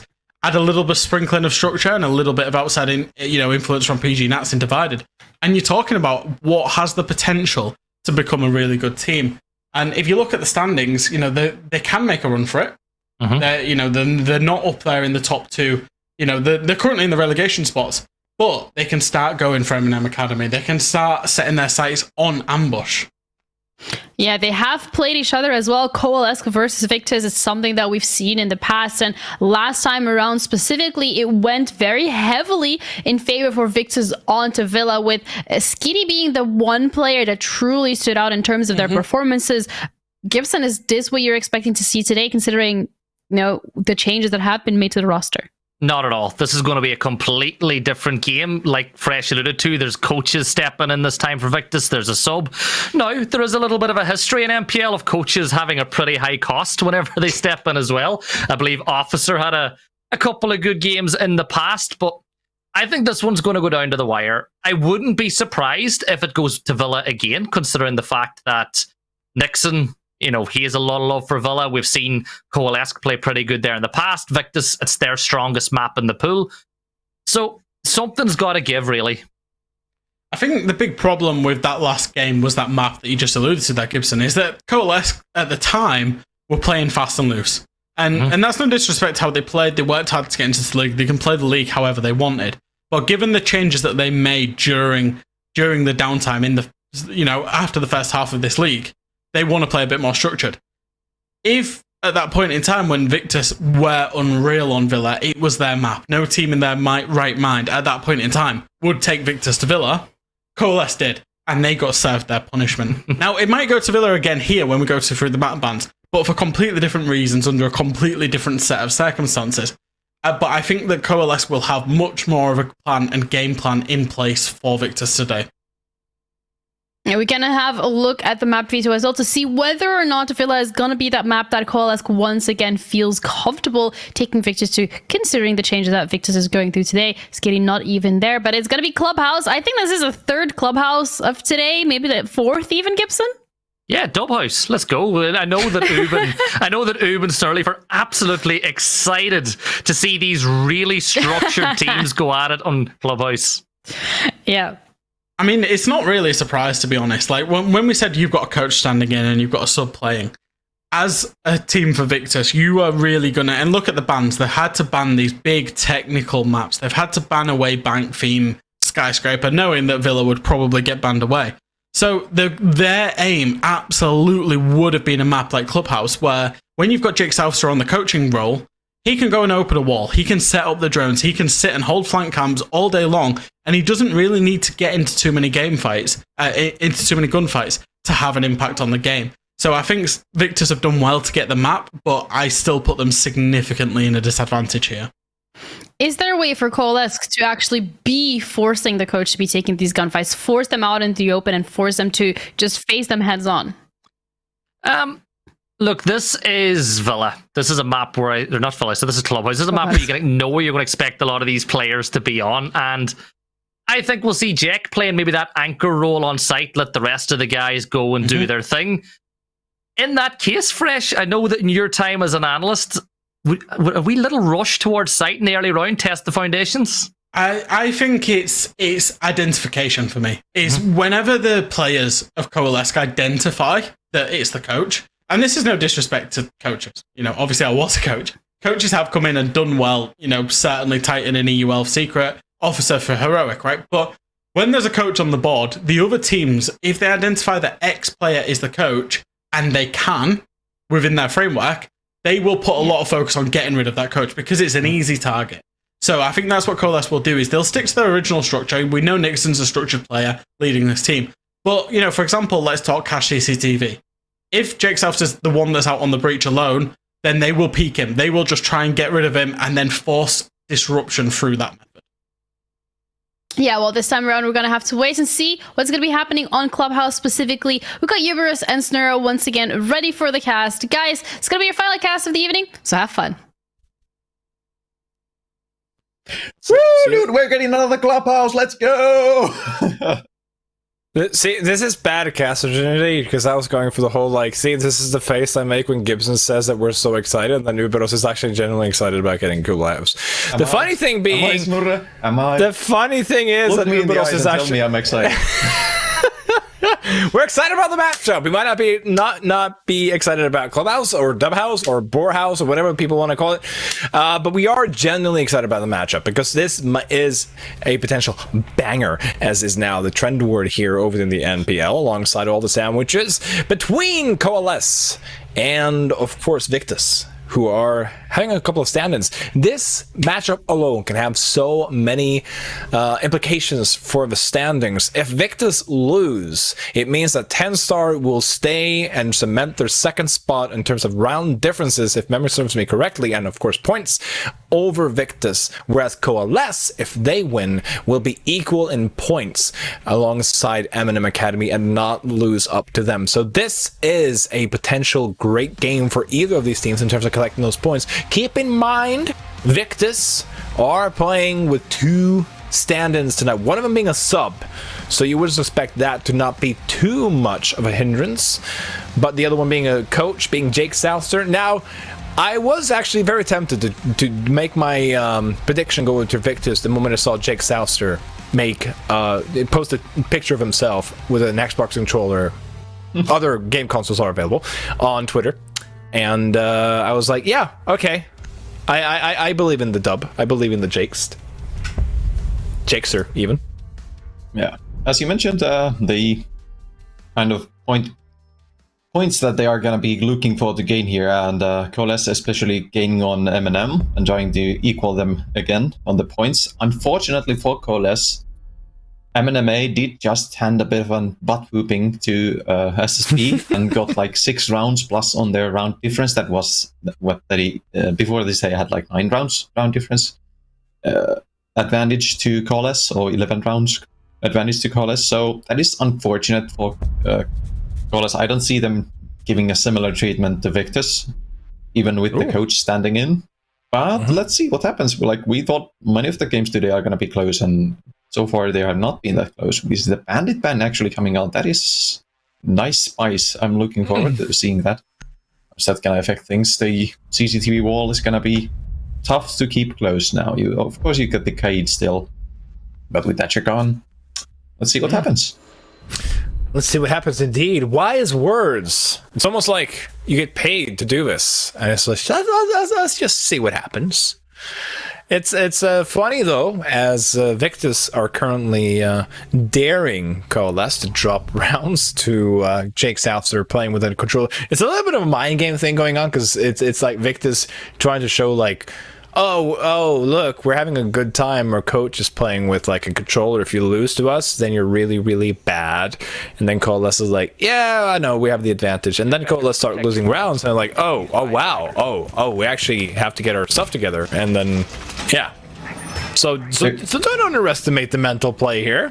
Don't underestimate it. There's something magical about sub players sometimes. It is. And the coaches standing in.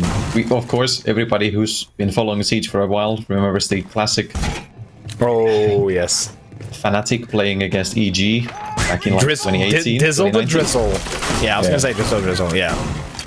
So it was Dizzle. It was famous Gotcha. coach standing performances. There's like something about having that little pressure. You know, you're not expected to win when you're playing with standing like a coach. It might like free your whole team to like get on a higher gear. You don't have the pressure weighing down on you. That's and true. It could be like, maybe we'll see Jake Southster have the life game here. It's true.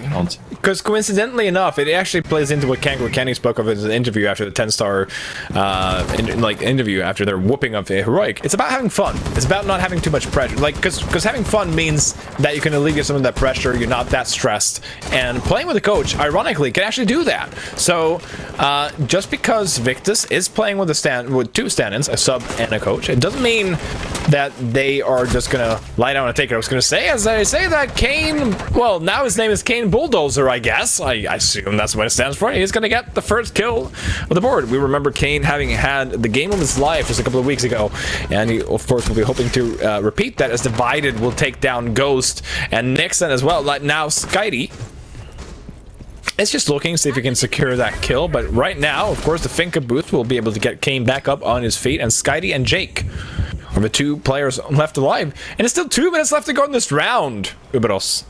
Yeah, it's gone to an absolute shambles here from Victus in the first round. They've lost everybody in the first minute, except for Jake. And now Jake's got to do it all. He's got the world on his back. See if he can find the first. Ace clutch, ace clutch, ace clutch.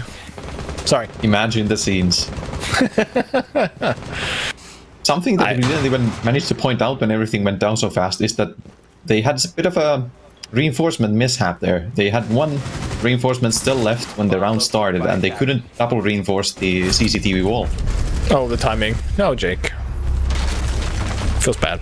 So, that is a bit of a statement from Coalesce. Now, of course, you usually shouldn't put too much into the first rounds of the matchup, because that's usually when players are sort of getting a little bit warmed up, just, you know, a little bit of shadow boxing between the teams, seeing if they can get away with some of the shenanigans. But this is the kind of thing, I mean, let's be honest, there's a reason why almost every single talent, I actually do believe that every single talent minus Jerry, perhaps, and one or potentially two more, all of a sudden just swapped over to Coalesce as soon as we learned that Victus would be playing with 2 standards. So this could, on paper, be a potential barn burner, as we like to call them now, or as the UK has probably been calling them for ages. But it could also be a very one-sided affair if Coalesce are able to just get inside the heads of Victus and just play a little bit, because this is where the wild and loose playstyle that Fresh spoke of earlier can actually come into benefit here for Coalesce. Yeah, let's see if they can manage to actually put down all the reinforcements this time around. There's sometimes a bit of a mix-up going on when you play with players that you don't usually play or practice with, like 2 subs. I don't know if it's deliberate that they don't reinforce the other side, because they have 1 reinforcement left and they just leave it half open on the CCTV wall. First round we saw a bit of a maybe peek from there, but like now you don't even have anybody playing near it. What's the thinking behind that? It's a sneaky late reinforcement, perhaps? Question mark. But why would you plonk down the other to the CCTV wall then? You don't even have anybody playing there. I don't know. All I know is that Divided has taken down Oscar, and Oscar has been, and also based on the entries so far this season, so for Divided to get the opening killer onto Oscar, who, with all due respect to Victus, is probably one of the hopes here for the side of Victus. That is, of course, that Oscar has been playing better usually on the attack. It's usually a different piece on the attacker, but as I say, that Kane, second time, and we'll take it out in Norwegian, and all of a sudden, look at Coalesce just cleaning up Victus. We're barely a minute into the round, and like in 2 minutes total over the last 2 rounds, like look at it, like, oh, okay, Kane decides to help out Jake a little bit here. As the pings are coming through, we'll be able to get a double. You might not be expecting. Red pings are coming through here. Jake, swing with a shotty. He's playing with the Xbox controller apparently. Other controls are available. But Nixon, nope. Says nope. I'm going to take down Jake. The hero's crown being offered. Yeah, the hero's crown being offered 2 times for Jake there. 2 times in the first minute that everybody in his team is dead. That's not a nice place to leave your coach in, guys. No. I mean, now the coach is playing better in terms of stats than the rest of his team. So, you know, are we seeing some early signs of like, you know, just some roster swaps here? Look at him. Look at Jake. Look at Jake. Medic. Look at Jake. Look at it. There we go. 1 kill. 1 kill from the coach. Top fragging and being put on the castle. I know, right? What a downgrade. I mean, it might be because I want to give a little bit of an advantage over the Victus, or like to even out the score a little bit, I was going to say, because he has the UMP, and Jake is just like, just give me the UMP. It's fine. I can play that role. So, the funny thing is, Jake has 1 kill. The coach has 1 kill, which is 1 kill more than the entire rest of Victus. How's that for stats? There you go. Thank you, Medish, for proving that point. Attacker's objective is to defuse a bomb. Now, stay alive for the first minute is the challenge. That's the name of the game for Victus. Oh, man. Resist the urge to leave another one of those for Jake. I mean, Jake could get another kill this round. Don't count him out yet. Oh, look at Oscar.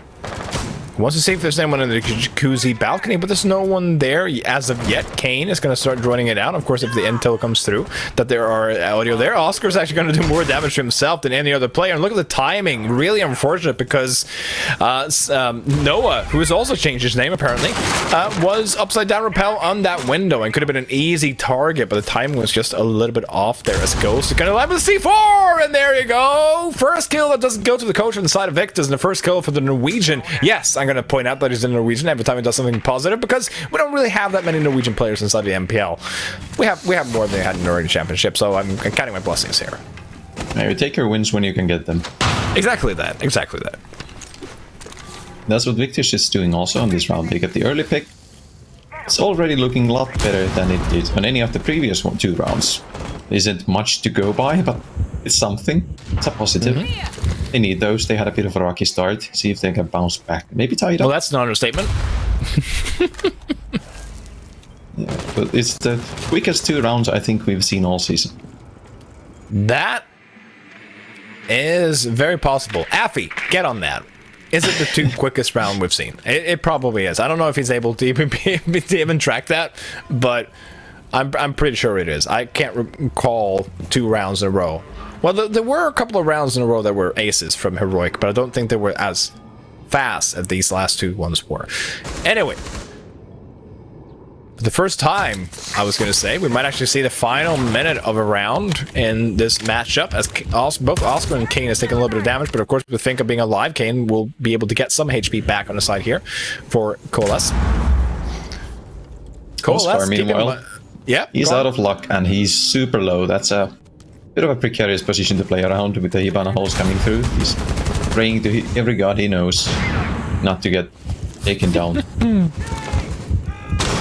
Gonna have to pray harder as Jake, the hope of the side of Victus, has been taken down, and so has Ghost. Users being able to take him down, and there we go. Kane just walking onto site. Skydie and YZN being the hope now on the side of Victus. Wings coming through, but divided, and Kane will be able to take them down as there's a trade and the final kill there. But Coalesce, 3 rounds in a row, and I do apologize for saying this, but Victus, this is not looking too good for you at all. I don't know what happened to my intonation there. I think my brain expected me to say something else. My mouth was just like, nope, I'm done. I'm done talking. For once. For you and Ginny, that's all I'm saying. I imagine that's what Jake said when the first 2 rounds went. That's it. I'm done talking. And pick whatever you want. Yeah. I see how it is. It is what it is. We see the fuse being brought up by Zeus here. Well, I mean, we have attacker repick, so it might not stick. Oh no! Don't ruin it, dude. I want to see the Zeus. What Zeus fuse. Oh, that's a tongue twister and a half. What were you saying? Zeus fuse. A Zeus fuse. No, he went to Thermite. See, you jinxed it. You said it too many times. You said Zeus 3 times in a row, and look who appeared, Thermite. I don't know how that works, but it works apparently. Also, Medish, I just love your voice. Keep talking to me. Not okay. It's gone off the deep end. Yeah, for both Victus and us. Both Victus and us, and Medic started off at the deep end way before. There's sometimes I just wish you could have the Observer joining in for TriCast so people could hear the lovely sounds that Medic likes to throw at us just to try and throw us off our games every once in a while. But we love him because he is by far one of the greatest observers in the game, bar none. And I'm not even saying that just to flatter, I'm saying that because it's the god honest truth. Pink coming through here as Victus has been found out inside of the side entrance close to Strip. No one there though to help Nixon to help Kane, I do believe it is, on side of the yes. I don't even. Well, is this a siege of Fortnite? I'm sorry. I'm sorry, I just got completely, yeah. I was gonna say, yeah, there's the L coming through from Oscar, because all the, like, Iana's just chasing, and Noah as well is just joining in, and then Oscar's just yeeting all 3 of his keeper barriers to just get a safe escape. So that's one way to utilize it, I guess. Of course, Oscar's still taking a lot of damage. He still has 1 keeper barrier left, though, because I do believe he threw 3. Yeah, and there we go. The timer will not go up, so he has actually used all of his keeper barriers now. So your life is still here, I was going to say, to the side of Oscar, but you still haven't gotten yourself a kill. So let's hope that those keeper barriers will at least keep you alive long enough for you to net a kill. They are managing to push the round further and further on the side of Victus. They aren't immediately collapsing anymore, and that's something to go by. But Noah finds the first kill. That's Ghost going down. And another one. Oh, wow. Kane B. Such a nice one. Nice situation to be in if you're an attacker here. 1 minute to go to find the last 3 defenders, and they are running rapidly out of positions to play in. As we see them converging now closer to the site, soon they're ready to drop to their hatch to logistics office. Kane might find another one here. Actually gets taken down by Jake. That's a nice shot. Let's go, Jake. Coach with the UMP, you just can't get enough of him with the second kill. He's taking a lot of damage now as he's trading out with Nyx, and Skydys wants to swing this with a shotgun, but whoever loses to a Finka LMG, surely not at this level. And look at the kill feed just turning orange as Jake, greatest player alive, will take down Noah, but he is traded back down, and Coalesce kept their 4th in a row. I'm old as something with the worst gun in the game. Yeah, I don't know how old Jake is, though. I don't know if he's as old as a certain... what's his name? Was it Bermudian? Cuban? Brazilian? I can't remember. It's gone off the deep end, man.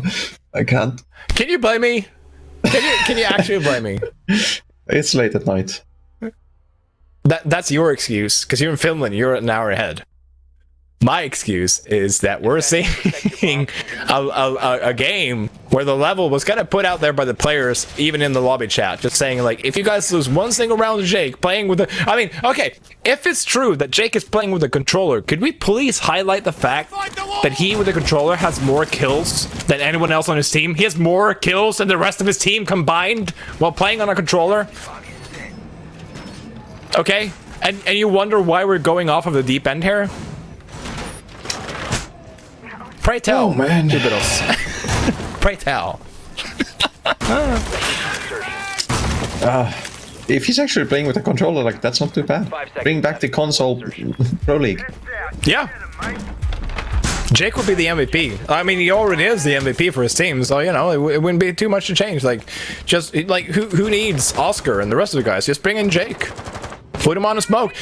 Okay, let's see if Jake can play better on the smoke with a controller there than SSP. You've had your grief and beef with your countrymen of the SSP not being able to play properly with a smoke. Let's see if Jake can do that with a controller. Oh! Go fish. That's the clone, of course, so not even close for YZN. Sorry there for getting a little bit excited. Tend to do that. YZN taking a little bit of chip damage, but no opening kills as of yet. Let's see if Victus can survive for the first minute here of this round. As Uberos, we've seen a trend here. And this is on the defense, keep in mind, so I'm a bit worried for the attacking side of Victus. Yeah, it's not gonna get any easier anytime soon. Although on attack, you kind of can just walk in a conga line and hope you get a trade at least. Whereas on defense, you kind of have to spread out a bit. Don't speak to me of conga lines, because I remember at Nordic Championship a certain Finnish team doing a conga line from the villa basement with suppressors all the way up to the aviator, okay? So I'm what you're talking about. Well, that's good for you. Ollie, this is a shout out to you. You know exactly what I talk of. You know, villa, first game. Man, sorry. Yeah, go on. Conga line on the attack. Not getting killed within the first minute or something. Yeah. Oscar and YZN are really gonna have to do some heavy lifting that they are not doing so far if they want to get any points out of this game. And I think having such a, like, you shouldn't have such a defeated attitude at the start, because, like, 4v5 you can still do some damage. One of the top teams in the league. Just play the game. Oh? How has he not been spotted yet, Skydys? Noah is in the same room as you as well. They just haven't spotted out this Valkyrie just hiding next to the jukebox. I was gonna say, a bit further away from the jukebox, just enjoying the tunes. People are crashing the party as Oscar finally gets his first kill around.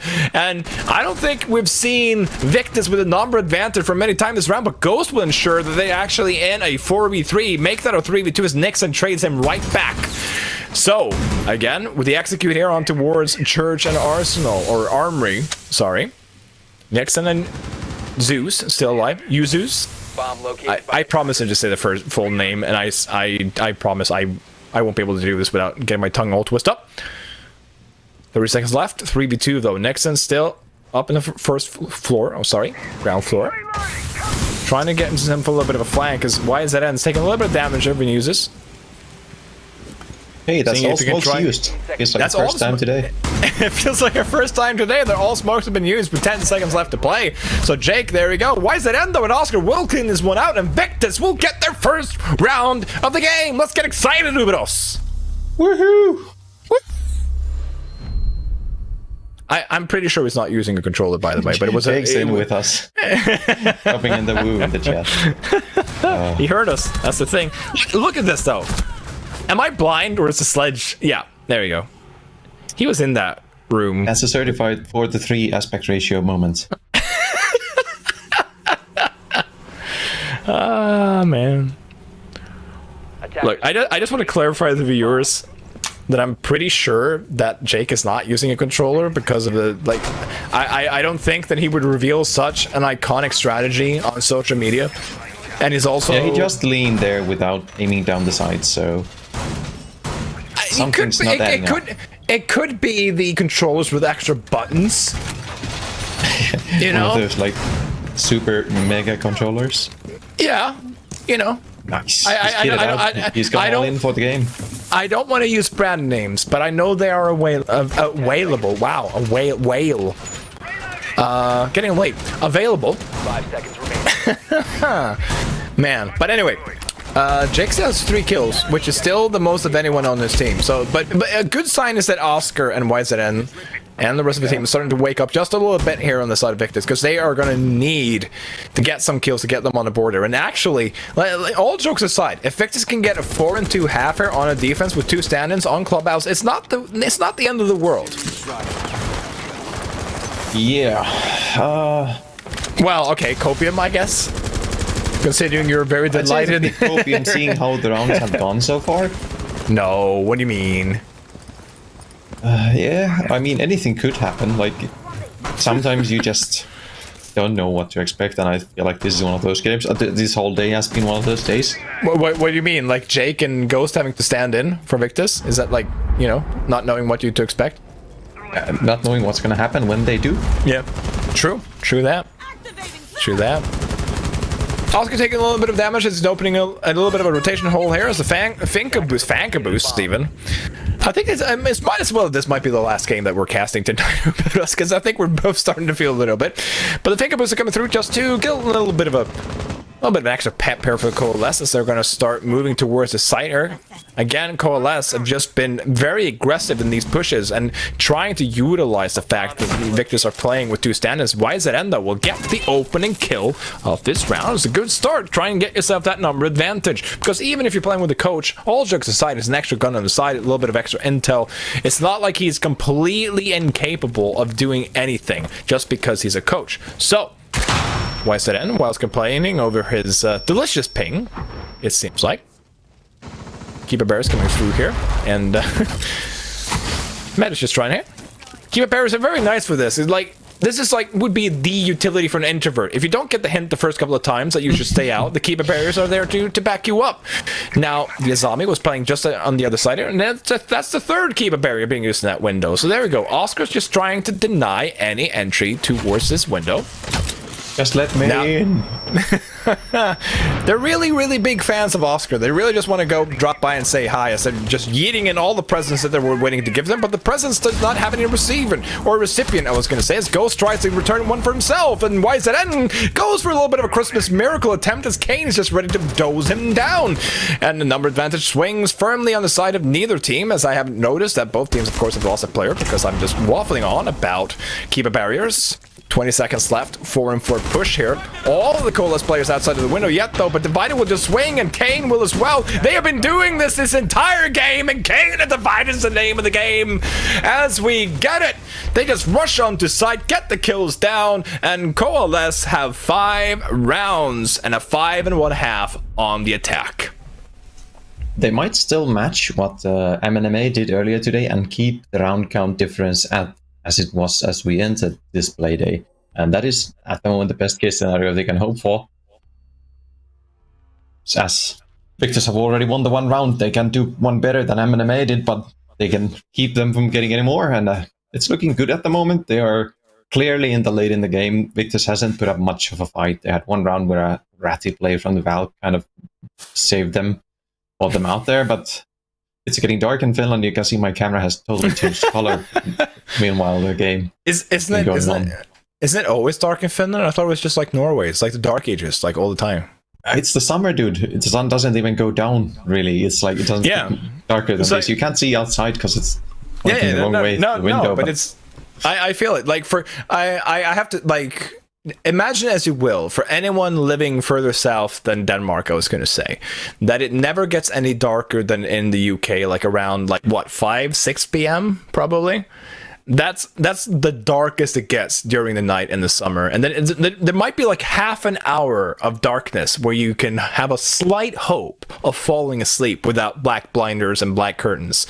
The curtain is certainly falling for Victus, as Coalesce now are at 5-1 before we have this little bit of a tech pause here. Hey, that's a nice segue. I know. I'm riding that segue all the way down Florida Beach, baby. But because Segway is also a vehicle, isn't it? Anyway, I just ruined it by making a completely different attempt at a joke. But anyway, it's not looking too good for Victus. And this is kind of the, like, when people saw the entire talent just vote for Coalesce tonight, I think people should have been like, okay, they have some inside information here, and this is kind of what we were getting at.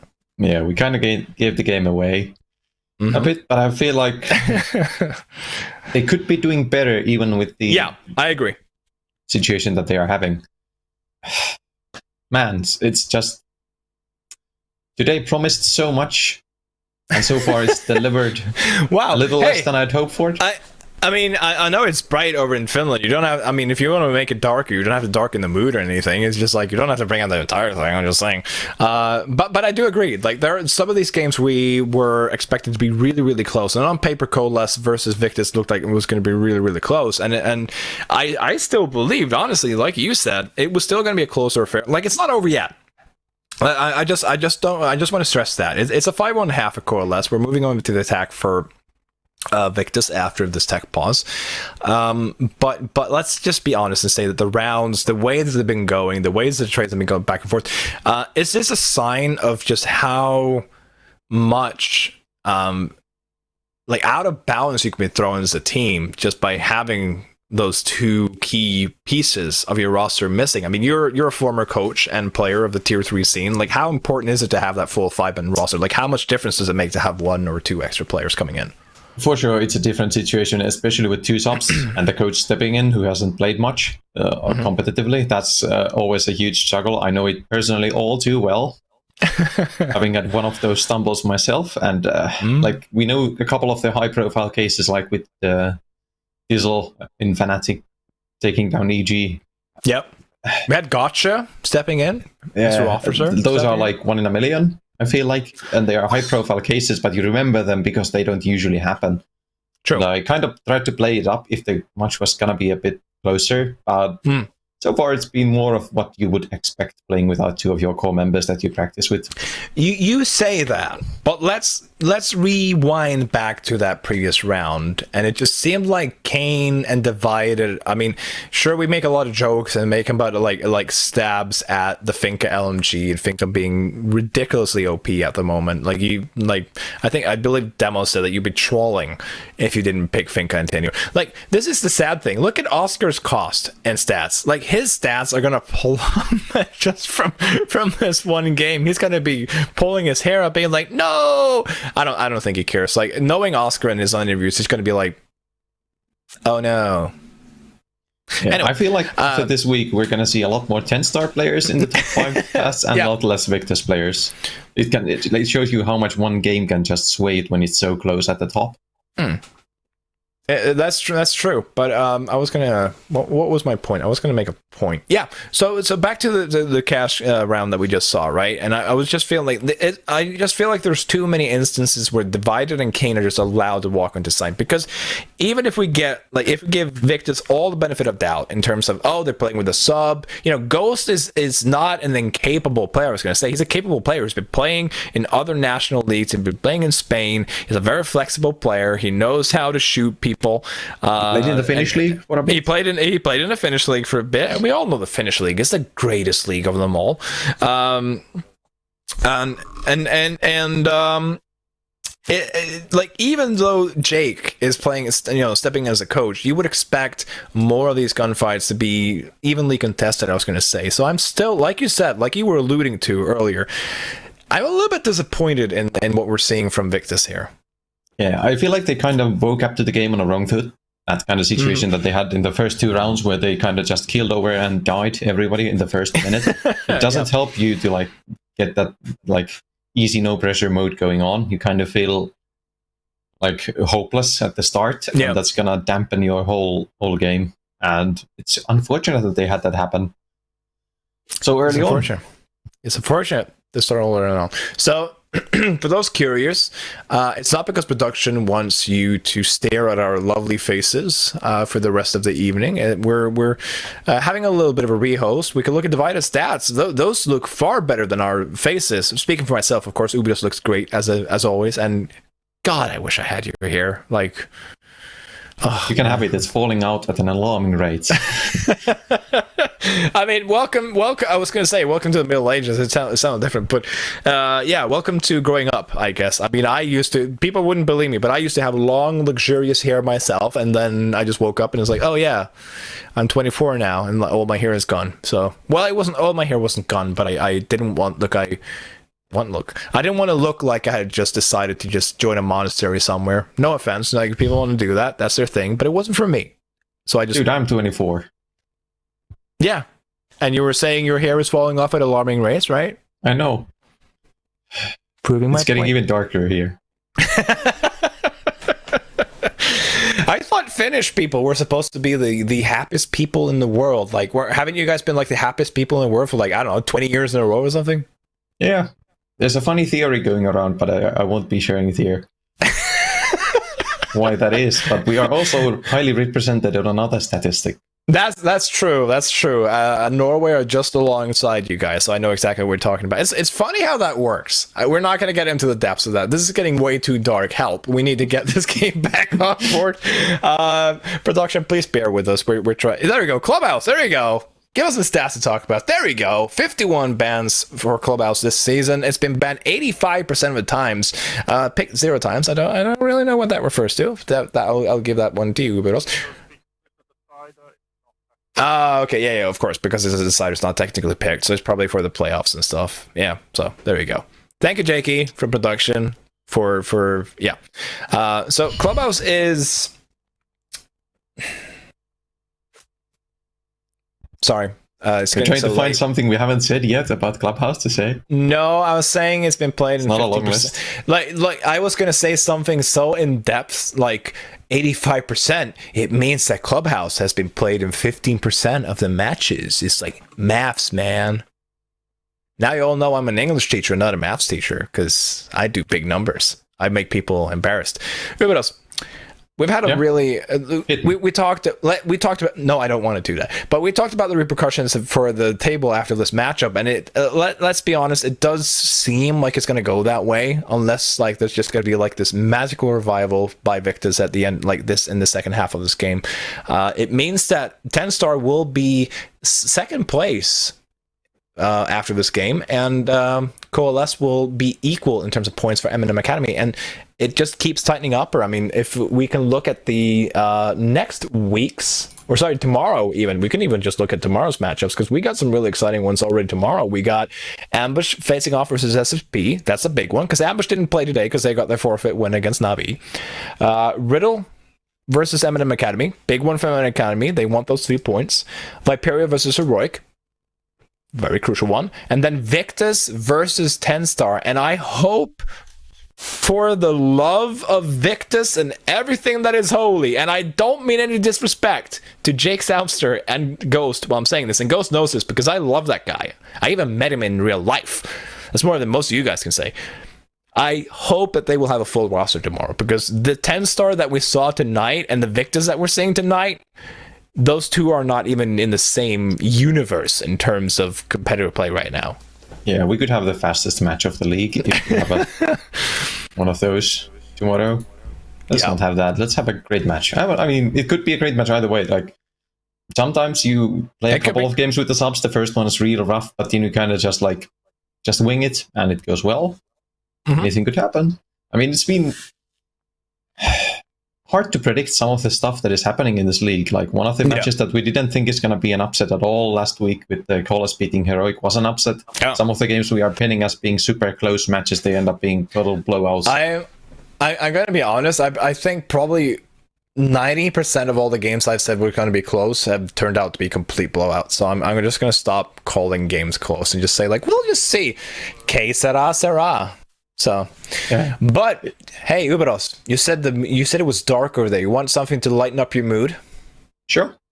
We're going back to game, ladies and gentlemen. Woo! According to production, at least, there we go. We're going back to Clubhouse. Let's see if Victus will be able to make a miracle run here in the second half of this map. And the important stuff first, Jake was 3 and 5. Because of the rehost, of course, the stats will be nullified. They will be 0-0 all over the board. So just keep in mind, Jake was still 3 and 5. That is apparently the most crucial thing to bring out from the Victus team here in the Victus lineup. Now, let's be honest, it's not all doom and gloom for Victus. Let's just keep that in mind, because in the NPL, of course, the top 6 teams qualify for the playoffs, and with the points that Victus have, it's not like they're in any real threat of losing that playoff spot anytime soon. Defenders protect your bombs from being what I thought was gonna happen today is that the playoff spots, like the contention for the playoff versus like the having to play the relegation matches, that is gonna be shaken up a lot. But what they instead had is the top places being shaken up by TENSTAR overcoming Victus, as it seems like, in the top 2 race for top 2, and that's also exciting. It is something that I did not see coming. I kind of thought maybe Victus is gonna clear it out before we knew what's gonna going on with them, and having to play with a couple subs. It kind of changes everything that I said on the pre-show and debrief. But let's see. There's still a world in which Victus can make this match competitive. Now that they are in the attack, sometimes when playing with a sub, the attack is easier to coordinate, because you are kind of going through a checklist, as we always say about Clubhouse. Whereas on defense, you kind of have to react to what the attack is doing and try and play off of them. And that's harder to do with like relatively less experience on the roster when one of your players is a coach who hasn't played at this level ever. Very true. Do you want to know an interesting fact? Go ahead. Jake Southster has 50% cost as of this round, or before this round, which is more than a lot of the players have played tonight. And I mean, Jags, the super player, only had 50%. So if Jake Southster can keep this one up, he's just as good as Jags. There you go. It's official. In terms of cost, at least. You don't sound too convinced. I was just trying to figure out how we lost color, but it was something with the observer. I was like, did my monitor just stop infecting people with the doom and gloom for Finland, all right? As YZN is picking up the first kill, and that's gonna be out to Noah. That's an opening kill for Victus, and now he's dead, but Skydie will be able to trade it back. There we go. Let's get that hopium going for Victus. And man advantage here on the attack. We've said it before that, you know, the attackers are looking very strong in this meta, of course, with the current, let's say, current situation going on with the LMGs and throw balls and whatnot. So it's not all too late here, of course, for Victus. Like I said, they could still bamboozle us on the attacker. Slowly building up the attack here. They have a nice pace about their attack this time. They have still more than a minute to go. Only 3 defenders to find. They're making good progress. Starting to do some of the prep for the inevitable execute that is going to come out. Jake holding the diffuser. And the honor to try and go for the plant when they feel it's safe to do so. Assuming they're going to go for the kitchen hatch top, as so many teams do. Blue push has kind of been out of favor for a long time now. Used to be at some point you would do a church and blue split, and now it's the kitchen that is the meta, I would say, on the map, quite clearly.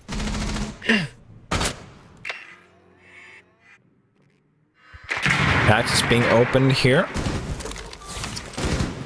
As Zeus has been, or Uzus, sorry, has been down here, and Jake just wants to go and confirm it, and he gets himself, he has apparently a double kill, but it's just him confirming the kill, as his kill is still on 0 here. Divided, though, with a heroic hold inside of church. This is his church, and if you want to step into it, you better pray to the god that is Divided himself, or at least join the congregation as he strikes again, but Skydie will be able to strike him down with the wrath of another god called Skydie, of course, himself. The plant's gonna have to go down, though, as the time's running out. Nyx is gonna have to run up here very close, but if he is too close too soon, he will be able to die. But of course, knowing where the plant goes down, Nixon will be able to close it out, and Coalesce will move up to map point already. Cool, calm and collected clutch coming out from Nixon there. Really played his time. They had some kind of information, I'd say, on the diffuser going down. He waited until the last second. They started planting in the dirt tunnel, not willing to risk taking a firefight he doesn't need to, and really well played from him. Looked a bit sketchy there. Divided really buying it out by his team and making it Coalesce the match point. There's huge coming from here. That's church wall here. Divided is just having such... I mean, okay, we weren't talking... Okay, all jokes aside, we've been talking a lot about Victus and their performance, how they're playing, all that stuff. Shout out to Skeptic. There you go. Why is it? And there you go. But Divided has had a really, really good game today, and people could of course say that, well, you know, this is not a typical game. This is a game where you don't really have all that pressure on yourself, and of course Divided could do, make a better performance when they're playing against a, reduced Victus, so to speak. But still, Divided winning a 3v1 in church against player of this caliber, even if all of those were 3 times 1v1s, it still speaks to how confident Divided is feeling right now in this matchup. And it is a little bit of a testament as well to what I believe Fresh as well mentioned this point earlier, just how talented some of these players on Coalesce are, and why people were, holding them as potentially the strongest team coming out of the Nordic region this season. Certainly, they are looking very good on the second half. Like, mind you, even though Victus are not down a man, but playing with a coach and a sub, 2 subs essentially, playing without 2 of their main players, still, like, nothing to take away from Coalesce. They have been playing excellent. They haven't let anything slip. They haven't been making stupid mistakes. That they haven't gotten overconfident. They have played their hand. They know that they have been crossing their T's and dotting their I's. Super solid stuff coming out from them. Some other teams might have thrown away much more of a lead, done something stupid, went into the games that Victus are maybe trying to play a bit unorthodox, doing silly stuff, getting into the shenanigans. Not them. They just want the 3 points. And why wouldn't you at this point? Because those 3 points, no pun intended, by the way, could mean the world at the end of the stage, because keep in mind, Coalesce is in 7th. Top 6 gives you a spot in the playoffs. The top 2 positions will get a better seeding, but place 3 to 6 will also be included inside the playoffs. So it could be massive for Coalesce to get themselves, especially now with the form that they've been showing the last couple of weeks. It could be massive for them to be able to claw themselves out with a playoff spot here and get into those best of 3s, potentially shake up a little bit in terms of the map pool here, because there are a lot of maps we haven't seen in this tournament as of yet. You never know what you're going to get until you get to the playoffs in those best of 3s, but right now we're still waiting for the first kill in this round. Sorry. More of a calm round. You see a couple of chaotic ones. This one is really down to the wire, as it seems. You see the nitrous. No, unfortunately, it gets stuck on the windowsill. That feels bad, man. Takes away the shield as well, so that one doesn't feel good at all. It happens. It's not, and I mean, it's pretty bad. It's not the end of the world, as Oscar is just going to yeet inside it with the LMG. Nate coming through from YZN as well, applying on the pressure. Nixon will get the opening kill into YZN with the SMG. Oscar will be able to trade one back onto Noah. Jake, look at him though! Entry on towards the side, getting himself a kill, but Kane, I was going to say, we're leaving it out, but here we go. All of a sudden, it all turns orange, and who else but Kane and Divided, who have both been running the show this entire match for Coalesce. Sure, Jake Salfster, you deserve an honorable shout out, and of course the Ghost as well, having to sub in on a relative short notice, I would assume. But Kane and Divided, oof, great game for those two. The Nixon revenge story keeps on going.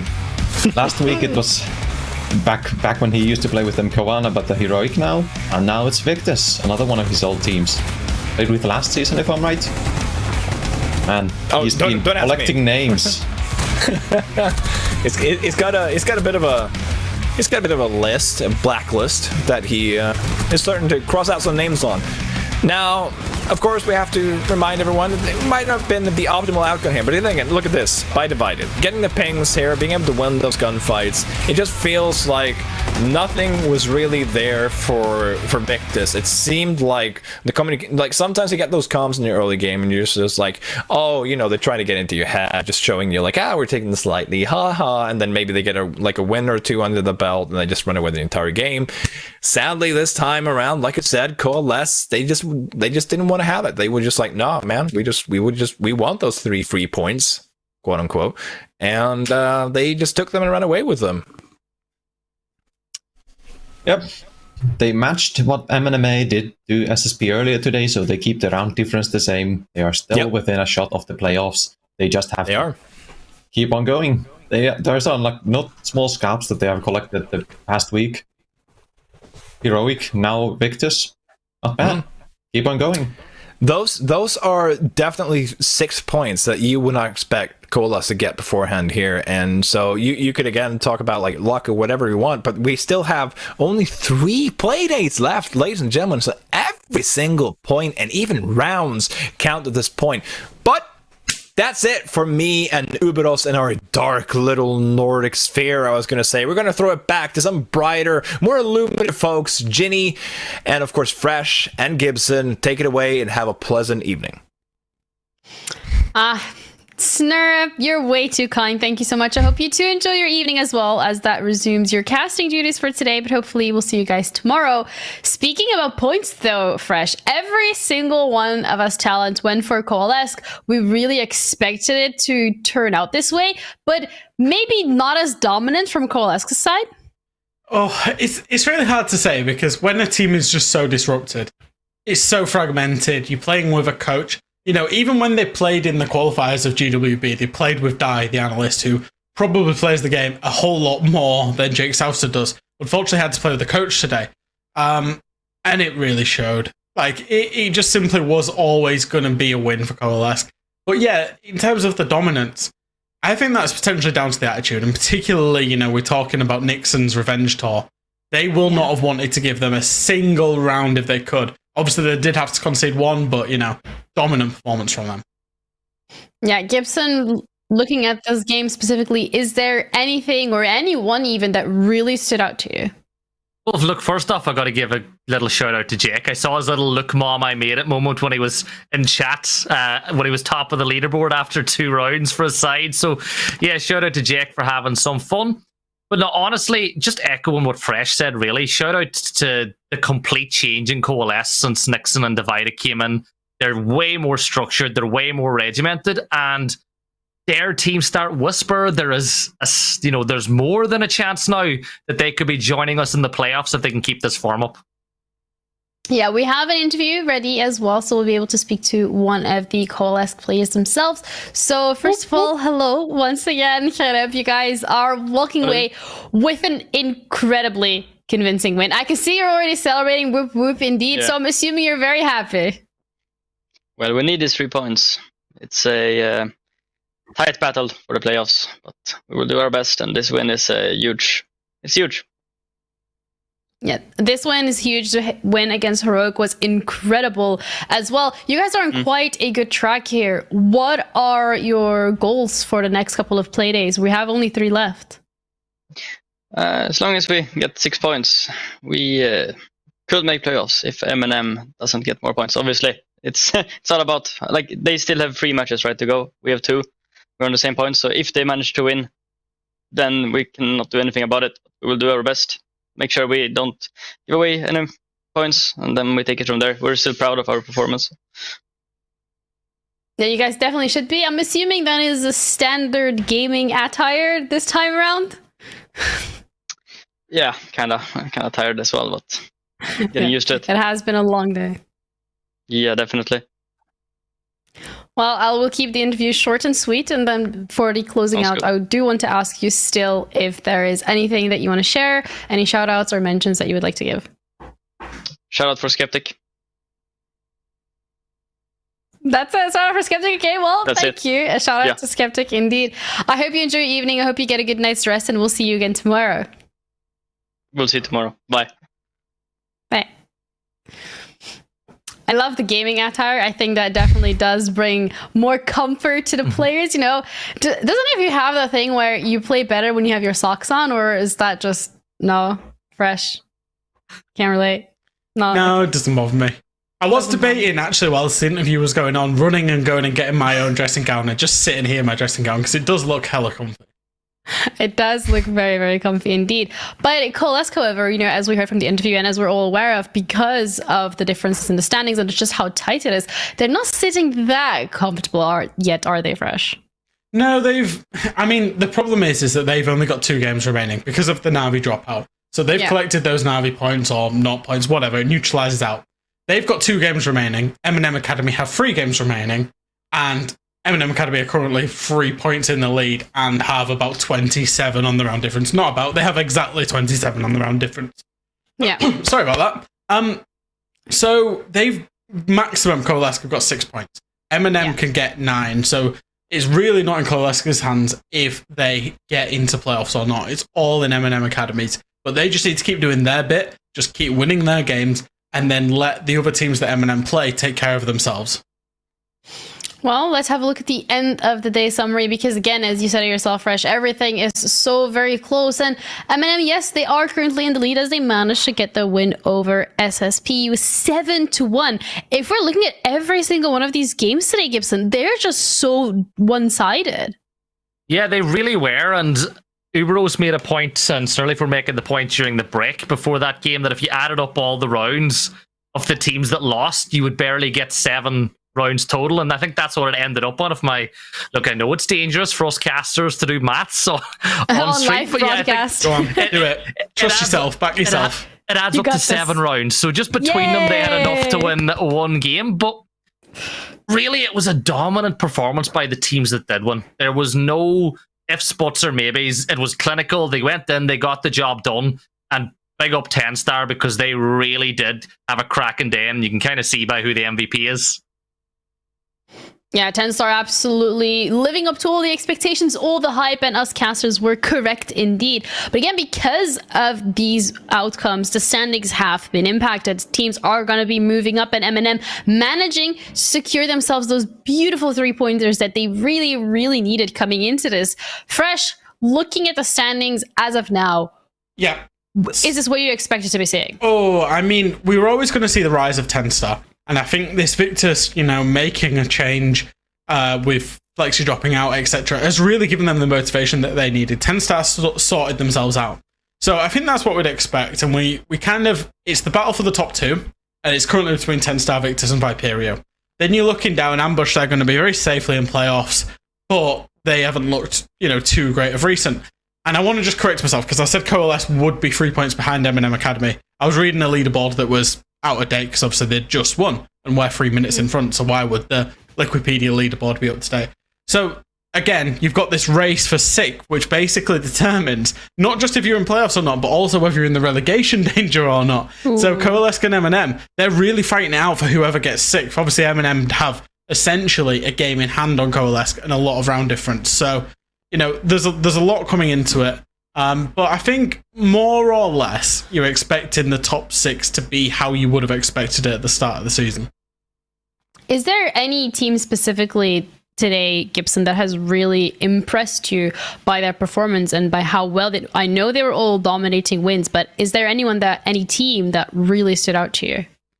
Well, it'd be obvious to say TENSTAR, so I'm not going to say them. I'm going to give some love to Viperio 86 as well, because that game, on paper, it had an opportunity maybe to be tricky because of the fact that RIDDLE didn't really have anything to play for. They were going to play free. They were going to play loose. So I think, just impressed with the fact they went in, they got the job done. It was clinical, workman performance, and they're the sort of performances you need to put in over the course of the season if you want to finish in the top spots.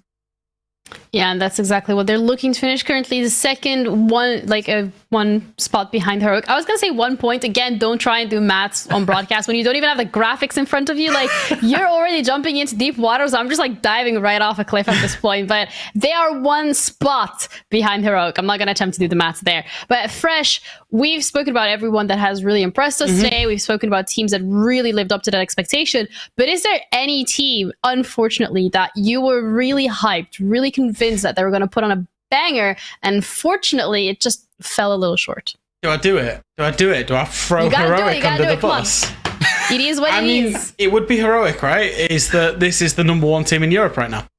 And then they came in and they put in, by their standards, an abysmal performance. And it wasn't that they put in the abysmal performance, it was that TENSTAR didn't let them. TENSTAR went out and absolutely dominated them. So I'm kind of praising TENSTAR now. I've transitioned it across Turn there. the negative into a positive. But Heroic, for me, were poor. And they had to pull out their A game to try and compete. You know, sure, it's not their A game of when they're in higher leagues and going off the majors internationally and all that stuff. But it was their A game for this competition, and they got absolutely dominated. So I was a little bit disappointed with Heroic, if I'm being brutally honest. Well, tomorrow is a new day, and tomorrow these teams once again get to prove themselves. They get some points. They get to potentially advance in the standings, but that's for tomorrow, as this is all from us when it comes to the Siege gameplay.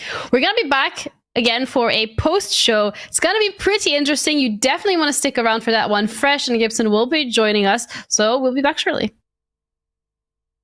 You might have heard casters refer to time as the sixth defender. The reason why is simple. If time runs out before the diffuser has been planted, the defenders will win and the attackers will lose. And as we discussed previously, the effect of time pressure can greatly influence an attacker's strategy. The more time the defenders can waste, the more pressure they can apply, which makes the ticking clock a defender's best friend. So much so that defending teams can actually employ strategies just to help this sixth defender. One way teams can achieve this is through the use of roamers, who are brilliant at making a defense proactive rather than reactive. A great example of this was TENSTAR's defense against Heroic on Bank during Playday 6. Despite the bomb sites being in the basement, TENSTAR spreads 3 of their players across the top floor. This gives TENSTAR a lot of map control, which allows the roamers to help each other during engagements while also having escape routes if things head south. Now, as 60% of TENSTAR's players are off the site, Heroic could, in theory, go straight for the objective, but that ever-present threat of the roamers flanking late into the round is way too dangerous to ignore, forcing Heroic to spend more time droning and clearing the area. Less than 40 seconds into the round, Gorgona is taken out by Jegs, and immediately on cue, 3 TENSTAR roamers run from the scene of the crime, retreating to the floor below. This leaves Heroic a man down with 3 roamers left to find and the rest of the map to redrone, because all of the information they've gathered up to this point is now out of date. But kills aren't the only advantage defenders can gain through roamers. Their presence alone can throw a huge spanner in the works for the attacker's strategy. TENSTAR demonstrates this brilliantly in their Playday 4 game against Ambush on Clubhouse. Once more, it's a basement hold and TENSTAR have sent Jegs and Azza to roam the top floor. Azza is positioned in gym with the angle looking towards the jacuzzi wall. Jegs floats between bedroom and logistics, keeping an eye on the hatch. The threat that these 2 roamers pose draws the attention of 3 Ambush members and helps waste an entire half of the round. 90 seconds fly by until Ambush eventually makes a move, which ultimately backfires as Jegs fires back, securing a nice double kill for their team. Roaming is a deadly weapon when utilized correctly and a fantastic demonstration of a player's skill. All of this talent is put on display here in the NPL.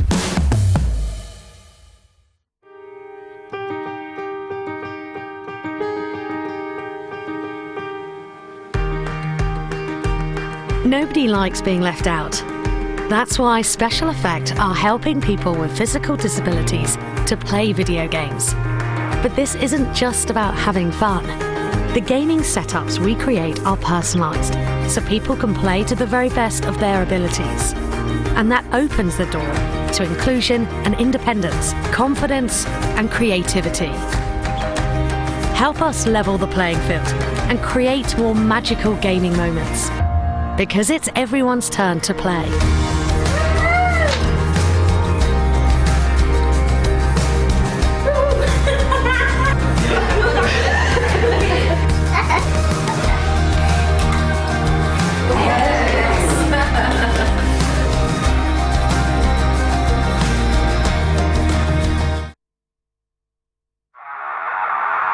In 3 quick kills, 4 quick kills come in. And Slaughter just picks them apart.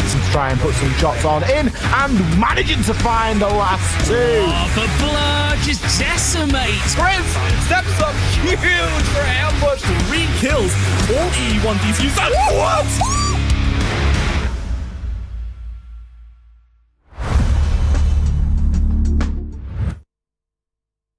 Good evening, gamers. Welcome to the debrief. We have Fresh and Gibson, both very cozied up in their robes. Fresh, please do explain your fashion choices. Well, I mean, we saw KMB in his lovely robe, so I thought I'd go and grab mine. But upon reflection, to be honest, it's really hot because I'm in the UK. He's obviously in Sweden, so he's possibly in a colder part of Sweden.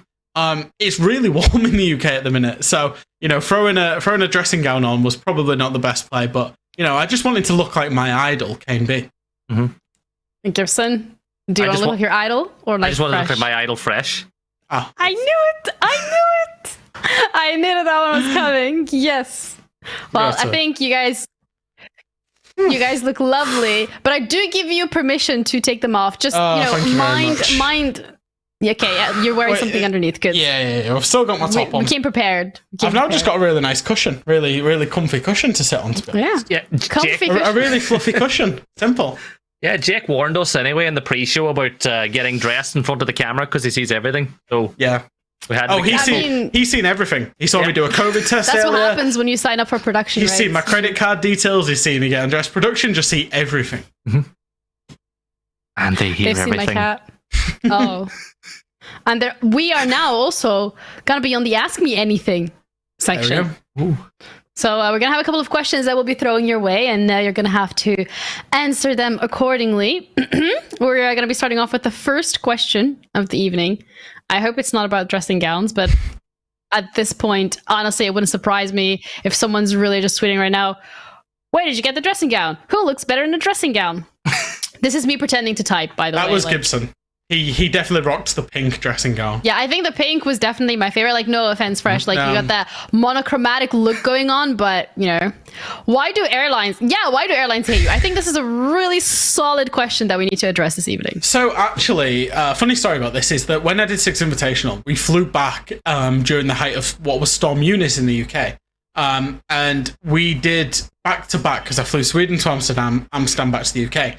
And we did back-to-back what's called aborted landings, which is when the plane's going down and the pilot doesn't deem it safe enough to land. And then you have to go back up, go around and go down again. And I was just like, oh my days. Like getting 100 meters off basically the tarmac and then flying straight back up. Horrible. It happened twice. Like literally people were screaming. It was horrible. And then I'm like, 4 days later, I'm like, I'm going to go to Tenerife on holiday. So I go to Tenerife on holiday. I'm at Gatwick Airport on the plane, about to go to a really nice hot island. And then we have an aborted takeoff, which is where the plane goes halfway down the runway and then slams on because it's not safe enough to take off. And I'm just like, why does everything hate me? And then going to America, I lost my luggage. Coming back from America, I lost my luggage. My luggage just gets lost all over the place. And I put it down to travel, simply, is that if you do enough traveling, the odds are you're going to face some issues. Is that why you lost the air? Did you lose the air tag? Did you find the luggage with the air tag? What happened with the air tag? Yeah, I mean, it was going out to America. I didn't have any air tags. And I was just like, the luggage will be fine. And then I get to JFK and it's just not there. And I'm like, okay, I guess I best get on my flight to Charlotte and then just try and figure it out. And it took 4 days for it to arrive, which was really annoying. And then from there on, somebody was like, well, why didn't you just put an air tag in forehead? I was like, forehead? Yeah, that's a really good idea. And then from there on out, I've been fine. He was messaging me, asking me to bring clothes. Genuinely. I asked you. Ian Chambers turned up to my house to pick up clothes because he was coming out 3 or 4 days later than me. Genuinely, he sent me a picture, and it must have been about 4 a.m. in my, obviously in America. And he's sent me a picture of my house. He's like, is this your house? Because I'm going to get you some clothes. What an absolute lovely human being. My goodness. Shout out to Ian for doing that. That's the nicest thing I've ever heard. Wow. Yeah, it was really good. My man Ian. Well, let's go to the second question before we start getting a little too emotional here. You can make 2 changes to the current competitive map pool. What would you change, Gibson? You can take first dibs. Ooh, that's a good question. I can't be the only one that kind of misses Villa or misses Coastline. Just a little smidgen. Just a little bit. Come on. It was fun. It was fun. And you got to shout out everyone, every single pro I've spoke to, coach, analyst, fan. Everyone wants Bartlett in that competitive map pool, don't we? Do they? Really? No. The sarcasm just goes right past us. Definitely not. I think Fortress, actually, a little rework on Fortress, that could be a pretty good competitive map. So what are your 2 changes then? Because you've dilly-dallied a little bit here. What's your 2 out? What's your 2 in? Bring back Coastline. Take out Border. Okay. Put in Fortress, like a slightly reworked Fortress. Okay. And just because we've seen it 150 million times, just take Borrigan out of there for a little bit. Borrigan. Yeah. I mean, the 2 out for me are super easy. It's Clubhouse Oregon. You just get them both gone. I don't want to swear. they're terrible. Get them gone, right? And I would bring back. This would be simply unthinkable for a lot of people. I'd bring back Consulate. I know a lot of people don't like it. I understand why they don't like it, but I loved the map when I was inside of Pro Play. Mm-hmm. And then the second map that I would reintroduce, because it was in for 1 stage only, would be Favela. The reason for Favela is I'm unreal at it on ranked. So there we go. I think these are very solid choices. I know we'll see whether or not someone's going to be arguing with you on Twitter. But Twitter has more questions to throw our way. So we have question number 3 as well. And that's going to be, which map has the biggest real estate value? Fresh. Quick maths. Ooh, it's got to be Tower, right? Like, it's a massive, I suppose maybe even skyscraper. But Tower's massive, and it's like right at the top of a tower. So you'd have to say Tower, surely. I don't know. What a weird question. Affy, hello? Oh, skyscraper. I feel skyscraper. Okay. Guess we have a unanimous decision on that one. Affy, if you've done the maths, please do let us know. Reply to your own question with the answer if you don't agree as well. If you're watching this, we need answers. We want to know what's going on. What kind of question is that? Do we have another question coming our way? There's going to be, can Heroic recover from the 2 losses that they have suffered this season, facing off against Viperio 86 and then Victus? I'm going to give this one to Gibson first. Of course. They're the best team in Europe for a reason. Obviously, they've got EUL on their mind a little bit, and 2 of their losses have pretty much come after Playday. So, yeah, of course they can bounce back. I don't even think they're in a need to bounce back, to be honest. Yeah. In terms of you talking recoveries, remember this roster's one that...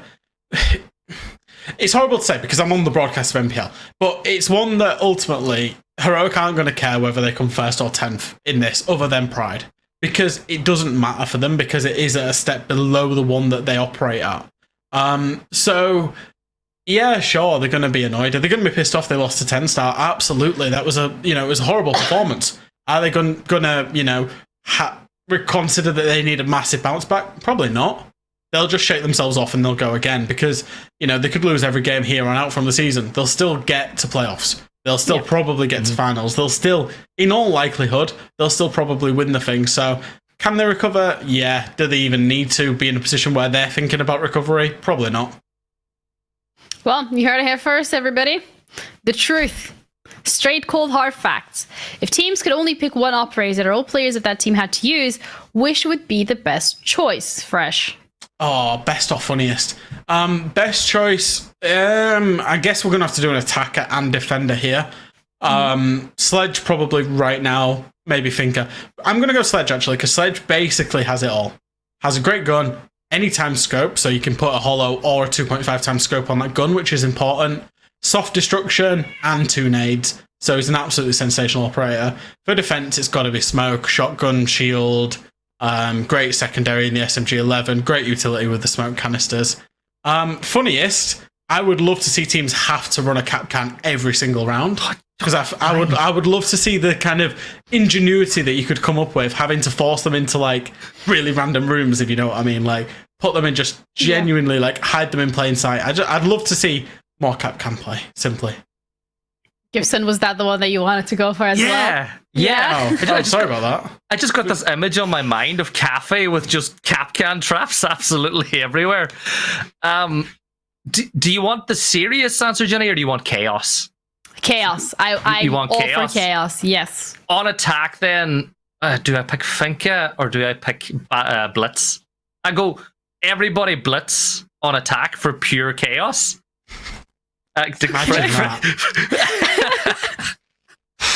And on defense, if it's going to be well, obviously Fresh stole mine. I'd go for Ella Shotgun, just so that you've got loads of Grismot mines absolutely everywhere. No. And just you said chaos. That's chaos. Yeah, I don't think anyone would want to play the game anymore. Imagine 5 fuses, by the way. Oh, chaos indeed. I love that. Yeah, I like that. That's absolutely 10 out of 10 answer. Still have another question coming our way. If you could build an NPL super team, which 5 current players would you pick? I remember you were highlighting that he would love to hold on to 4 out of the 5 10-star players. Fresh, is this something that you would agree with? Are there other players that you think could be missed and matched? Christ, this is a really hard one. This is a really, really hard one. And I want to know from Ubros, actually. This is an AMA, but I'm asking a question back. Which is the 5th player that he wouldn't want in his super team? Because he said 4 out of 5. And I'm also saying that I'm just buying myself some time. I'm going to limit myself. I'm going to actually not go for like more than 1 player from each team. Because I think it would be really easy to just say, right, all of Heroic. So I would go for Gorgona, first and foremost. And this isn't based on roles or anything. This is just the best 5 players.